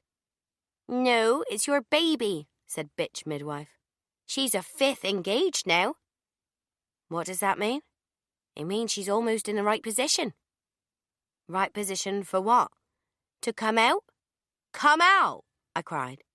She can't come out yet. I'm not due until February. It's too early. She'll die. No, it's perfectly normal for the head to engage this early on. We see it all the time, don't worry. How are your antenatal classes going, by the way? Oh, yeah. Terrific, I said. Learning so much. Now's the time to put your feet up as much as you can. Try not to exhaust yourself. She needs to bake for a little bit longer, if possible. What, if I do something strenuous, will she fall out? I don't know about falling out, but you might bring on labour. The bitch laughed. You'll get some warning, though, at least. How much warning? Try not to stress about it. Have you picked your birth partner? Yeah. My friend Marnie, I expect. She's got a baby of her own. I was going to ask her, seeing as she knows what to do. Good idea. Of course, I couldn't ask Marnie. She was gone from my life as quickly as she'd arrived. I had no one. I left the hospital through a side door, and there were these big windows I walked past, and there it was. The full-on, lean-back, prego waddle, like you've shit yourself in all its ugly glory. Hideous. Wretched. My ribs ache today. My back still aches, but not as much as my ribs. And my bra hurts. Bitch midwife says I need better bras with no underwiring, so I've bought a load of maternity ones in Marks. She also recommended I try eating more blueberries. Bought some baby bath stuff in Boots, too. Lavender scented, because it was on offer, and some cream for my itchy bump. Apparently that's a thing, too. Itchy bump syndrome. And I saw this cute pink flopsy rabbit with a rattle in one foot and shiny pink stitching reading Happy Bunny on the other. I held it to my nose. It was soft and smelled of lavender. I chucked that in the basket as well. At least you'll have one cuddly toy that wasn't Elaine selected and approved. An old woman recognised me from some news item a month ago. Starting to nest, I see, she grinned, nosing her colossal beak into my basket. Oh no, this was on offer, that's all. She peered into my basket where the Marks bag of bras was. Oh, I think you are. So exciting getting everything ready, isn't it? I remember it well. Will your husband be out of prison for the birth? For 3 seconds, I allowed myself to live inside her mind. Inside her mind, where I was pregnant with Craig's baby, and we were married, like we planned. Like he was going to be free any minute to come home and move to Honey Cottage with me, like we'd planned. He's not my husband, I said eventually. She looked down again at my bump. For one moment, I felt the blood rush to my hands when I thought she might rub it. If she had, I may have torn the papery skin from her flesh and worn it as a scarf, but luckily, she kept her arthritic digits to herself. Oh, well, best of luck to you, she smiled toothily. Being a mother is the most important job a woman can do. I didn't reply, but she had already shuffled off in the direction of tenor ladies anyway. A business card fell out of my purse when I was paying. I had to stand like a giraffe to pick it up. It was the one Heather had given me. Worryman and Armfield solicitors. And a golden gondola etched on one side. I called her the moment I got back. She answered on the first ring. Heather, it's Rhiannon Lewis. Are you busy? I need you. Name it, she said. Tuesday, the 18th of December. 32 weeks, 2 days. 1. People who park craply. 2. People who hunt animals for sport. 3. People who call you mummy when you're pregnant, i.e. Jim. 4. Those Nicole Scherzinger yogurt ads. 5. People who make yogurt. Seren called today. It wasn't a long conversation. So, Cody was Googling Craig's building firm today to find out a bit more about him, she said, her voice ever so slightly on the wobble. All right. He found out that Craig's in prison for multiple murder. Her breath caught. All right. Silence. Her breath caught again. What the fuck have you done, Rhiannon? Thursday, the 20th of December. 32 weeks, 4 days. Today, Jim and Elaine got the decorations down from the loft, and then we trimmed up. They have certain traditions in the Wilkins household when it comes to trimming up / Christmas in general. One of them is that Elaine likes to put a cuddly toy in the corner of every step on the staircase and wrap the banisters with holly and ivy intertwined, fresh from the garden. Another is that they like to eat the first mince pie of the season with a glass of sherry as they toast the angel on top of the tree. The angel Craig made, aged 7. They also like a certain Christmas film on when they're trimming up. A terrible 70s made-for-TV version of A Christmas Carol. The irony of the movie wasn't lost on me. Perhaps being visited by the ghosts of all the people I've killed is all I need to see the light. Perhaps my dreams of AJ are trying to tell me the same. Maybe seeing my own grave is all I need to change for good. Or maybe life isn't that straightforward. Tink came scurrying in with a decorative stare Santa in her mouth and refused to give it back to Elaine, who chased her around the house for it. "I'd let her have that one, laughed Jim as Tink scampered out of the room. It was the first time I'd seen Elaine laugh in months. There was a gnawing in the middle of my body. I initially thought it was the return of the bad heartburn from the first trimester, but it wasn't that. It was knowing that in that parallel universe I'm always thinking about, this was my life. These were my parents-in-law for real, and this was a Christmas trim-up like any other. That any minute now, Craig would come in and pick up Tink and hold her up and tickle her ribs like she loved him doing. And then he'd come over to me and rub the bump, and we'd all cuddle in and sit down to watch Jingle All the Way, or some such other piece of shit Christmas movie that everyone pretends isn't completely and utterly awful. Fake. That's what this scene is. Fake. Plastic. Bullshit. It wears me out thinking about the parallel universe thing all the time because I know it's a billion miles away from this reality. The over-friendly troll Erica popped round briefly while we were mid-trim to thank me for all my advice with Pip the glowworm and to tell me rather excitedly, and with far too much touching of my right forearm, that she was poised to sign with a publisher.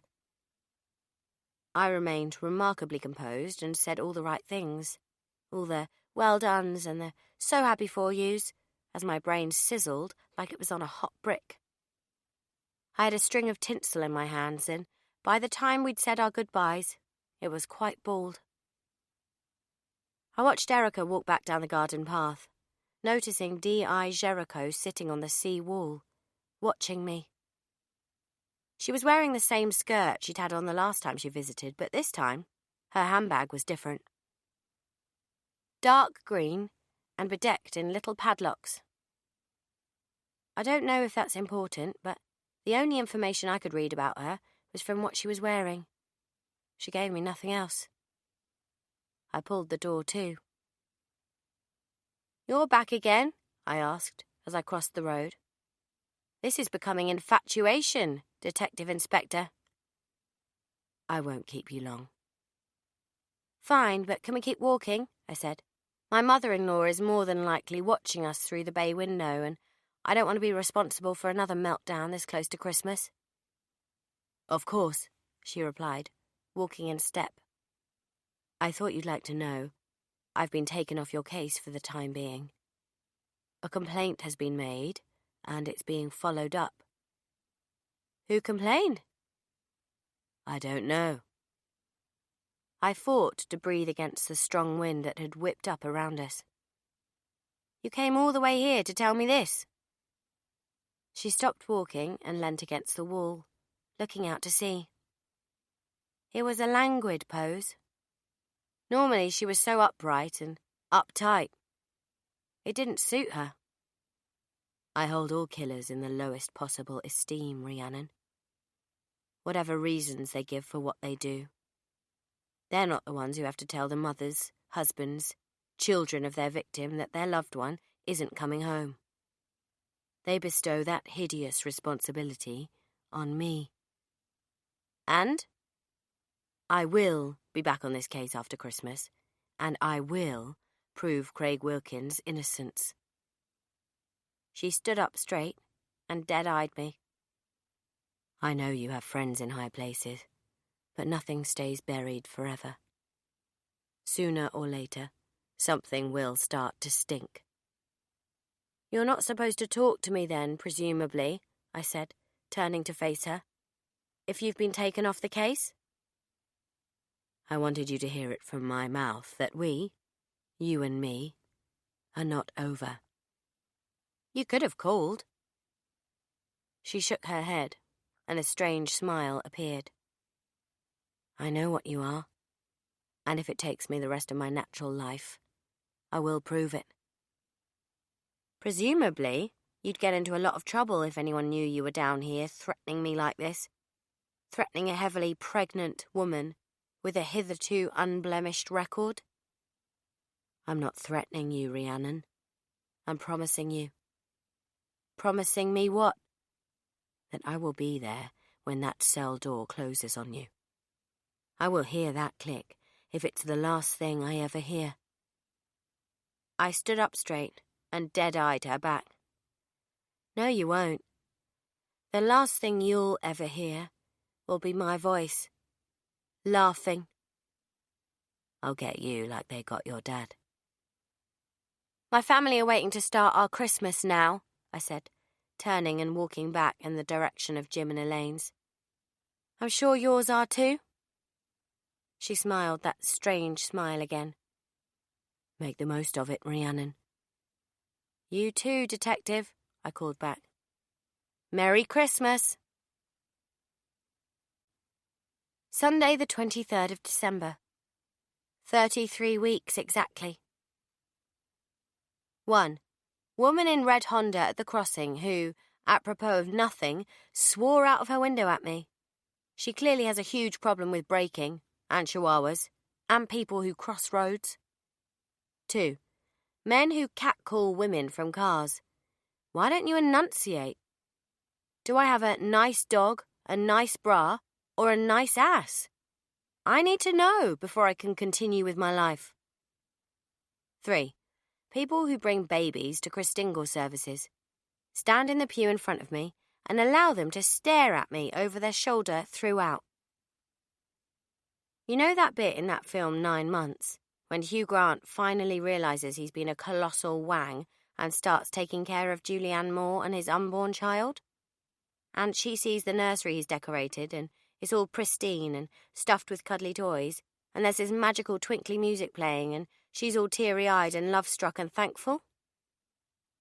Jim and Elaine unveiled my baby's nursery today, and it wasn't like that at all. They'd gone for lemon and white as a theme. All the Elaine-approved cuddly toys lined the Elaine-approved cot under the Elaine-approved mobile. The window was festooned with ruched lemon curtains, an Elaine-approved safety cord, and in the corner was a lemon and white gingham rocking chair for me to nurse. It was all very nice, don't get me wrong. Jim had made a bespoke chest of drawers and a changing unit under the window, and all the stuff me and Elaine had bought at Baby World had been sorted into neat units and boxes and labelled by her using a QVC-bought label maker. It didn't feel like mine. And I knew there never would be a baby in there. I forced my face into elation and managed a tear or two when I hugged them, which they seemed to accept in payment. I put the pink Flopsy bunny rabbit with a rattle in its foot in the cot, but Elaine didn't think it matched. Keep that one in her pram, perhaps, she said, handing it back to me. My stomach turned over. Guilt, that's what you're feeling. They've been good to you, and you're going to hurt them in the worst way. I resolved to put the Well House listing live on Airbnb that afternoon. There were 2 booking inquiries within the first 20 minutes, one for the end of January and one for next Easter. Some people would jump in your damn grave as quick. Me and Jim and Tink went to the Wombat Christingle service around tea time. It was pay on the door, so Wombat couldn't stop me from going, but Elaine couldn't face them yet, so she stayed home and made shortbread tree decorations. Everyone was handed a homemade Christingle orange with a lit candle in it, and I made a beeline for the end of the pew nearest the organ, so I could linger near big-headed Edna and give her evils every time she turned the page on her libretto. I made sure my voice was the one she could hear above all the rest. Marnie and Tim and Raph were there. I waved to her when Tim was bending over to adjust his kneeler, but predictably, I got blanked. She pretended she was looking around for someone else. I still don't hate her for it, though, strangely. If anyone else was doing this to me, I'd be mentally slicing off some limb or baking them in a pie. But with Marnie, that feeling wasn't there. She looked smaller this evening. The sermon was all about how the Christingle orange represents the world, the red ribbon around the middle being Jesus' blood, sweets on the cocktail sticks representing the fruits of the earth, and the lit candle being Christ the light himself. Christ is symbolising the hope of light in the darkness, said the vicar. I evilled Edna, who was suddenly quite taken with a stain in her skirt. Kids from a local primary school sang Away in a Manger, and the vicar talked about the true meaning of Christmas. Then, after the longest version of Silent Night ever, everyone filed out along the central aisle, allowing the light of the Christingles to travel out into the world. We said the Lord's Prayer. We thanked the vicar for a wonderful service. We filed out, absolved of all sin. Outside the church, Jim met up with some guy called Len from the bowling club who he hadn't seen since his knee operation, so I was left standing alone like a spare one, until, from nowhere, someone gripped my elbow and pulled me into the shadows behind the church. It was Marnie. "Oh, you're talking to me now," I said, stumbling after her in the grass towards a dark corner. We came to stop behind a large headstone dedicated to an old rector of the parish called Erasmus Percival Blenkinsop. "I only have a moment. He's talking to someone from football." She gave me a wrapped gift tied with a ribbon. "Don't open it now. Wait till the day." "I didn't get you anything. I didn't think we were friends anymore." She shook her head. "It's okay. I didn't expect anything back. I wanted you to have this, and I wanted you to know." She stopped talking. Her face was barely lit by the candles meandering all around the churchyard. She breathed softly, stutteringly, like she was crying, then pulled me into the strongest hug I'd ever received. "What is it?" "I know what you did, in Cardiff. And I know about Craig. I know it wasn't him who did all those things." "Oh. You like doing it, don't you?"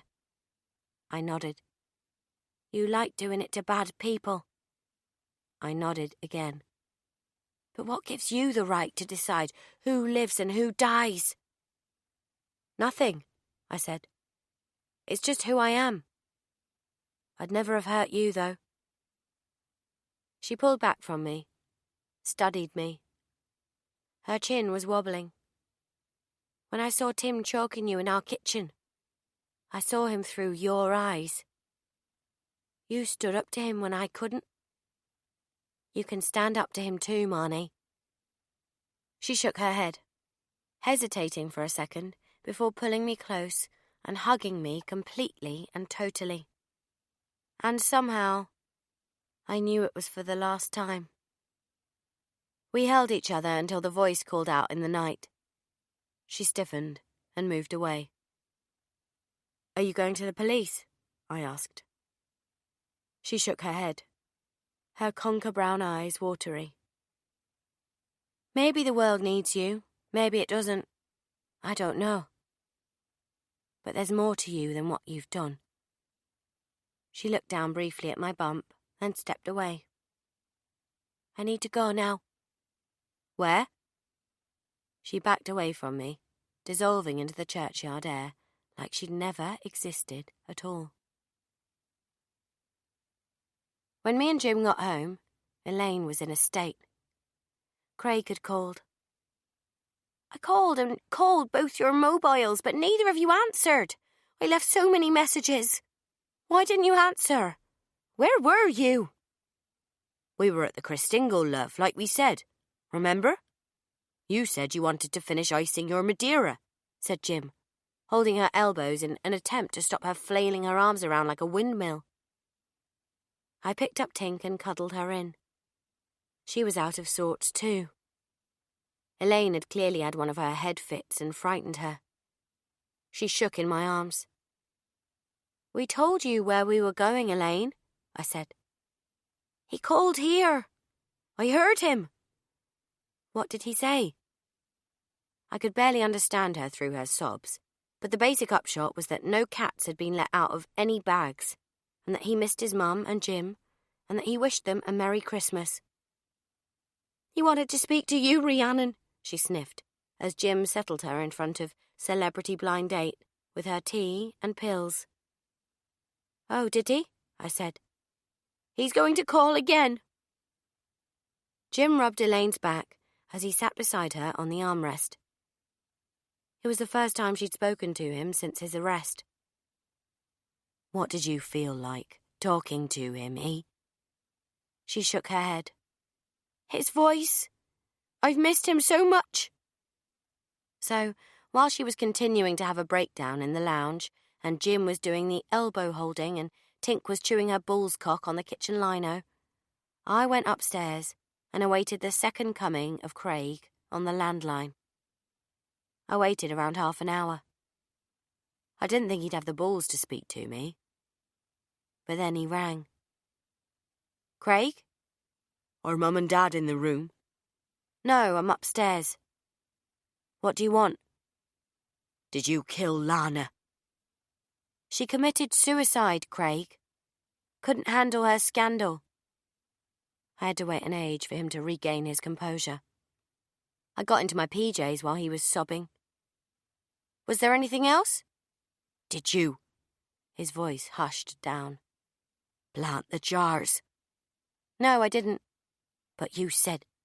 Why would a psycho bunny boiler do you any favours? I heard a thumping thump, possibly a fist against a wall. Lots of breaths. I've told the police it was her, like you said. What do I do now? Rot? I shrugged.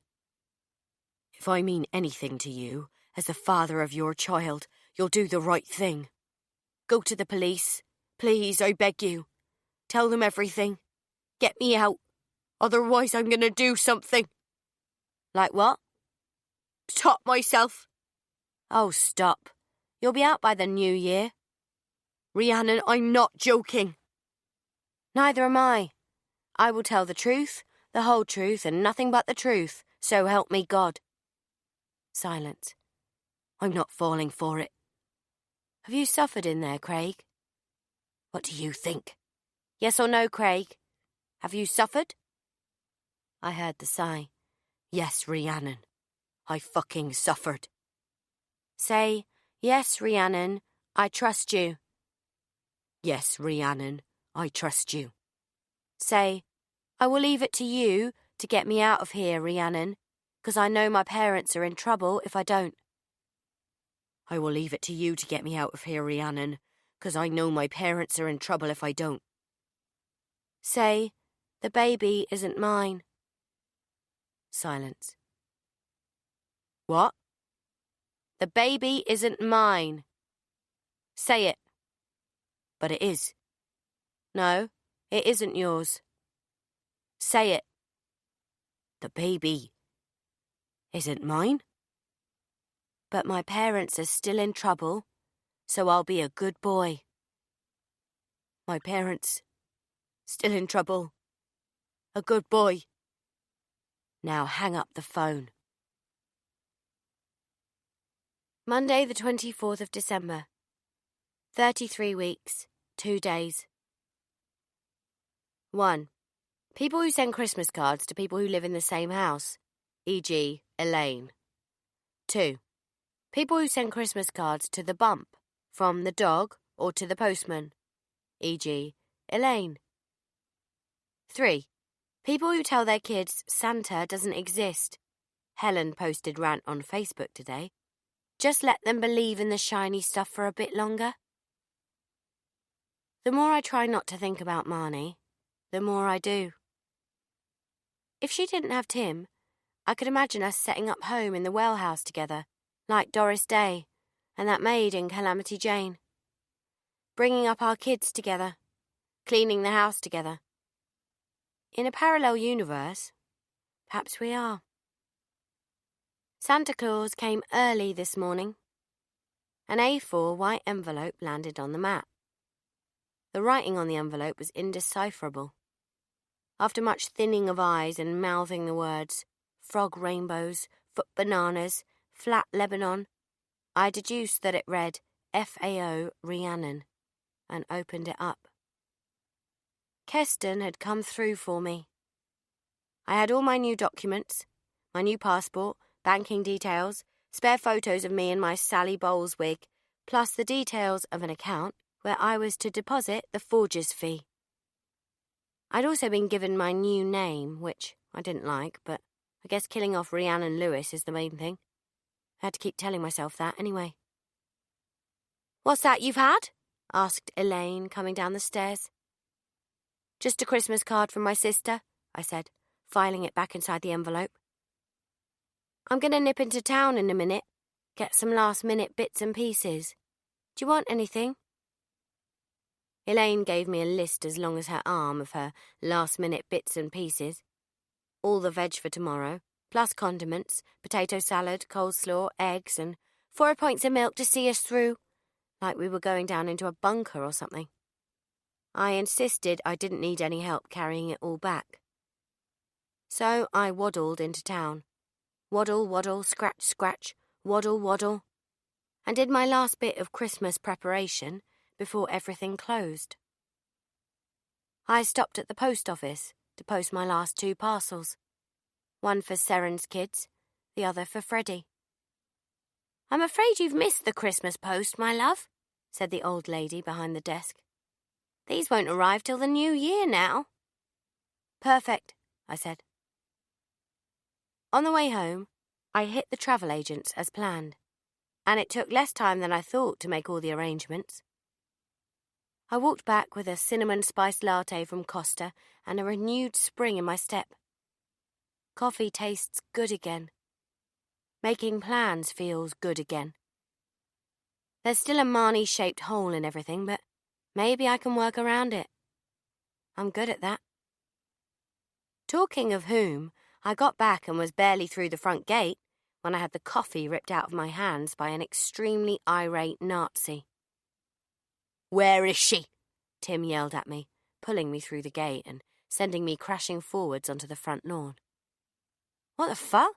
I said, dazed, as he pulled me to my feet in one single movement and grabbed hold of my coat lapels and shook them as though by some miracle his answer would come trickling out of me. "Where is my wife?" "I don't know, do I?" "Where's Marnie?" "I don't bloody know." "You must do. She tells you everything." "She's left you." I laughed. "Wow, I didn't think she had it in her." "She's taken my son with her," he cried. "She's taken my son." "Well, she would, wouldn't she?" His breath still stank of garlic. Did he ever brush his teeth? Not good for an ex-army man. That's a drop and give me 50 offence if ever I saw one. "Tell me where she is, or I swear to God I will make you regret it." His knuckles were cold and hard under my chin. "Oi, what's going on out here?"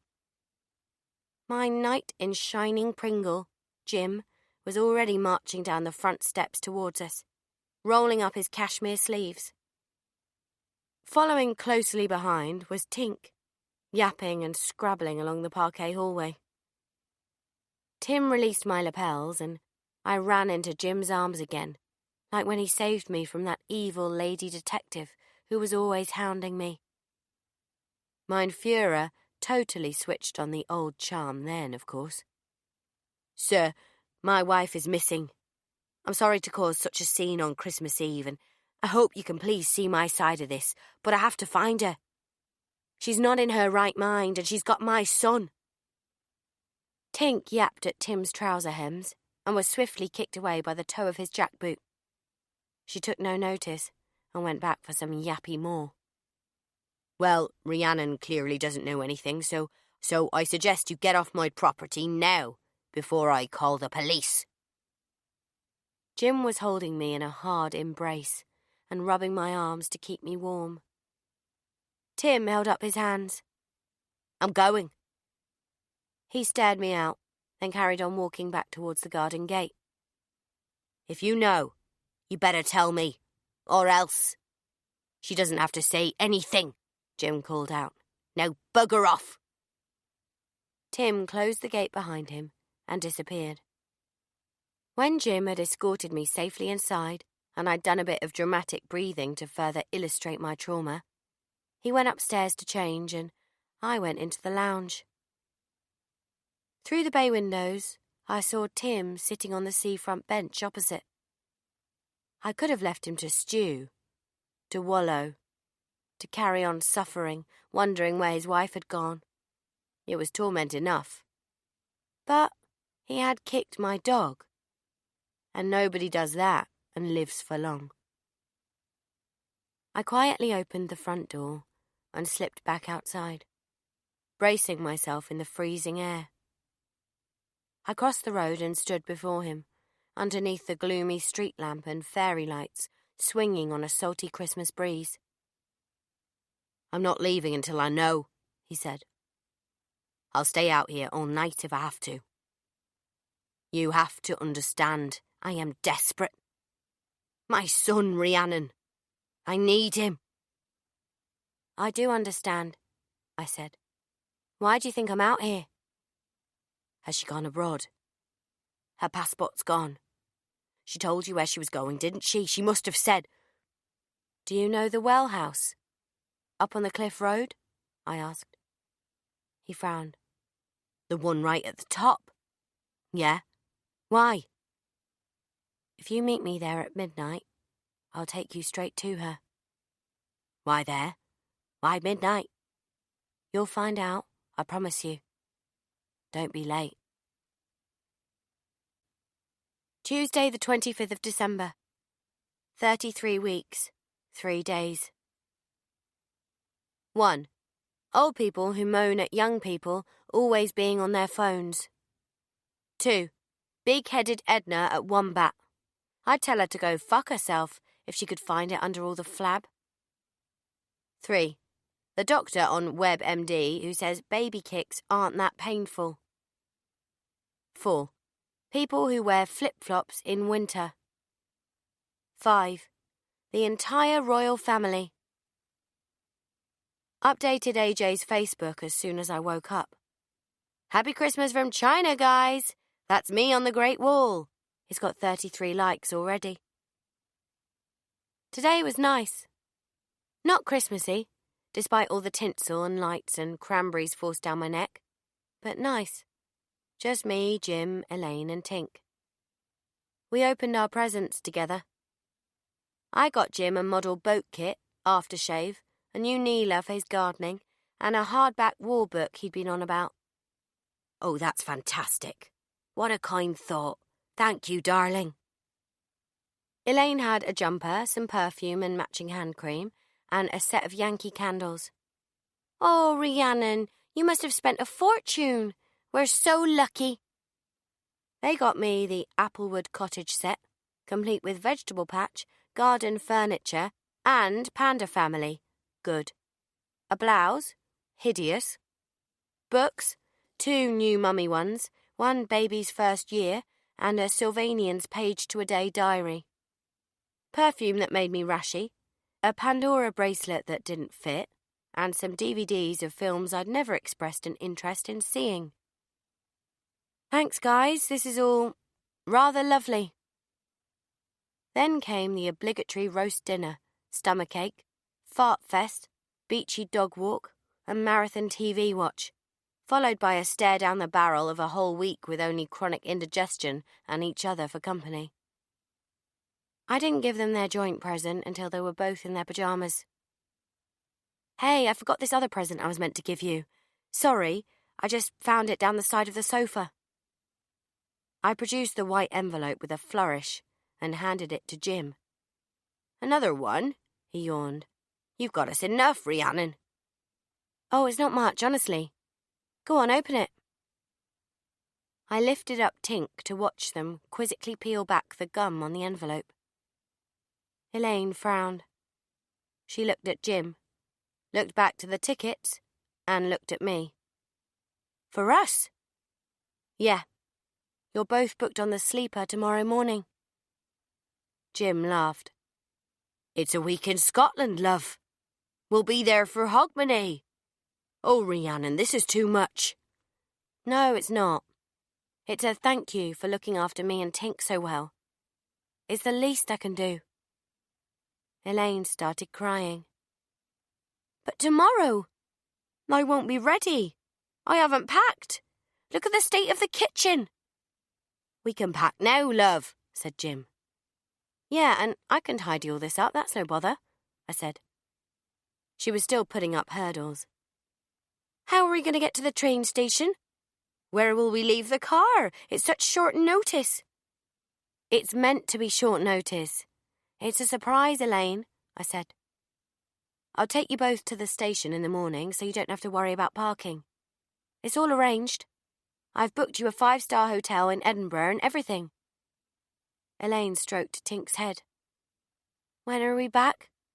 New Year's Day. What about you? What about Tink? Who's going to look after you? I can look after myself. I have friends here I can call on if I need anyone. And do you want to take her with you, like you did to the lakes? Shall we do that, love? Asked Jim, practically jumping on the spot. I can't walk her as often as you guys do, I added. Take her to Scotland. Show her the sights. She's allowed on the sleeper. Yes, said Elaine, snuggling Tink against her face. Tink licked her nose. We could do that. Jim looked at me as Elaine stared down at the tickets in her hands. What is it, love? New Year's Day is next year. I didn't want to think about next year yet. We've got it all to come, haven't we? The trial. That's next year, said Jim. Let's just think about this one for now. She choked with tears. I've always wanted to go up for New Year's. Thank you, Rhiannon. She leaned over for a hug, which Tink preempted and jumped from my arms into hers. Are you sure we can take her? Of course. I opened Marnie's present last of all, while Jim was tidying up the wrapping paper and smoothing it out to use again next year, and Elaine was rooting around in the laundry basket to put a late wash on. There was a book, a scruffy old copy of The Wind in the Willows, with childish writing inside the front cover. Property of Marnie Gallo, Year 3. The only writing inside the book was a single line that had been underlined in red ink on page 23. This day was only the first of many similar ones for the emancipated mole. I was smiling about that all afternoon. Once I was sure both Jim and Elaine were sleeping, I snuck out and drove up to the well house. I unlocked the back door, unfastened the bolts on the perspex lid, and made myself a cup of tea. Then I walked through to the lounge and just waited. By 12:03 a.m., my rat was in the trap, squealing his head off. Get me out of here, came the pained echo from the open hole. I've broken my fucking leg. Please. You'll be fine, I called down. There'll be people renting this place out at the end of January. I'm sure they'll want you out before they can settle in. I threw him down a selection box. I'd try and eke it out if I were you. Tim began to sob, and the sobs echoed around the hole, punctuated by his short breaths. Oh, stop being so dramatic. I'll fucking kill you, fucking bitch. Not if I kill you first. I took Tink up to bed with me tonight for one last time. I thought she would do what she used to, and sleep curled up in a nook of my arm, but she didn't. Half an hour after lying down, she heard Jim having a coughing fit and ran out of my room and into his. I heard her jump up onto his bed instead. She stayed there all night. Wednesday, the 26th of December. 33 weeks, 4 days. 1. Petrol station pump hogs. Get petrol, pay for petrol, leave. Don't start buying lattes and sacks of charcoal. Get a goddamn move on. Got Jim and Elaine to the train station without a hitch. Are you sure you're going to be all right? Asked Jim, loading Tink's bed and bag of toys into the boot of the Focus. You're not going to be lonely? I'll be A-OK, I promise, I said, jangling their keys. I'm meeting the Pudding Club later for their Christmas party and parlour games. I promise I'll be fine. Of course, I had draped a tissue of lies over my deeds. I had nothing planned and nobody to see. All of my bridges had been burnt. No wombat, no Pudding Club, no antenatal buddies, no Tink, and no family. It was just me and my enormous bump, walking in the rain. It was hard saying goodbye to Tink at the station, but she didn't seem at all bothered. My throat hurt as I rubbed my cheek on her velvety ear, but she was more concerned with getting back into Jim's arms, near his glasses pocket, with the chicken bites inside. Had a text from Keston on my return. All sorted for New Year's Eve. We'll pick up at 5 p.m.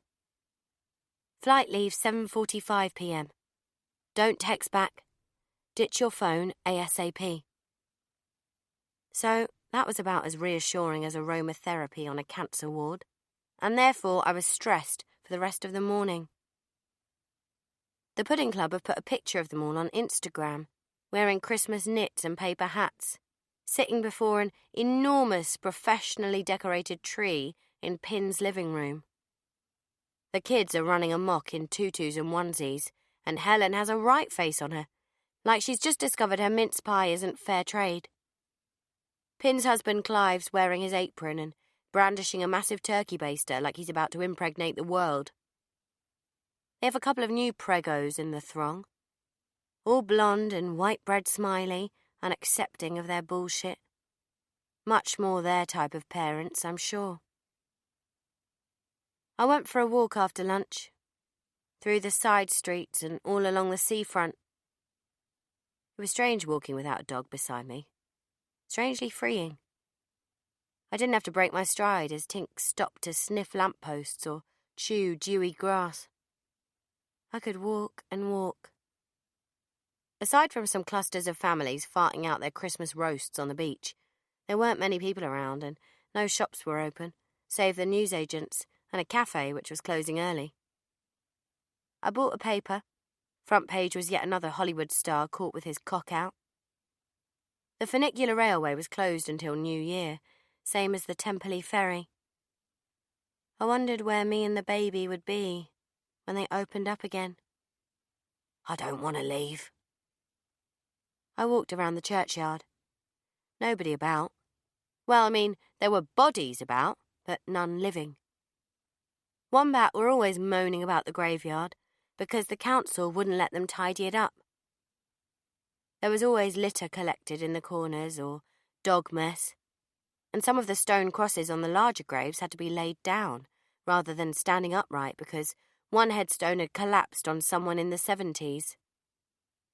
It looked unsightly, but I guess needs must when people will sue for anything nowadays. I must have walked around that graveyard a dozen times since I'd been living in Monk's Bay, but I'd never read the graves before. Never thought about what the inscriptions meant. A grave is a grave, right? There were lots of in loving memory dedications, a few instances of "Here lies my beloved wife" and "Fond and tender memories of our precious sister." The Talbots, a man and wife who died one day apart in their 80s at the turn of the century. I heard the voice of Jesus say, "Come unto me and rest." Are you listening to me? I said I don't want to leave. We can't just go. What about Jim and Elaine? What about Tink? You haven't even left them a note. And babies. Lots of graves for babies. Millicent Ogden, called to the higher life, aged 1 month. Cecil William Hames, born asleep, 1853. Sarah Mary McTavish, died aged 26 hours. Our darling Jane Council, taken with her mother Bella in childbirth, 1903. And the twins, Catherine and John, who died after only a few breaths. My bump ached and tightened. I kept on walking around. One of the headstones was of a sea captain lost in the First World War. His body was never recovered, but they buried his uniform there as a lasting tribute. On the top of the stone was a clump of ivy, and hidden beneath it were 2 little ships engraved and some writing. They that go down to the sea in ships, that do business in great waters. These see the works of the Lord. He maketh the storm a calm, so that the waves thereof are still. Then are they glad because they be quiet, so he bringeth them unto their desired haven. Bloody boats again. Yeah, all right, I said. I've got the hint now. You can stop with the boats. I'm not going. I'm not leaving. You can't make me. Everyone in that graveyard was much loved, or much missed, or had taken with them a piece of someone's heart. There were no murderers, no paedophiles. No one had left a tombstone engraved with, "He was a massive cock and deserved the pain he felt in his last days." Nothing like that. Not that the council would let anyone put that, I suppose. There were fresh flowers on some of the graves, going back to the 50s and 60s. People still remembered them. Who would miss me? Where would my grave be? Who would stand at my grave and weep? I suppose I'll be dead anyway, so what will I care? All the benches were rain-spackled, so I sat down on the crossless plinth of Oswald Faustinus Garland, who had entered into eternal rest in 1895. He was 19, same as AJ. Aside from my still growling stomach, I felt rested. I always do when I'm around death. It's like nothing else matters. The plug is pulled and all the shit drains away. It's just me and my maker, thinking things through. We'll be okay, I said aloud. Wherever we end up, we will be fine. We can start anew. New name, no more killing, not if you don't want me to. I'll give it up. I'll find happiness some other way. Nothing. You're not talking to me now. Why are you hurting me? Nothing. We have to go. It's too risky to wait any longer. God, you ache today. I felt a movement in my peripheral vision. An old woman with a Christmas wreath, ivy, red roses, pine cones, sprigs of holly, dried orange slices, and cinnamon stick bundles. It was Elephant Vag Madge from Wombat. She normally didn't like confrontation, but I knew what she was going to say, even how she would say it. Who are you talking to, Rhiannon? God, I said, quick as a blink. She seemed contented with that answer. I see. I talk to him myself sometimes, when I need some answers or some guidance. Did you have a good Christmas? So. You know you're not meant to sit on the graves, said Madge. All the benches are wet, I said, an arrow of pain shooting through my bump from my ass. Not that comfortable anyway. I struggled to my feet, shooting pains up both thighs.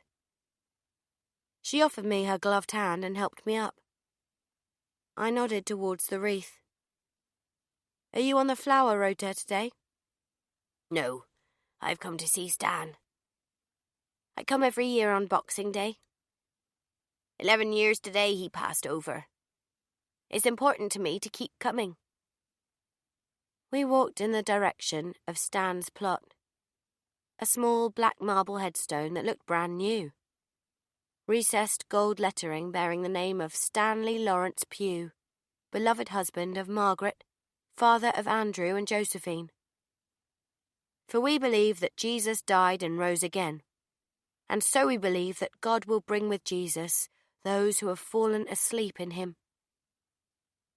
Madge lay her wreath on the rectangle of disturbed earth where Stan's body lay. Are you visiting someone here as well?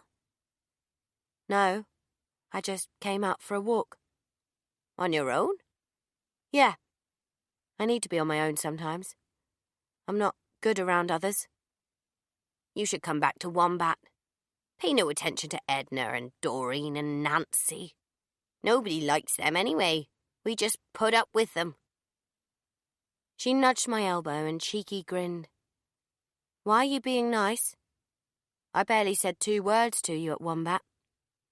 Let all bitterness and wrath and anger be put away from you. Be kind to one another, forgiving one another, as God in Christ forgave you. Proverbs? Ephesians 4, if my memory serves me correctly. You live by the Bible, don't you? Got to live by something in this world. Got to have something to hold on to. We all have to be anchored to something. Bloody boats again.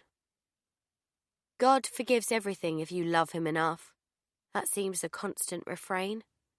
But I'm not buying it. I'd like to, but I can't. I'd like to live in a world where it's that simple. Where we do something bad, but it's wiped out with a prayer. Where the people we love are waiting for us on a cloud. But they're not. As far as I'm concerned, all bets are off. Forgive us our trespasses, as we forgive those who trespass against us. Well, I do not forgive. And lead us not into temptation, even as those around us would be tempted. But deliver us from evil. Deliver me towards it. For mine is the kingdom, the power, and the glory, for ever and ever. Amen. I slowly moved away from Madge. The ache in my back swelled and began to stab. Happy Christmas to you and yours. Same to you, love, and your little one. God bless you both. I didn't move away from her because the tangy scent of her unwashed creases were getting to me, or because the folds of her corpulent arm kept rubbing against me. I moved away instinctively because I didn't want her to know what was happening, and I didn't want her to help me. I'm getting out of here. I'd barely reached the cemetery gates when I felt the warm gush down both of my legs. Thursday, December the 27th. 33 weeks, 5 days. I'm in fucking labour. I'm in fucking hospital. And fucking bitch midwife is on duty. I wanted Mishti with her soft hands and kind eyes and genuine concern. Instead, I get this passag tattooed harpy who looks like she's just been lifted out of a fucking mosh pit. Superb. Confusion, intense pain, irritation, hit me. It was the first gush, and then the searing, stabbing pain, cutting and slashing through my body at regular intervals. How often are the contractions? The voice kept saying. I don't know. Pretty fucking often, I seethed. The voice was a random woman on the seafront walking her dog. Her dog was sniffing at the drips from my hems. The ambulance took forever, but when it came, events progressed mercifully quickly. I didn't take too much notice of anything until the doors of the ambulance swung open and I was stretchered down a ramp and into the main hospital. 2 drunks were having a fight in the corridor. A security guard was pulling them apart. Slamming doors, flashing lights. The reek of hand sanitizer and coffee. Porters wheeling beds. Long-ass corridors. Where are my trousers? Where's my shoes? I didn't realise we'd arrived in the delivery suite at Southampton General until I saw bitch midwife standing at the basin, washing her hands. Hey, Rhiannon, you're early, babes. No shit. I could not remember the guy's name. Warlock? No shit, Warlock? That didn't sound right. Ugh, stop this pain, please. I threw up. The paramedic caught it in an egg box thing. Is there anyone we can call for you? No, there's no one. The pain seemed to radiate out from my lower spine, like my skin was splitting open. Holy shit, I can't take hours of this. Might not be hours, Rhiannon, said bitch midwife. You're crowning. Crowning! They kept asking and asking me if there was someone I'd like to call. I kept saying no, but none of them believed me. You all know where the father is. He's in prison. I'm on my own. I'd never felt pain like it. It was taking every single thought and emotion I had and snatching it up, chewing it, twisting it. I couldn't think about anything else other than the agony. The nearest description I can get to is the world's worst period pain, accompanied by Anthony Joshua repeatedly thumping me in the back. My ass burned, too. A tube appeared in front of my face. I sucked on it before I was told to, wrenched it out of bitch midwife's hands. Such nice air. The nicest air I've ever had, in fact. I sucked it in deep and out again, and in and out and in, and I couldn't get enough of it. Nice and slow, said Curly Hair. Calm breaths, easy breaths. Am I sitting on fire? I kept asking. My ass is on fire. Nice and steady. You're doing so well. Am I? Nice air kept coming. Burning ass was washed with cool water from a mountain spring. Heaven, briefly. So briefly before the wave of pain came crashing back over me. Looks like she doesn't want to wait, said bitch midwife, appearing from underneath a white sheet they'd draped over my nethers. Okay, deep breaths now. Every exhale, imagine the pain flowing out of you. You can do this, Rhiannon. Say it with me. I can do this. Exhale. I can do this. Inhale. I can't do this. Exhale. I can't do this. Come on, Rhiannon. Work with me now. No! You do it. Please don't make me. I don't want this kid. I imagined Craig sitting there in the chair next to the bed, holding my hand, wiping my hair back. He'd have been useless, going out for a smoke every 5 minutes and calling his dad. But you wouldn't have missed it. The empty chair was all I could focus on. Okay, come on, Rhiannon. The baby needs you to do this now. She can't stay in there forever. She needs you to help her. I tried to remember every film I'd ever seen where a woman was giving birth. The deep breathing, the pushing, trying to get into the headspace of a mother. 9 months, parenthood, what to expect when everyone's a bland, super-hot American actor and you can never think of their names. Why is she coming so early? She's not due till February. That's pregnancy for you, said bitch midwife. Cue Porky Pig laugh. Helpful. It actually felt good to finally push. My body wanted me to push because it knew it was pushing the pain out. Okay, nice deep breaths. Deep, diaphragmatic breathing. Push down right into your bottom. My body is working on its own, doing things I haven't asked it to. I'm just going with it, pushing myself inside out. Sweating, tearing pain. This is horrible, I cried. I want to die. I sucked too hard on the gas and puked on someone's hair. Not bitch midwife, unfortunately, one of the other midwives who'd come in to have a rummage about in my nethers. That'll teach her. Bitch midwife keeps yelling at me. Push, that's it, we're nearly there, Rhiannon. One more big push and she'll be out. I push something out, but it isn't a baby. That's good, we can clean that up. Now, one more big push. It felt like everything was going to come out. Womb, lungs, ribs and baby. The whole damn lot, all joined up by umbilical cord bunting. One more. Come on. Nice big push. You keep saying one more. I've done about 50 of these.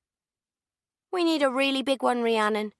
We need her shoulders out now, and then the rest of her will follow.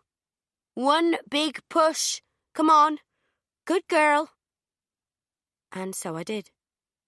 I pushed with all my might. I knew that if I didn't, she might get stuck. She might die up there between my legs, and that's no place for anyone to die, believe me. So I pushed to save her life. That's what I did for her. I did it for her. And everything seemed to give way. She was out of me and in their arms. And lots of high voices were saying, "Well done," and "Good girl." But they were all the adult voices. The voice I wanted to hear wasn't there. The little cry of freedom. There was silence. And one of the midwives and two of the doctors took her over to the corner of the room onto a little flat bed. "What are they doing?" "They're helping her to start breathing," said Curly Hair, snapping off her gloves. "Why isn't she breathing?" "She will in a second, don't worry. Give her a moment." I lay there, still panting, legs akimbo, pushing out the placenta into the midwife's hands. They busied around my nethers, tearing strips of tissue and tidying away empty packets and collecting up surgical equipment. And I still lay there, numb, still watching the corner, waiting for the cry. And then it came. A squawk, like a tiny sparrow. And my body gave like a tidal wave. "There she is," said bitch midwife. "See? Told you she was all right. She's a bit shocked, that's all. It's quite normal." I wasn't in the least bit prepared for that feeling. I didn't know I was capable of that feeling. Bitch midwife brought her back to me, and she was all I could look at. This little squawky bundle, all purple and wriggly and ugly, with pasty white shit all over a little scrunched-up angry face. Just like her mother. "She's beautiful," said bitch midwife, as she placed the wriggly fish on my chest. She stopped crying instantly. "There you go. She wanted her mummy, didn't you, darling?" I looked down at her, my daughter, her tiny hands pushed up to her chin. Fingers splayed like her face was the centre of a flower. This little girl who had grown inside me, against my will, forcing me to feel things I didn't want to, didn't think I could. She was part of me, built of my skin, my bones, my hairs, my nails. She was wound up so tightly within me, I couldn't untie her now if I wanted to.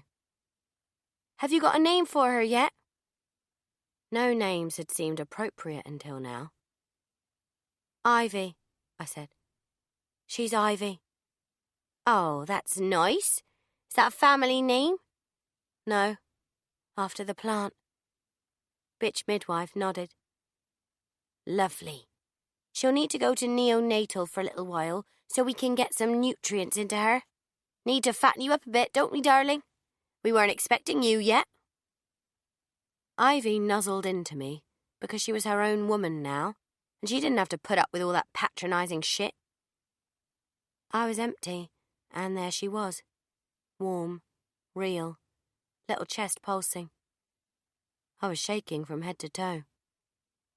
"It's the adrenaline," said bitch midwife. "Quite normal." Ivy opened her eyes and it freaked me completely and totally out. "Whoa, I didn't know they could open their eyes so early." "Oh, yeah. "Look at those," said Bitch, who was down at the goal end, cleaning me up. Not that I could feel anything. "Beautiful." "She's got her father's eyes," I said, and the tears came again. Of course, Bitch Midwife still thought it was Craig's baby, like the rest of the world, apart from Claudia. "Does he want to be involved?" I didn't answer, and Ivy started to cry in my arms. I knew what she was thinking. My real daddy is dead. She killed him. Marnie had said it would all fall into place, click, all of a sudden, that I'd know what I had wanted all along the moment I saw my baby for the first time, but it didn't.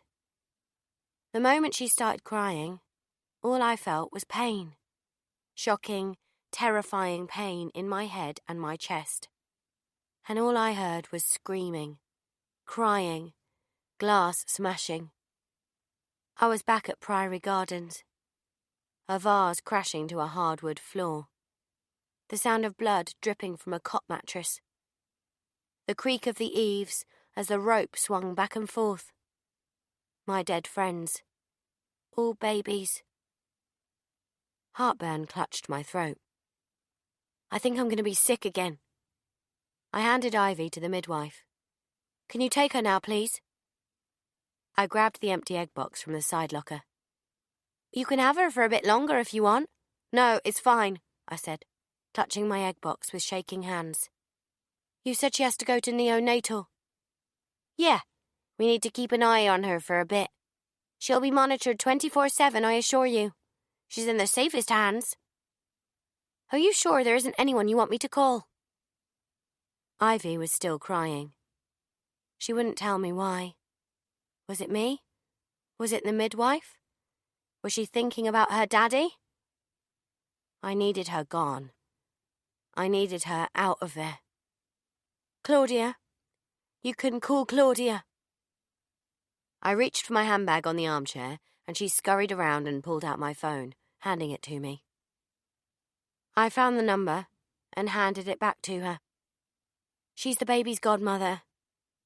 Can you take her away now, please?" "She's a good weight, Rhiannon. 5 pounds 2 ounces. A good sign. Thank you. You're welcome." My heartburn didn't start to go until Ivy had gone with the midwife, out of the door and up the corridor.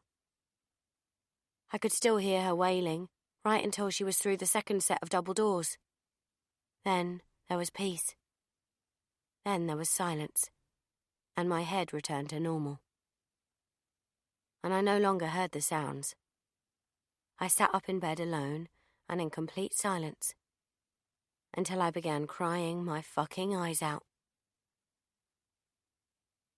When I woke up, surrounded by rough, starchy sheets and the smell of disinfectant, I was no longer shaking, nor was I alone. There was a blonde blur sitting in the armchair beside me. Claudia. "Hey there, sweet pea. How are you feeling?" "Bit grim," I replied. "She decided to come early then?" "Yeah, no holding her back. She's a bit small." I rubbed my face all over to force wakefulness. I had a hospital bracelet on my right wrist that I didn't know who had put there. My name and date of birth were on it. Claudia had brought with her a pink balloon and a large bunch of flowers. Gerberas and roses. "Where is she? Neonatal?" "Yeah." "Don't you have to be at work today?" "Time off in lieu." "The midwife said you did it on your own." "Yeah, I did." "What about Craig's parents?" "They're away till the new year." "You should have called me sooner. I could have been here for you." "You're here now?" "Yes, and I packed a bag. I can stay here as long as you need." I nodded. "Thanks. Might be some time." Friday, December 28th. 1 day postpartum. 1. Sandra Huggins. Morning, 10 a.m. 9 hours till departure. So postpartum pooing is a nightmare then? Thanks everyone for warning me about that little sunny delight. It was like pushing out the Houses of Parliament. At one point I thought I was giving birth again. It came with a full sweat and a rush of blood. But bitch midwife assured me it was all part and parcel of the wonder of pregnancy. Yeah, just get me an ice pack and a rubber ring, I said, trying desperately not to twat slap her to Mars. I'm still waiting for maternal instinct to kick in, so that kind of shit doesn't bother me anymore. But so far, so bad. Everything is annoying me. The amount of blood on every single pad I wear, seconds after changing it. My tap-like tits. The crying babies in the other delivery suites. The gaggle of midwives standing about the nurses' station, laughing and drinking tea from mismatched mugs, and talking about last night's TV. Doctors milling about, looking all sexy and knowledgeable. Where are all the endorphins that were supposed to have kicked in by now? Did they come out with the baby? All dressing gowned up and looking like 50 Shades of shit, I walked along to neonatal this morning to see Ivy. There were several babies in their plastic boxes, all attached to tubes and wires, all with worried mums and dads and grannies sitting beside them or cuddling them in armchairs. I spotted Ivy instantly. She had her head against the bunny. I put my hand through the hole in the box and felt her breaths through her tiny white romper suit. I used to do the same with Tink when she was a puppy. She was all tiny tubes and a woolly hat like an egg cosy. The on-duty midwife said she was a good weight, but she'll have to stay in for a bit. Can't I take her home and feed her there? I asked. No, said the midwife. She needs to be in there for a while. How long? Difficult to say, but she's a bit early, so usually around a week. A week? I can't wait that long. It really is the best place for her. Would you like to try breastfeeding? With people watching? Does that make you uncomfortable? I don't want to do it here. We can arrange for... I don't want to do it. I don't want to do it at all. That's fine. No problem. Ivy looked so much like AJ, it was shocking. She was a small, wriggling guilt trip. Her face wrinkled up like she was about to cry, and I made to leave, but she settled and went to sleep again. I put my face next to the box, so only she could hear me. I'm sorry you didn't get to meet your dad. I am sorry about him. I stroked her tiny hand. Her fingers as soft as petals, her skin as smooth as catmint. I don't know what my future looks like, Ivy, but I know I don't want it to be your future. I don't want you running and hiding. I want you to have 4 walls and a big garden and toys and friends. If they catch me, they'll put me in a tiny room. I need fresh air. I need a garden. And I need to kill. I know you don't like it, but that's me. All those people who would hurt you, I need to cause them pain. Lots of pain. That's not the kind of mother you need. You need better than me. I guess that was the moment I knew. I was a mother, and I only wanted the best for her. The tears came. I can't take you with me. I want you to be with someone who puts you at the centre of their world. Because however hard I try, I can't make you the centre of mine. That fortune teller was right about me. She could see it. A baby covered in blood. That would be you. And I can't handle that. I reached in and picked out the pink bunny I'd bought her. I held it to my nose and inhaled. It smelled of her. She started crying, this stark, repetitive roar that felt like being grated from the inside out. I can't handle it when you cry either. I think she's hungry, said the midwife, bustling over in her white plastic apron and clumpy platforms. Why don't you try feeding her now? I can take her off again if you're in the least bit unsure. I don't want to, I said, getting up, putting as much space as I could between me and the noise. I wiped my eyes and pocketed the bunny in my jogging bottoms. Ivy screamed louder. I don't want her anywhere near me. Lunchtime, 1 p.m. 6 hours till departure. Heather and I had finished going through the forms. I was getting changed back into my freshly laundered clothes, courtesy of the NHS, when Claudia walked back in, fresh from lunch and seeing Ivy. Oh, Rhiannon, she's gorgeous. I couldn't stop looking at her. Ivy is the perfect name, too. I love it. She looks so much like her daddy, it's uncanny. Not discharging you already, are they? This is Heather Werringman. She's a family law solicitor. They shook hands. Claudia looked at me. What do you need your solicitor here for? She's going to help you. Help me do what? It was then that she clocked the fact my shoes were on. And I was putting on my coat, too. Are you discharging yourself? What's going on? I need to leave, Claudia. I can't take Ivy with me. Heather's prepared all the forms I need to make it official. What? Claudia looked from me to Heather in quick succession. I don't understand. Ivy's your baby now, I said, putting my arms through my coat sleeves and buttoning the front. I've set up an account for her. Heather will explain everything else. Rhiannon, what on earth? Make what official? Do you want a baby or not, Claudia? What? What but... She stepped forward, her eyes full of tears. She cupped my cheek and put her face next to mine. Don't leave her, Rhiannon. I have to go. She'll be out of here in a week and then we can take her home. You and me together. You don't have to leave her. I can't. You can both live with me. It'll be fine. Don't do this. Your body's still in shock from the birth. We can raise her together, you and me. You and Ivy can have your own rooms. No, I said, squeezing past her towards the door. You can't just go, she cried, pulling on my arm. She needs you as well. She needs her mum, Rhiannon. I pulled my arm away from her. I'm sorry. She needs a better mum than me. She needs you. Evening, 5:05 p.m. 2 hours till departure. No little voice.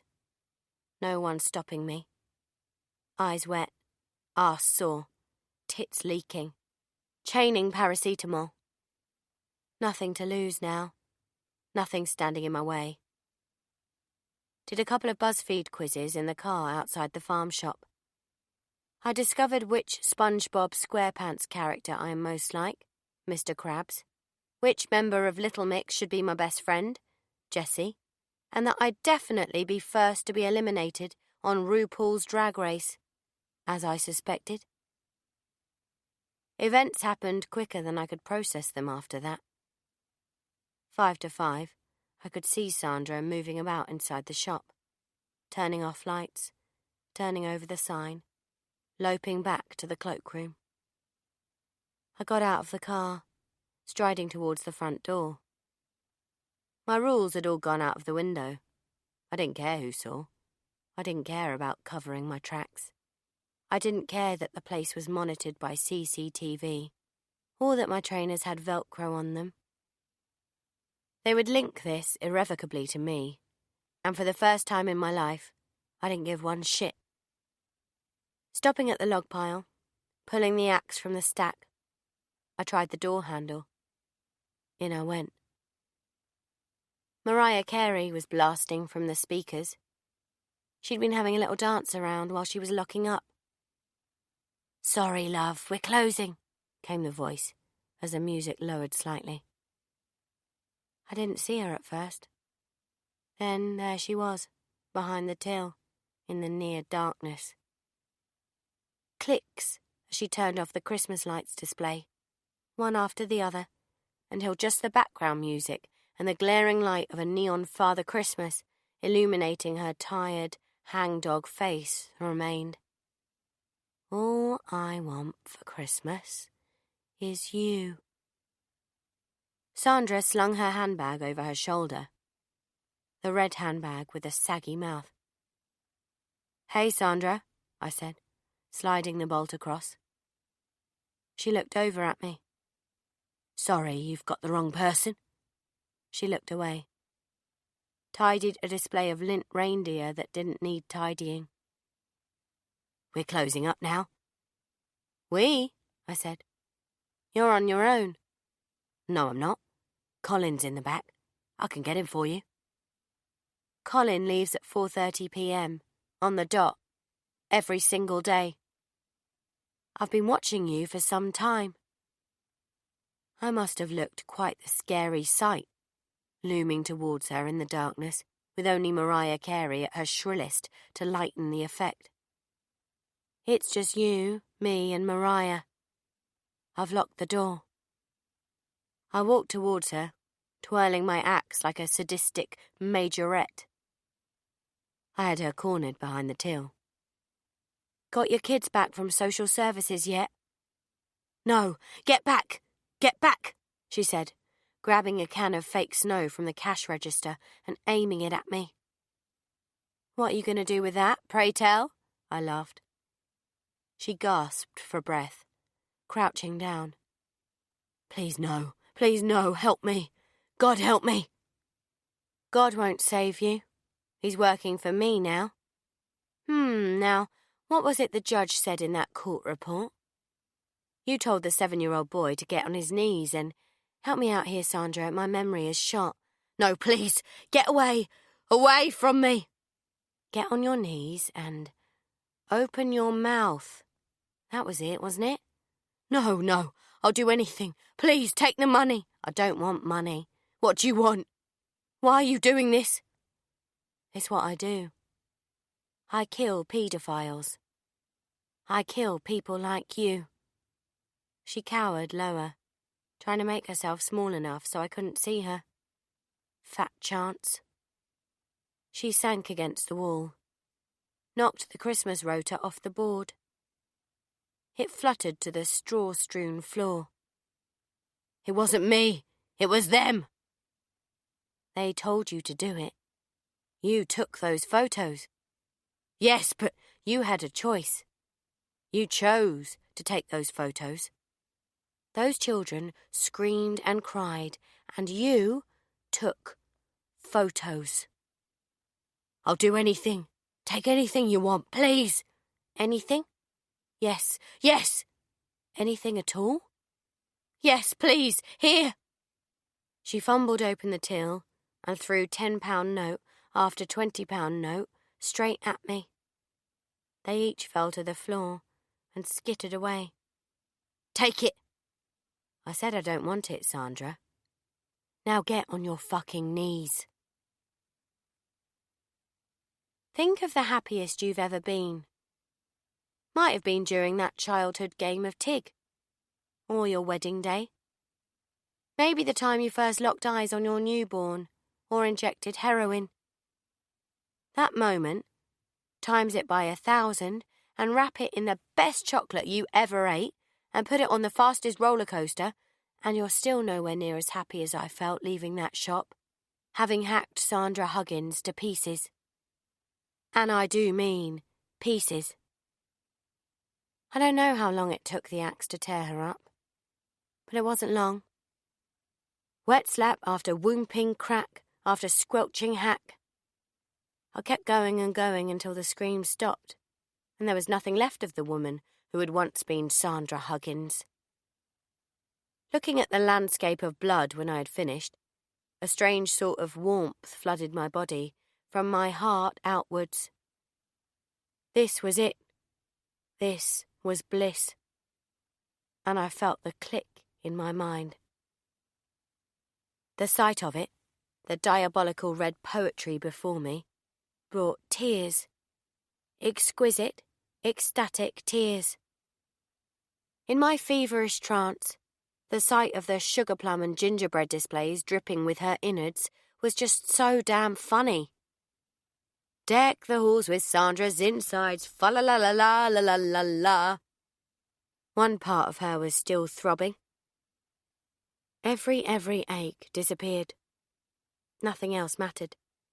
Just me and the axe in that beautiful moment that I had given birth to. The only thing I left intact was her head. I carried it around the store, showing it like it was new in town, holding it up for the CCTV, swinging it around by the hair left on it. I removed the neon Santa head and replaced it with Huggins's own.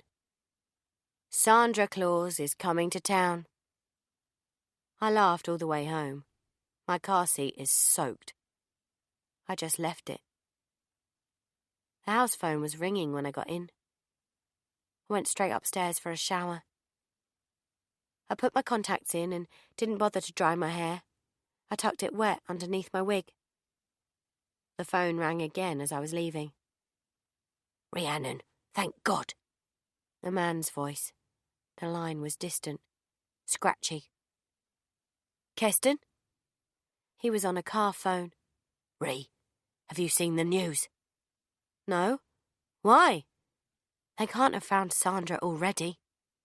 "I'm on my way to pick you up, all right?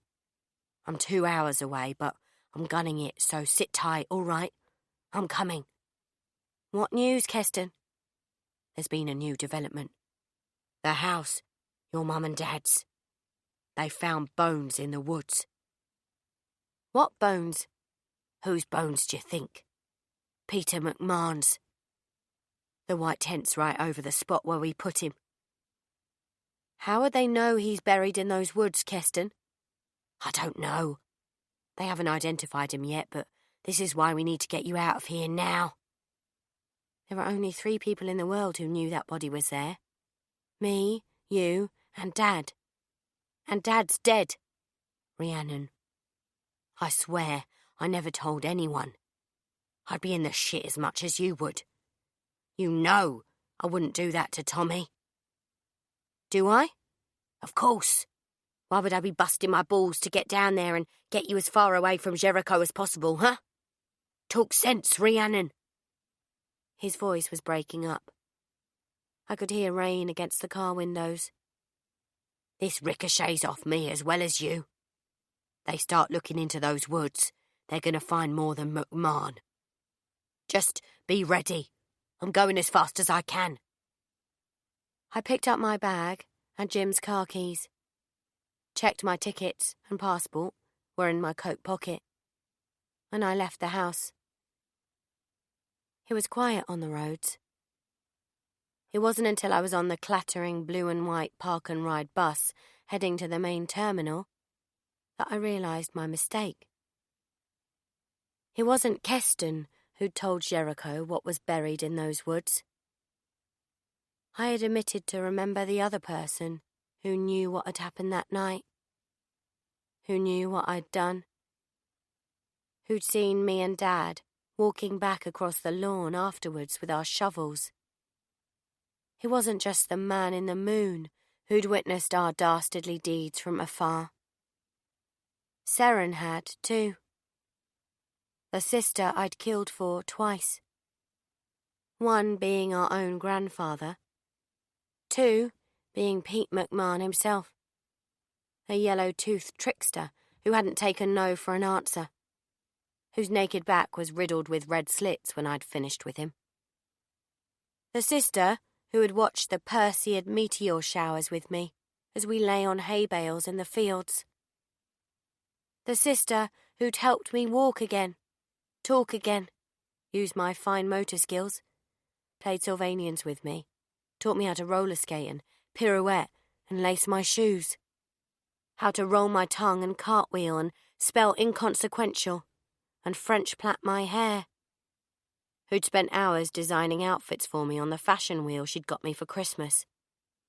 The sister who'd helped me bury the toys in the garden to save them from the charity shop. The sister who'd sobered up in time to see me and Dad coming through the kitchen door, his khaki trousers covered in bloodstains, my hands covered in mud.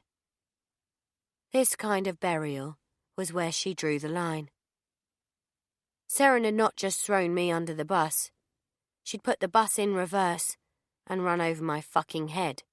Twice. My own sister. My own Judas. I was one of the last 20 passengers to board. I'd left it to the last hour to check in. The guy checking my documents and passport said I was very wise to leave it until the end of the day because of the long queues that had built up that morning. I passed through the X-ray and got my bags scanned, and then my bigger bags went off with a porter to my cabin. The security wasn't as stringent as it is at the airport, though there were some raised eyebrows about the pink rabbit in my coat pocket and the knapsack of Sylvanians. I chose to ignore them. New me and all that.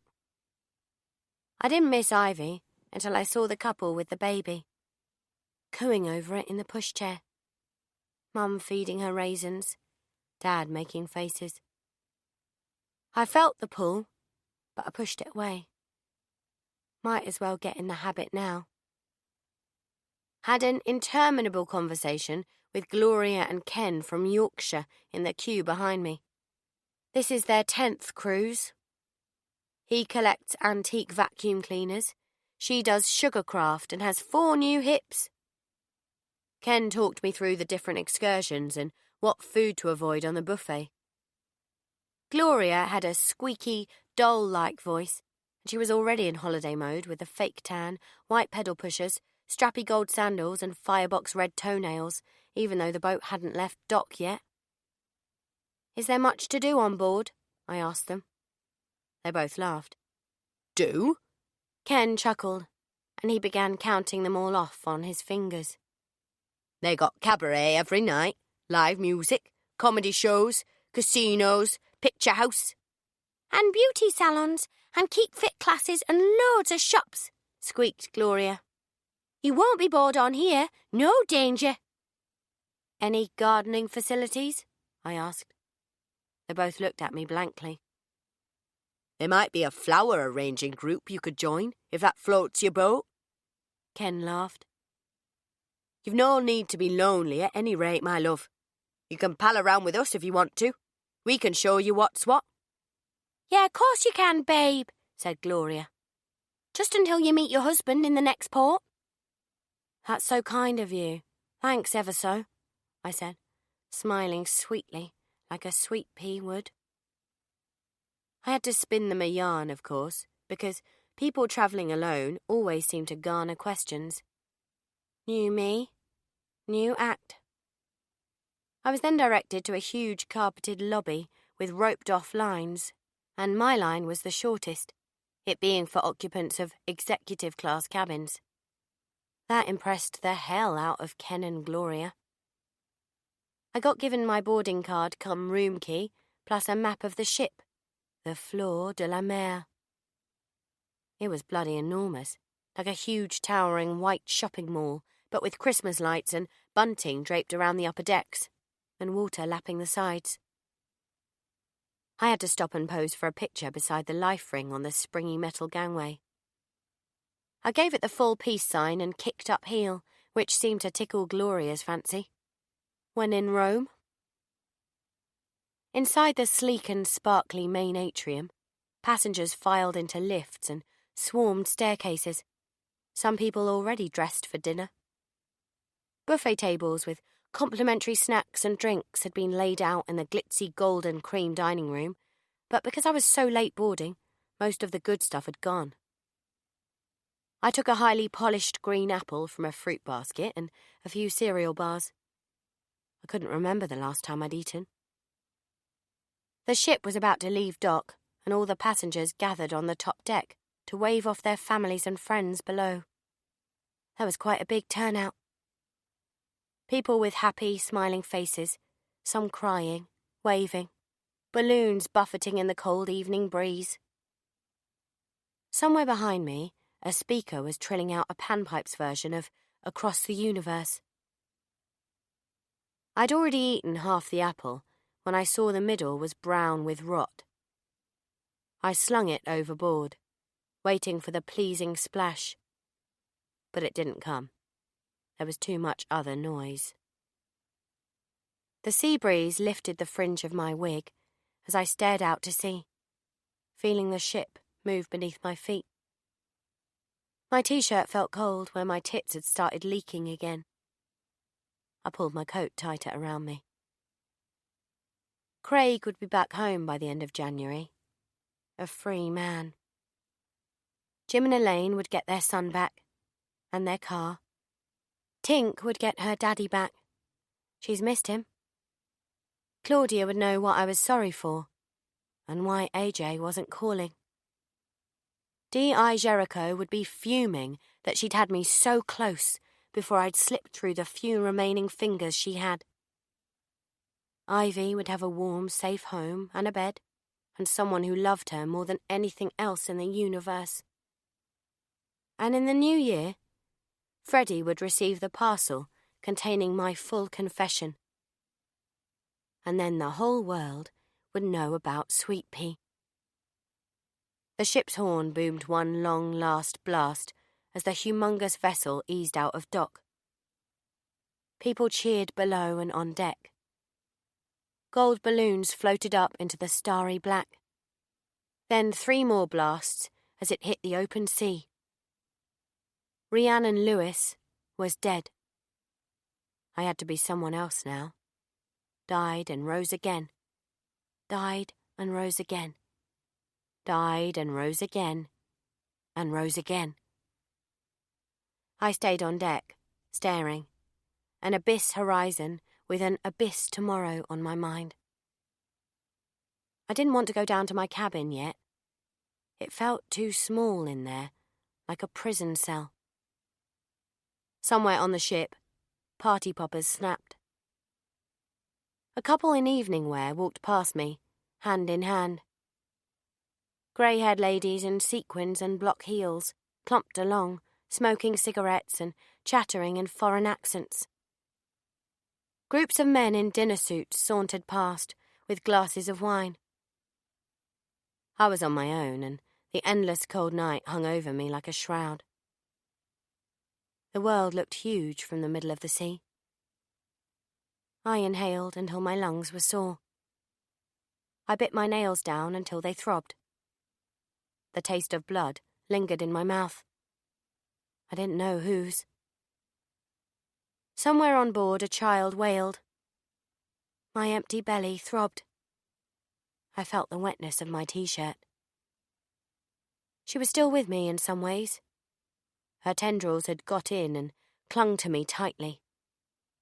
I cried my own sea on that deck. I reached into my handbag and pulled out my phone. I scrolled through my contacts until I hit the right name. It dialed. I waited. Finally, a click. "Hello?" A man's voice. "Who is it, please?" I waited. I breathed. "Rhiannon?" A woman's voice, then Seren's voice. "Rhiannon, is that you? Speak to me." Heavy breaths. Fear. "Rhiannon, I did it for you and the baby. Craig doesn't deserve this. Someone had to do something." My silence seemed to be unnerving her far more than any words I could have punctuated it with. I continued to listen. Protestations of having no other choice and wrestling with my conscience for days. "You have to do the right thing," she sobbed. "You've caused so much damage. Taken so many lives." I waited. The ship boomed out another long, low note. "Rhiannon, where are you? You need to face up to what you've done now. It's not fair. Look what you've done to Craig. What kind of mother are you going to be to that child? Rhiannon? Please say something. Just say something, please." I removed my phone from my ear and threw it as far as I could out into the sea. My sister's frantic screams growing more distant as it soared and plunged down into the black waves. The man in the moon was the only person who saw me do it. That's why he was smiling. Seren didn't know when I was coming for her, but she knew beyond any doubt that I was. Tomorrow, or the next day, or maybe the day after that. She just couldn't be sure.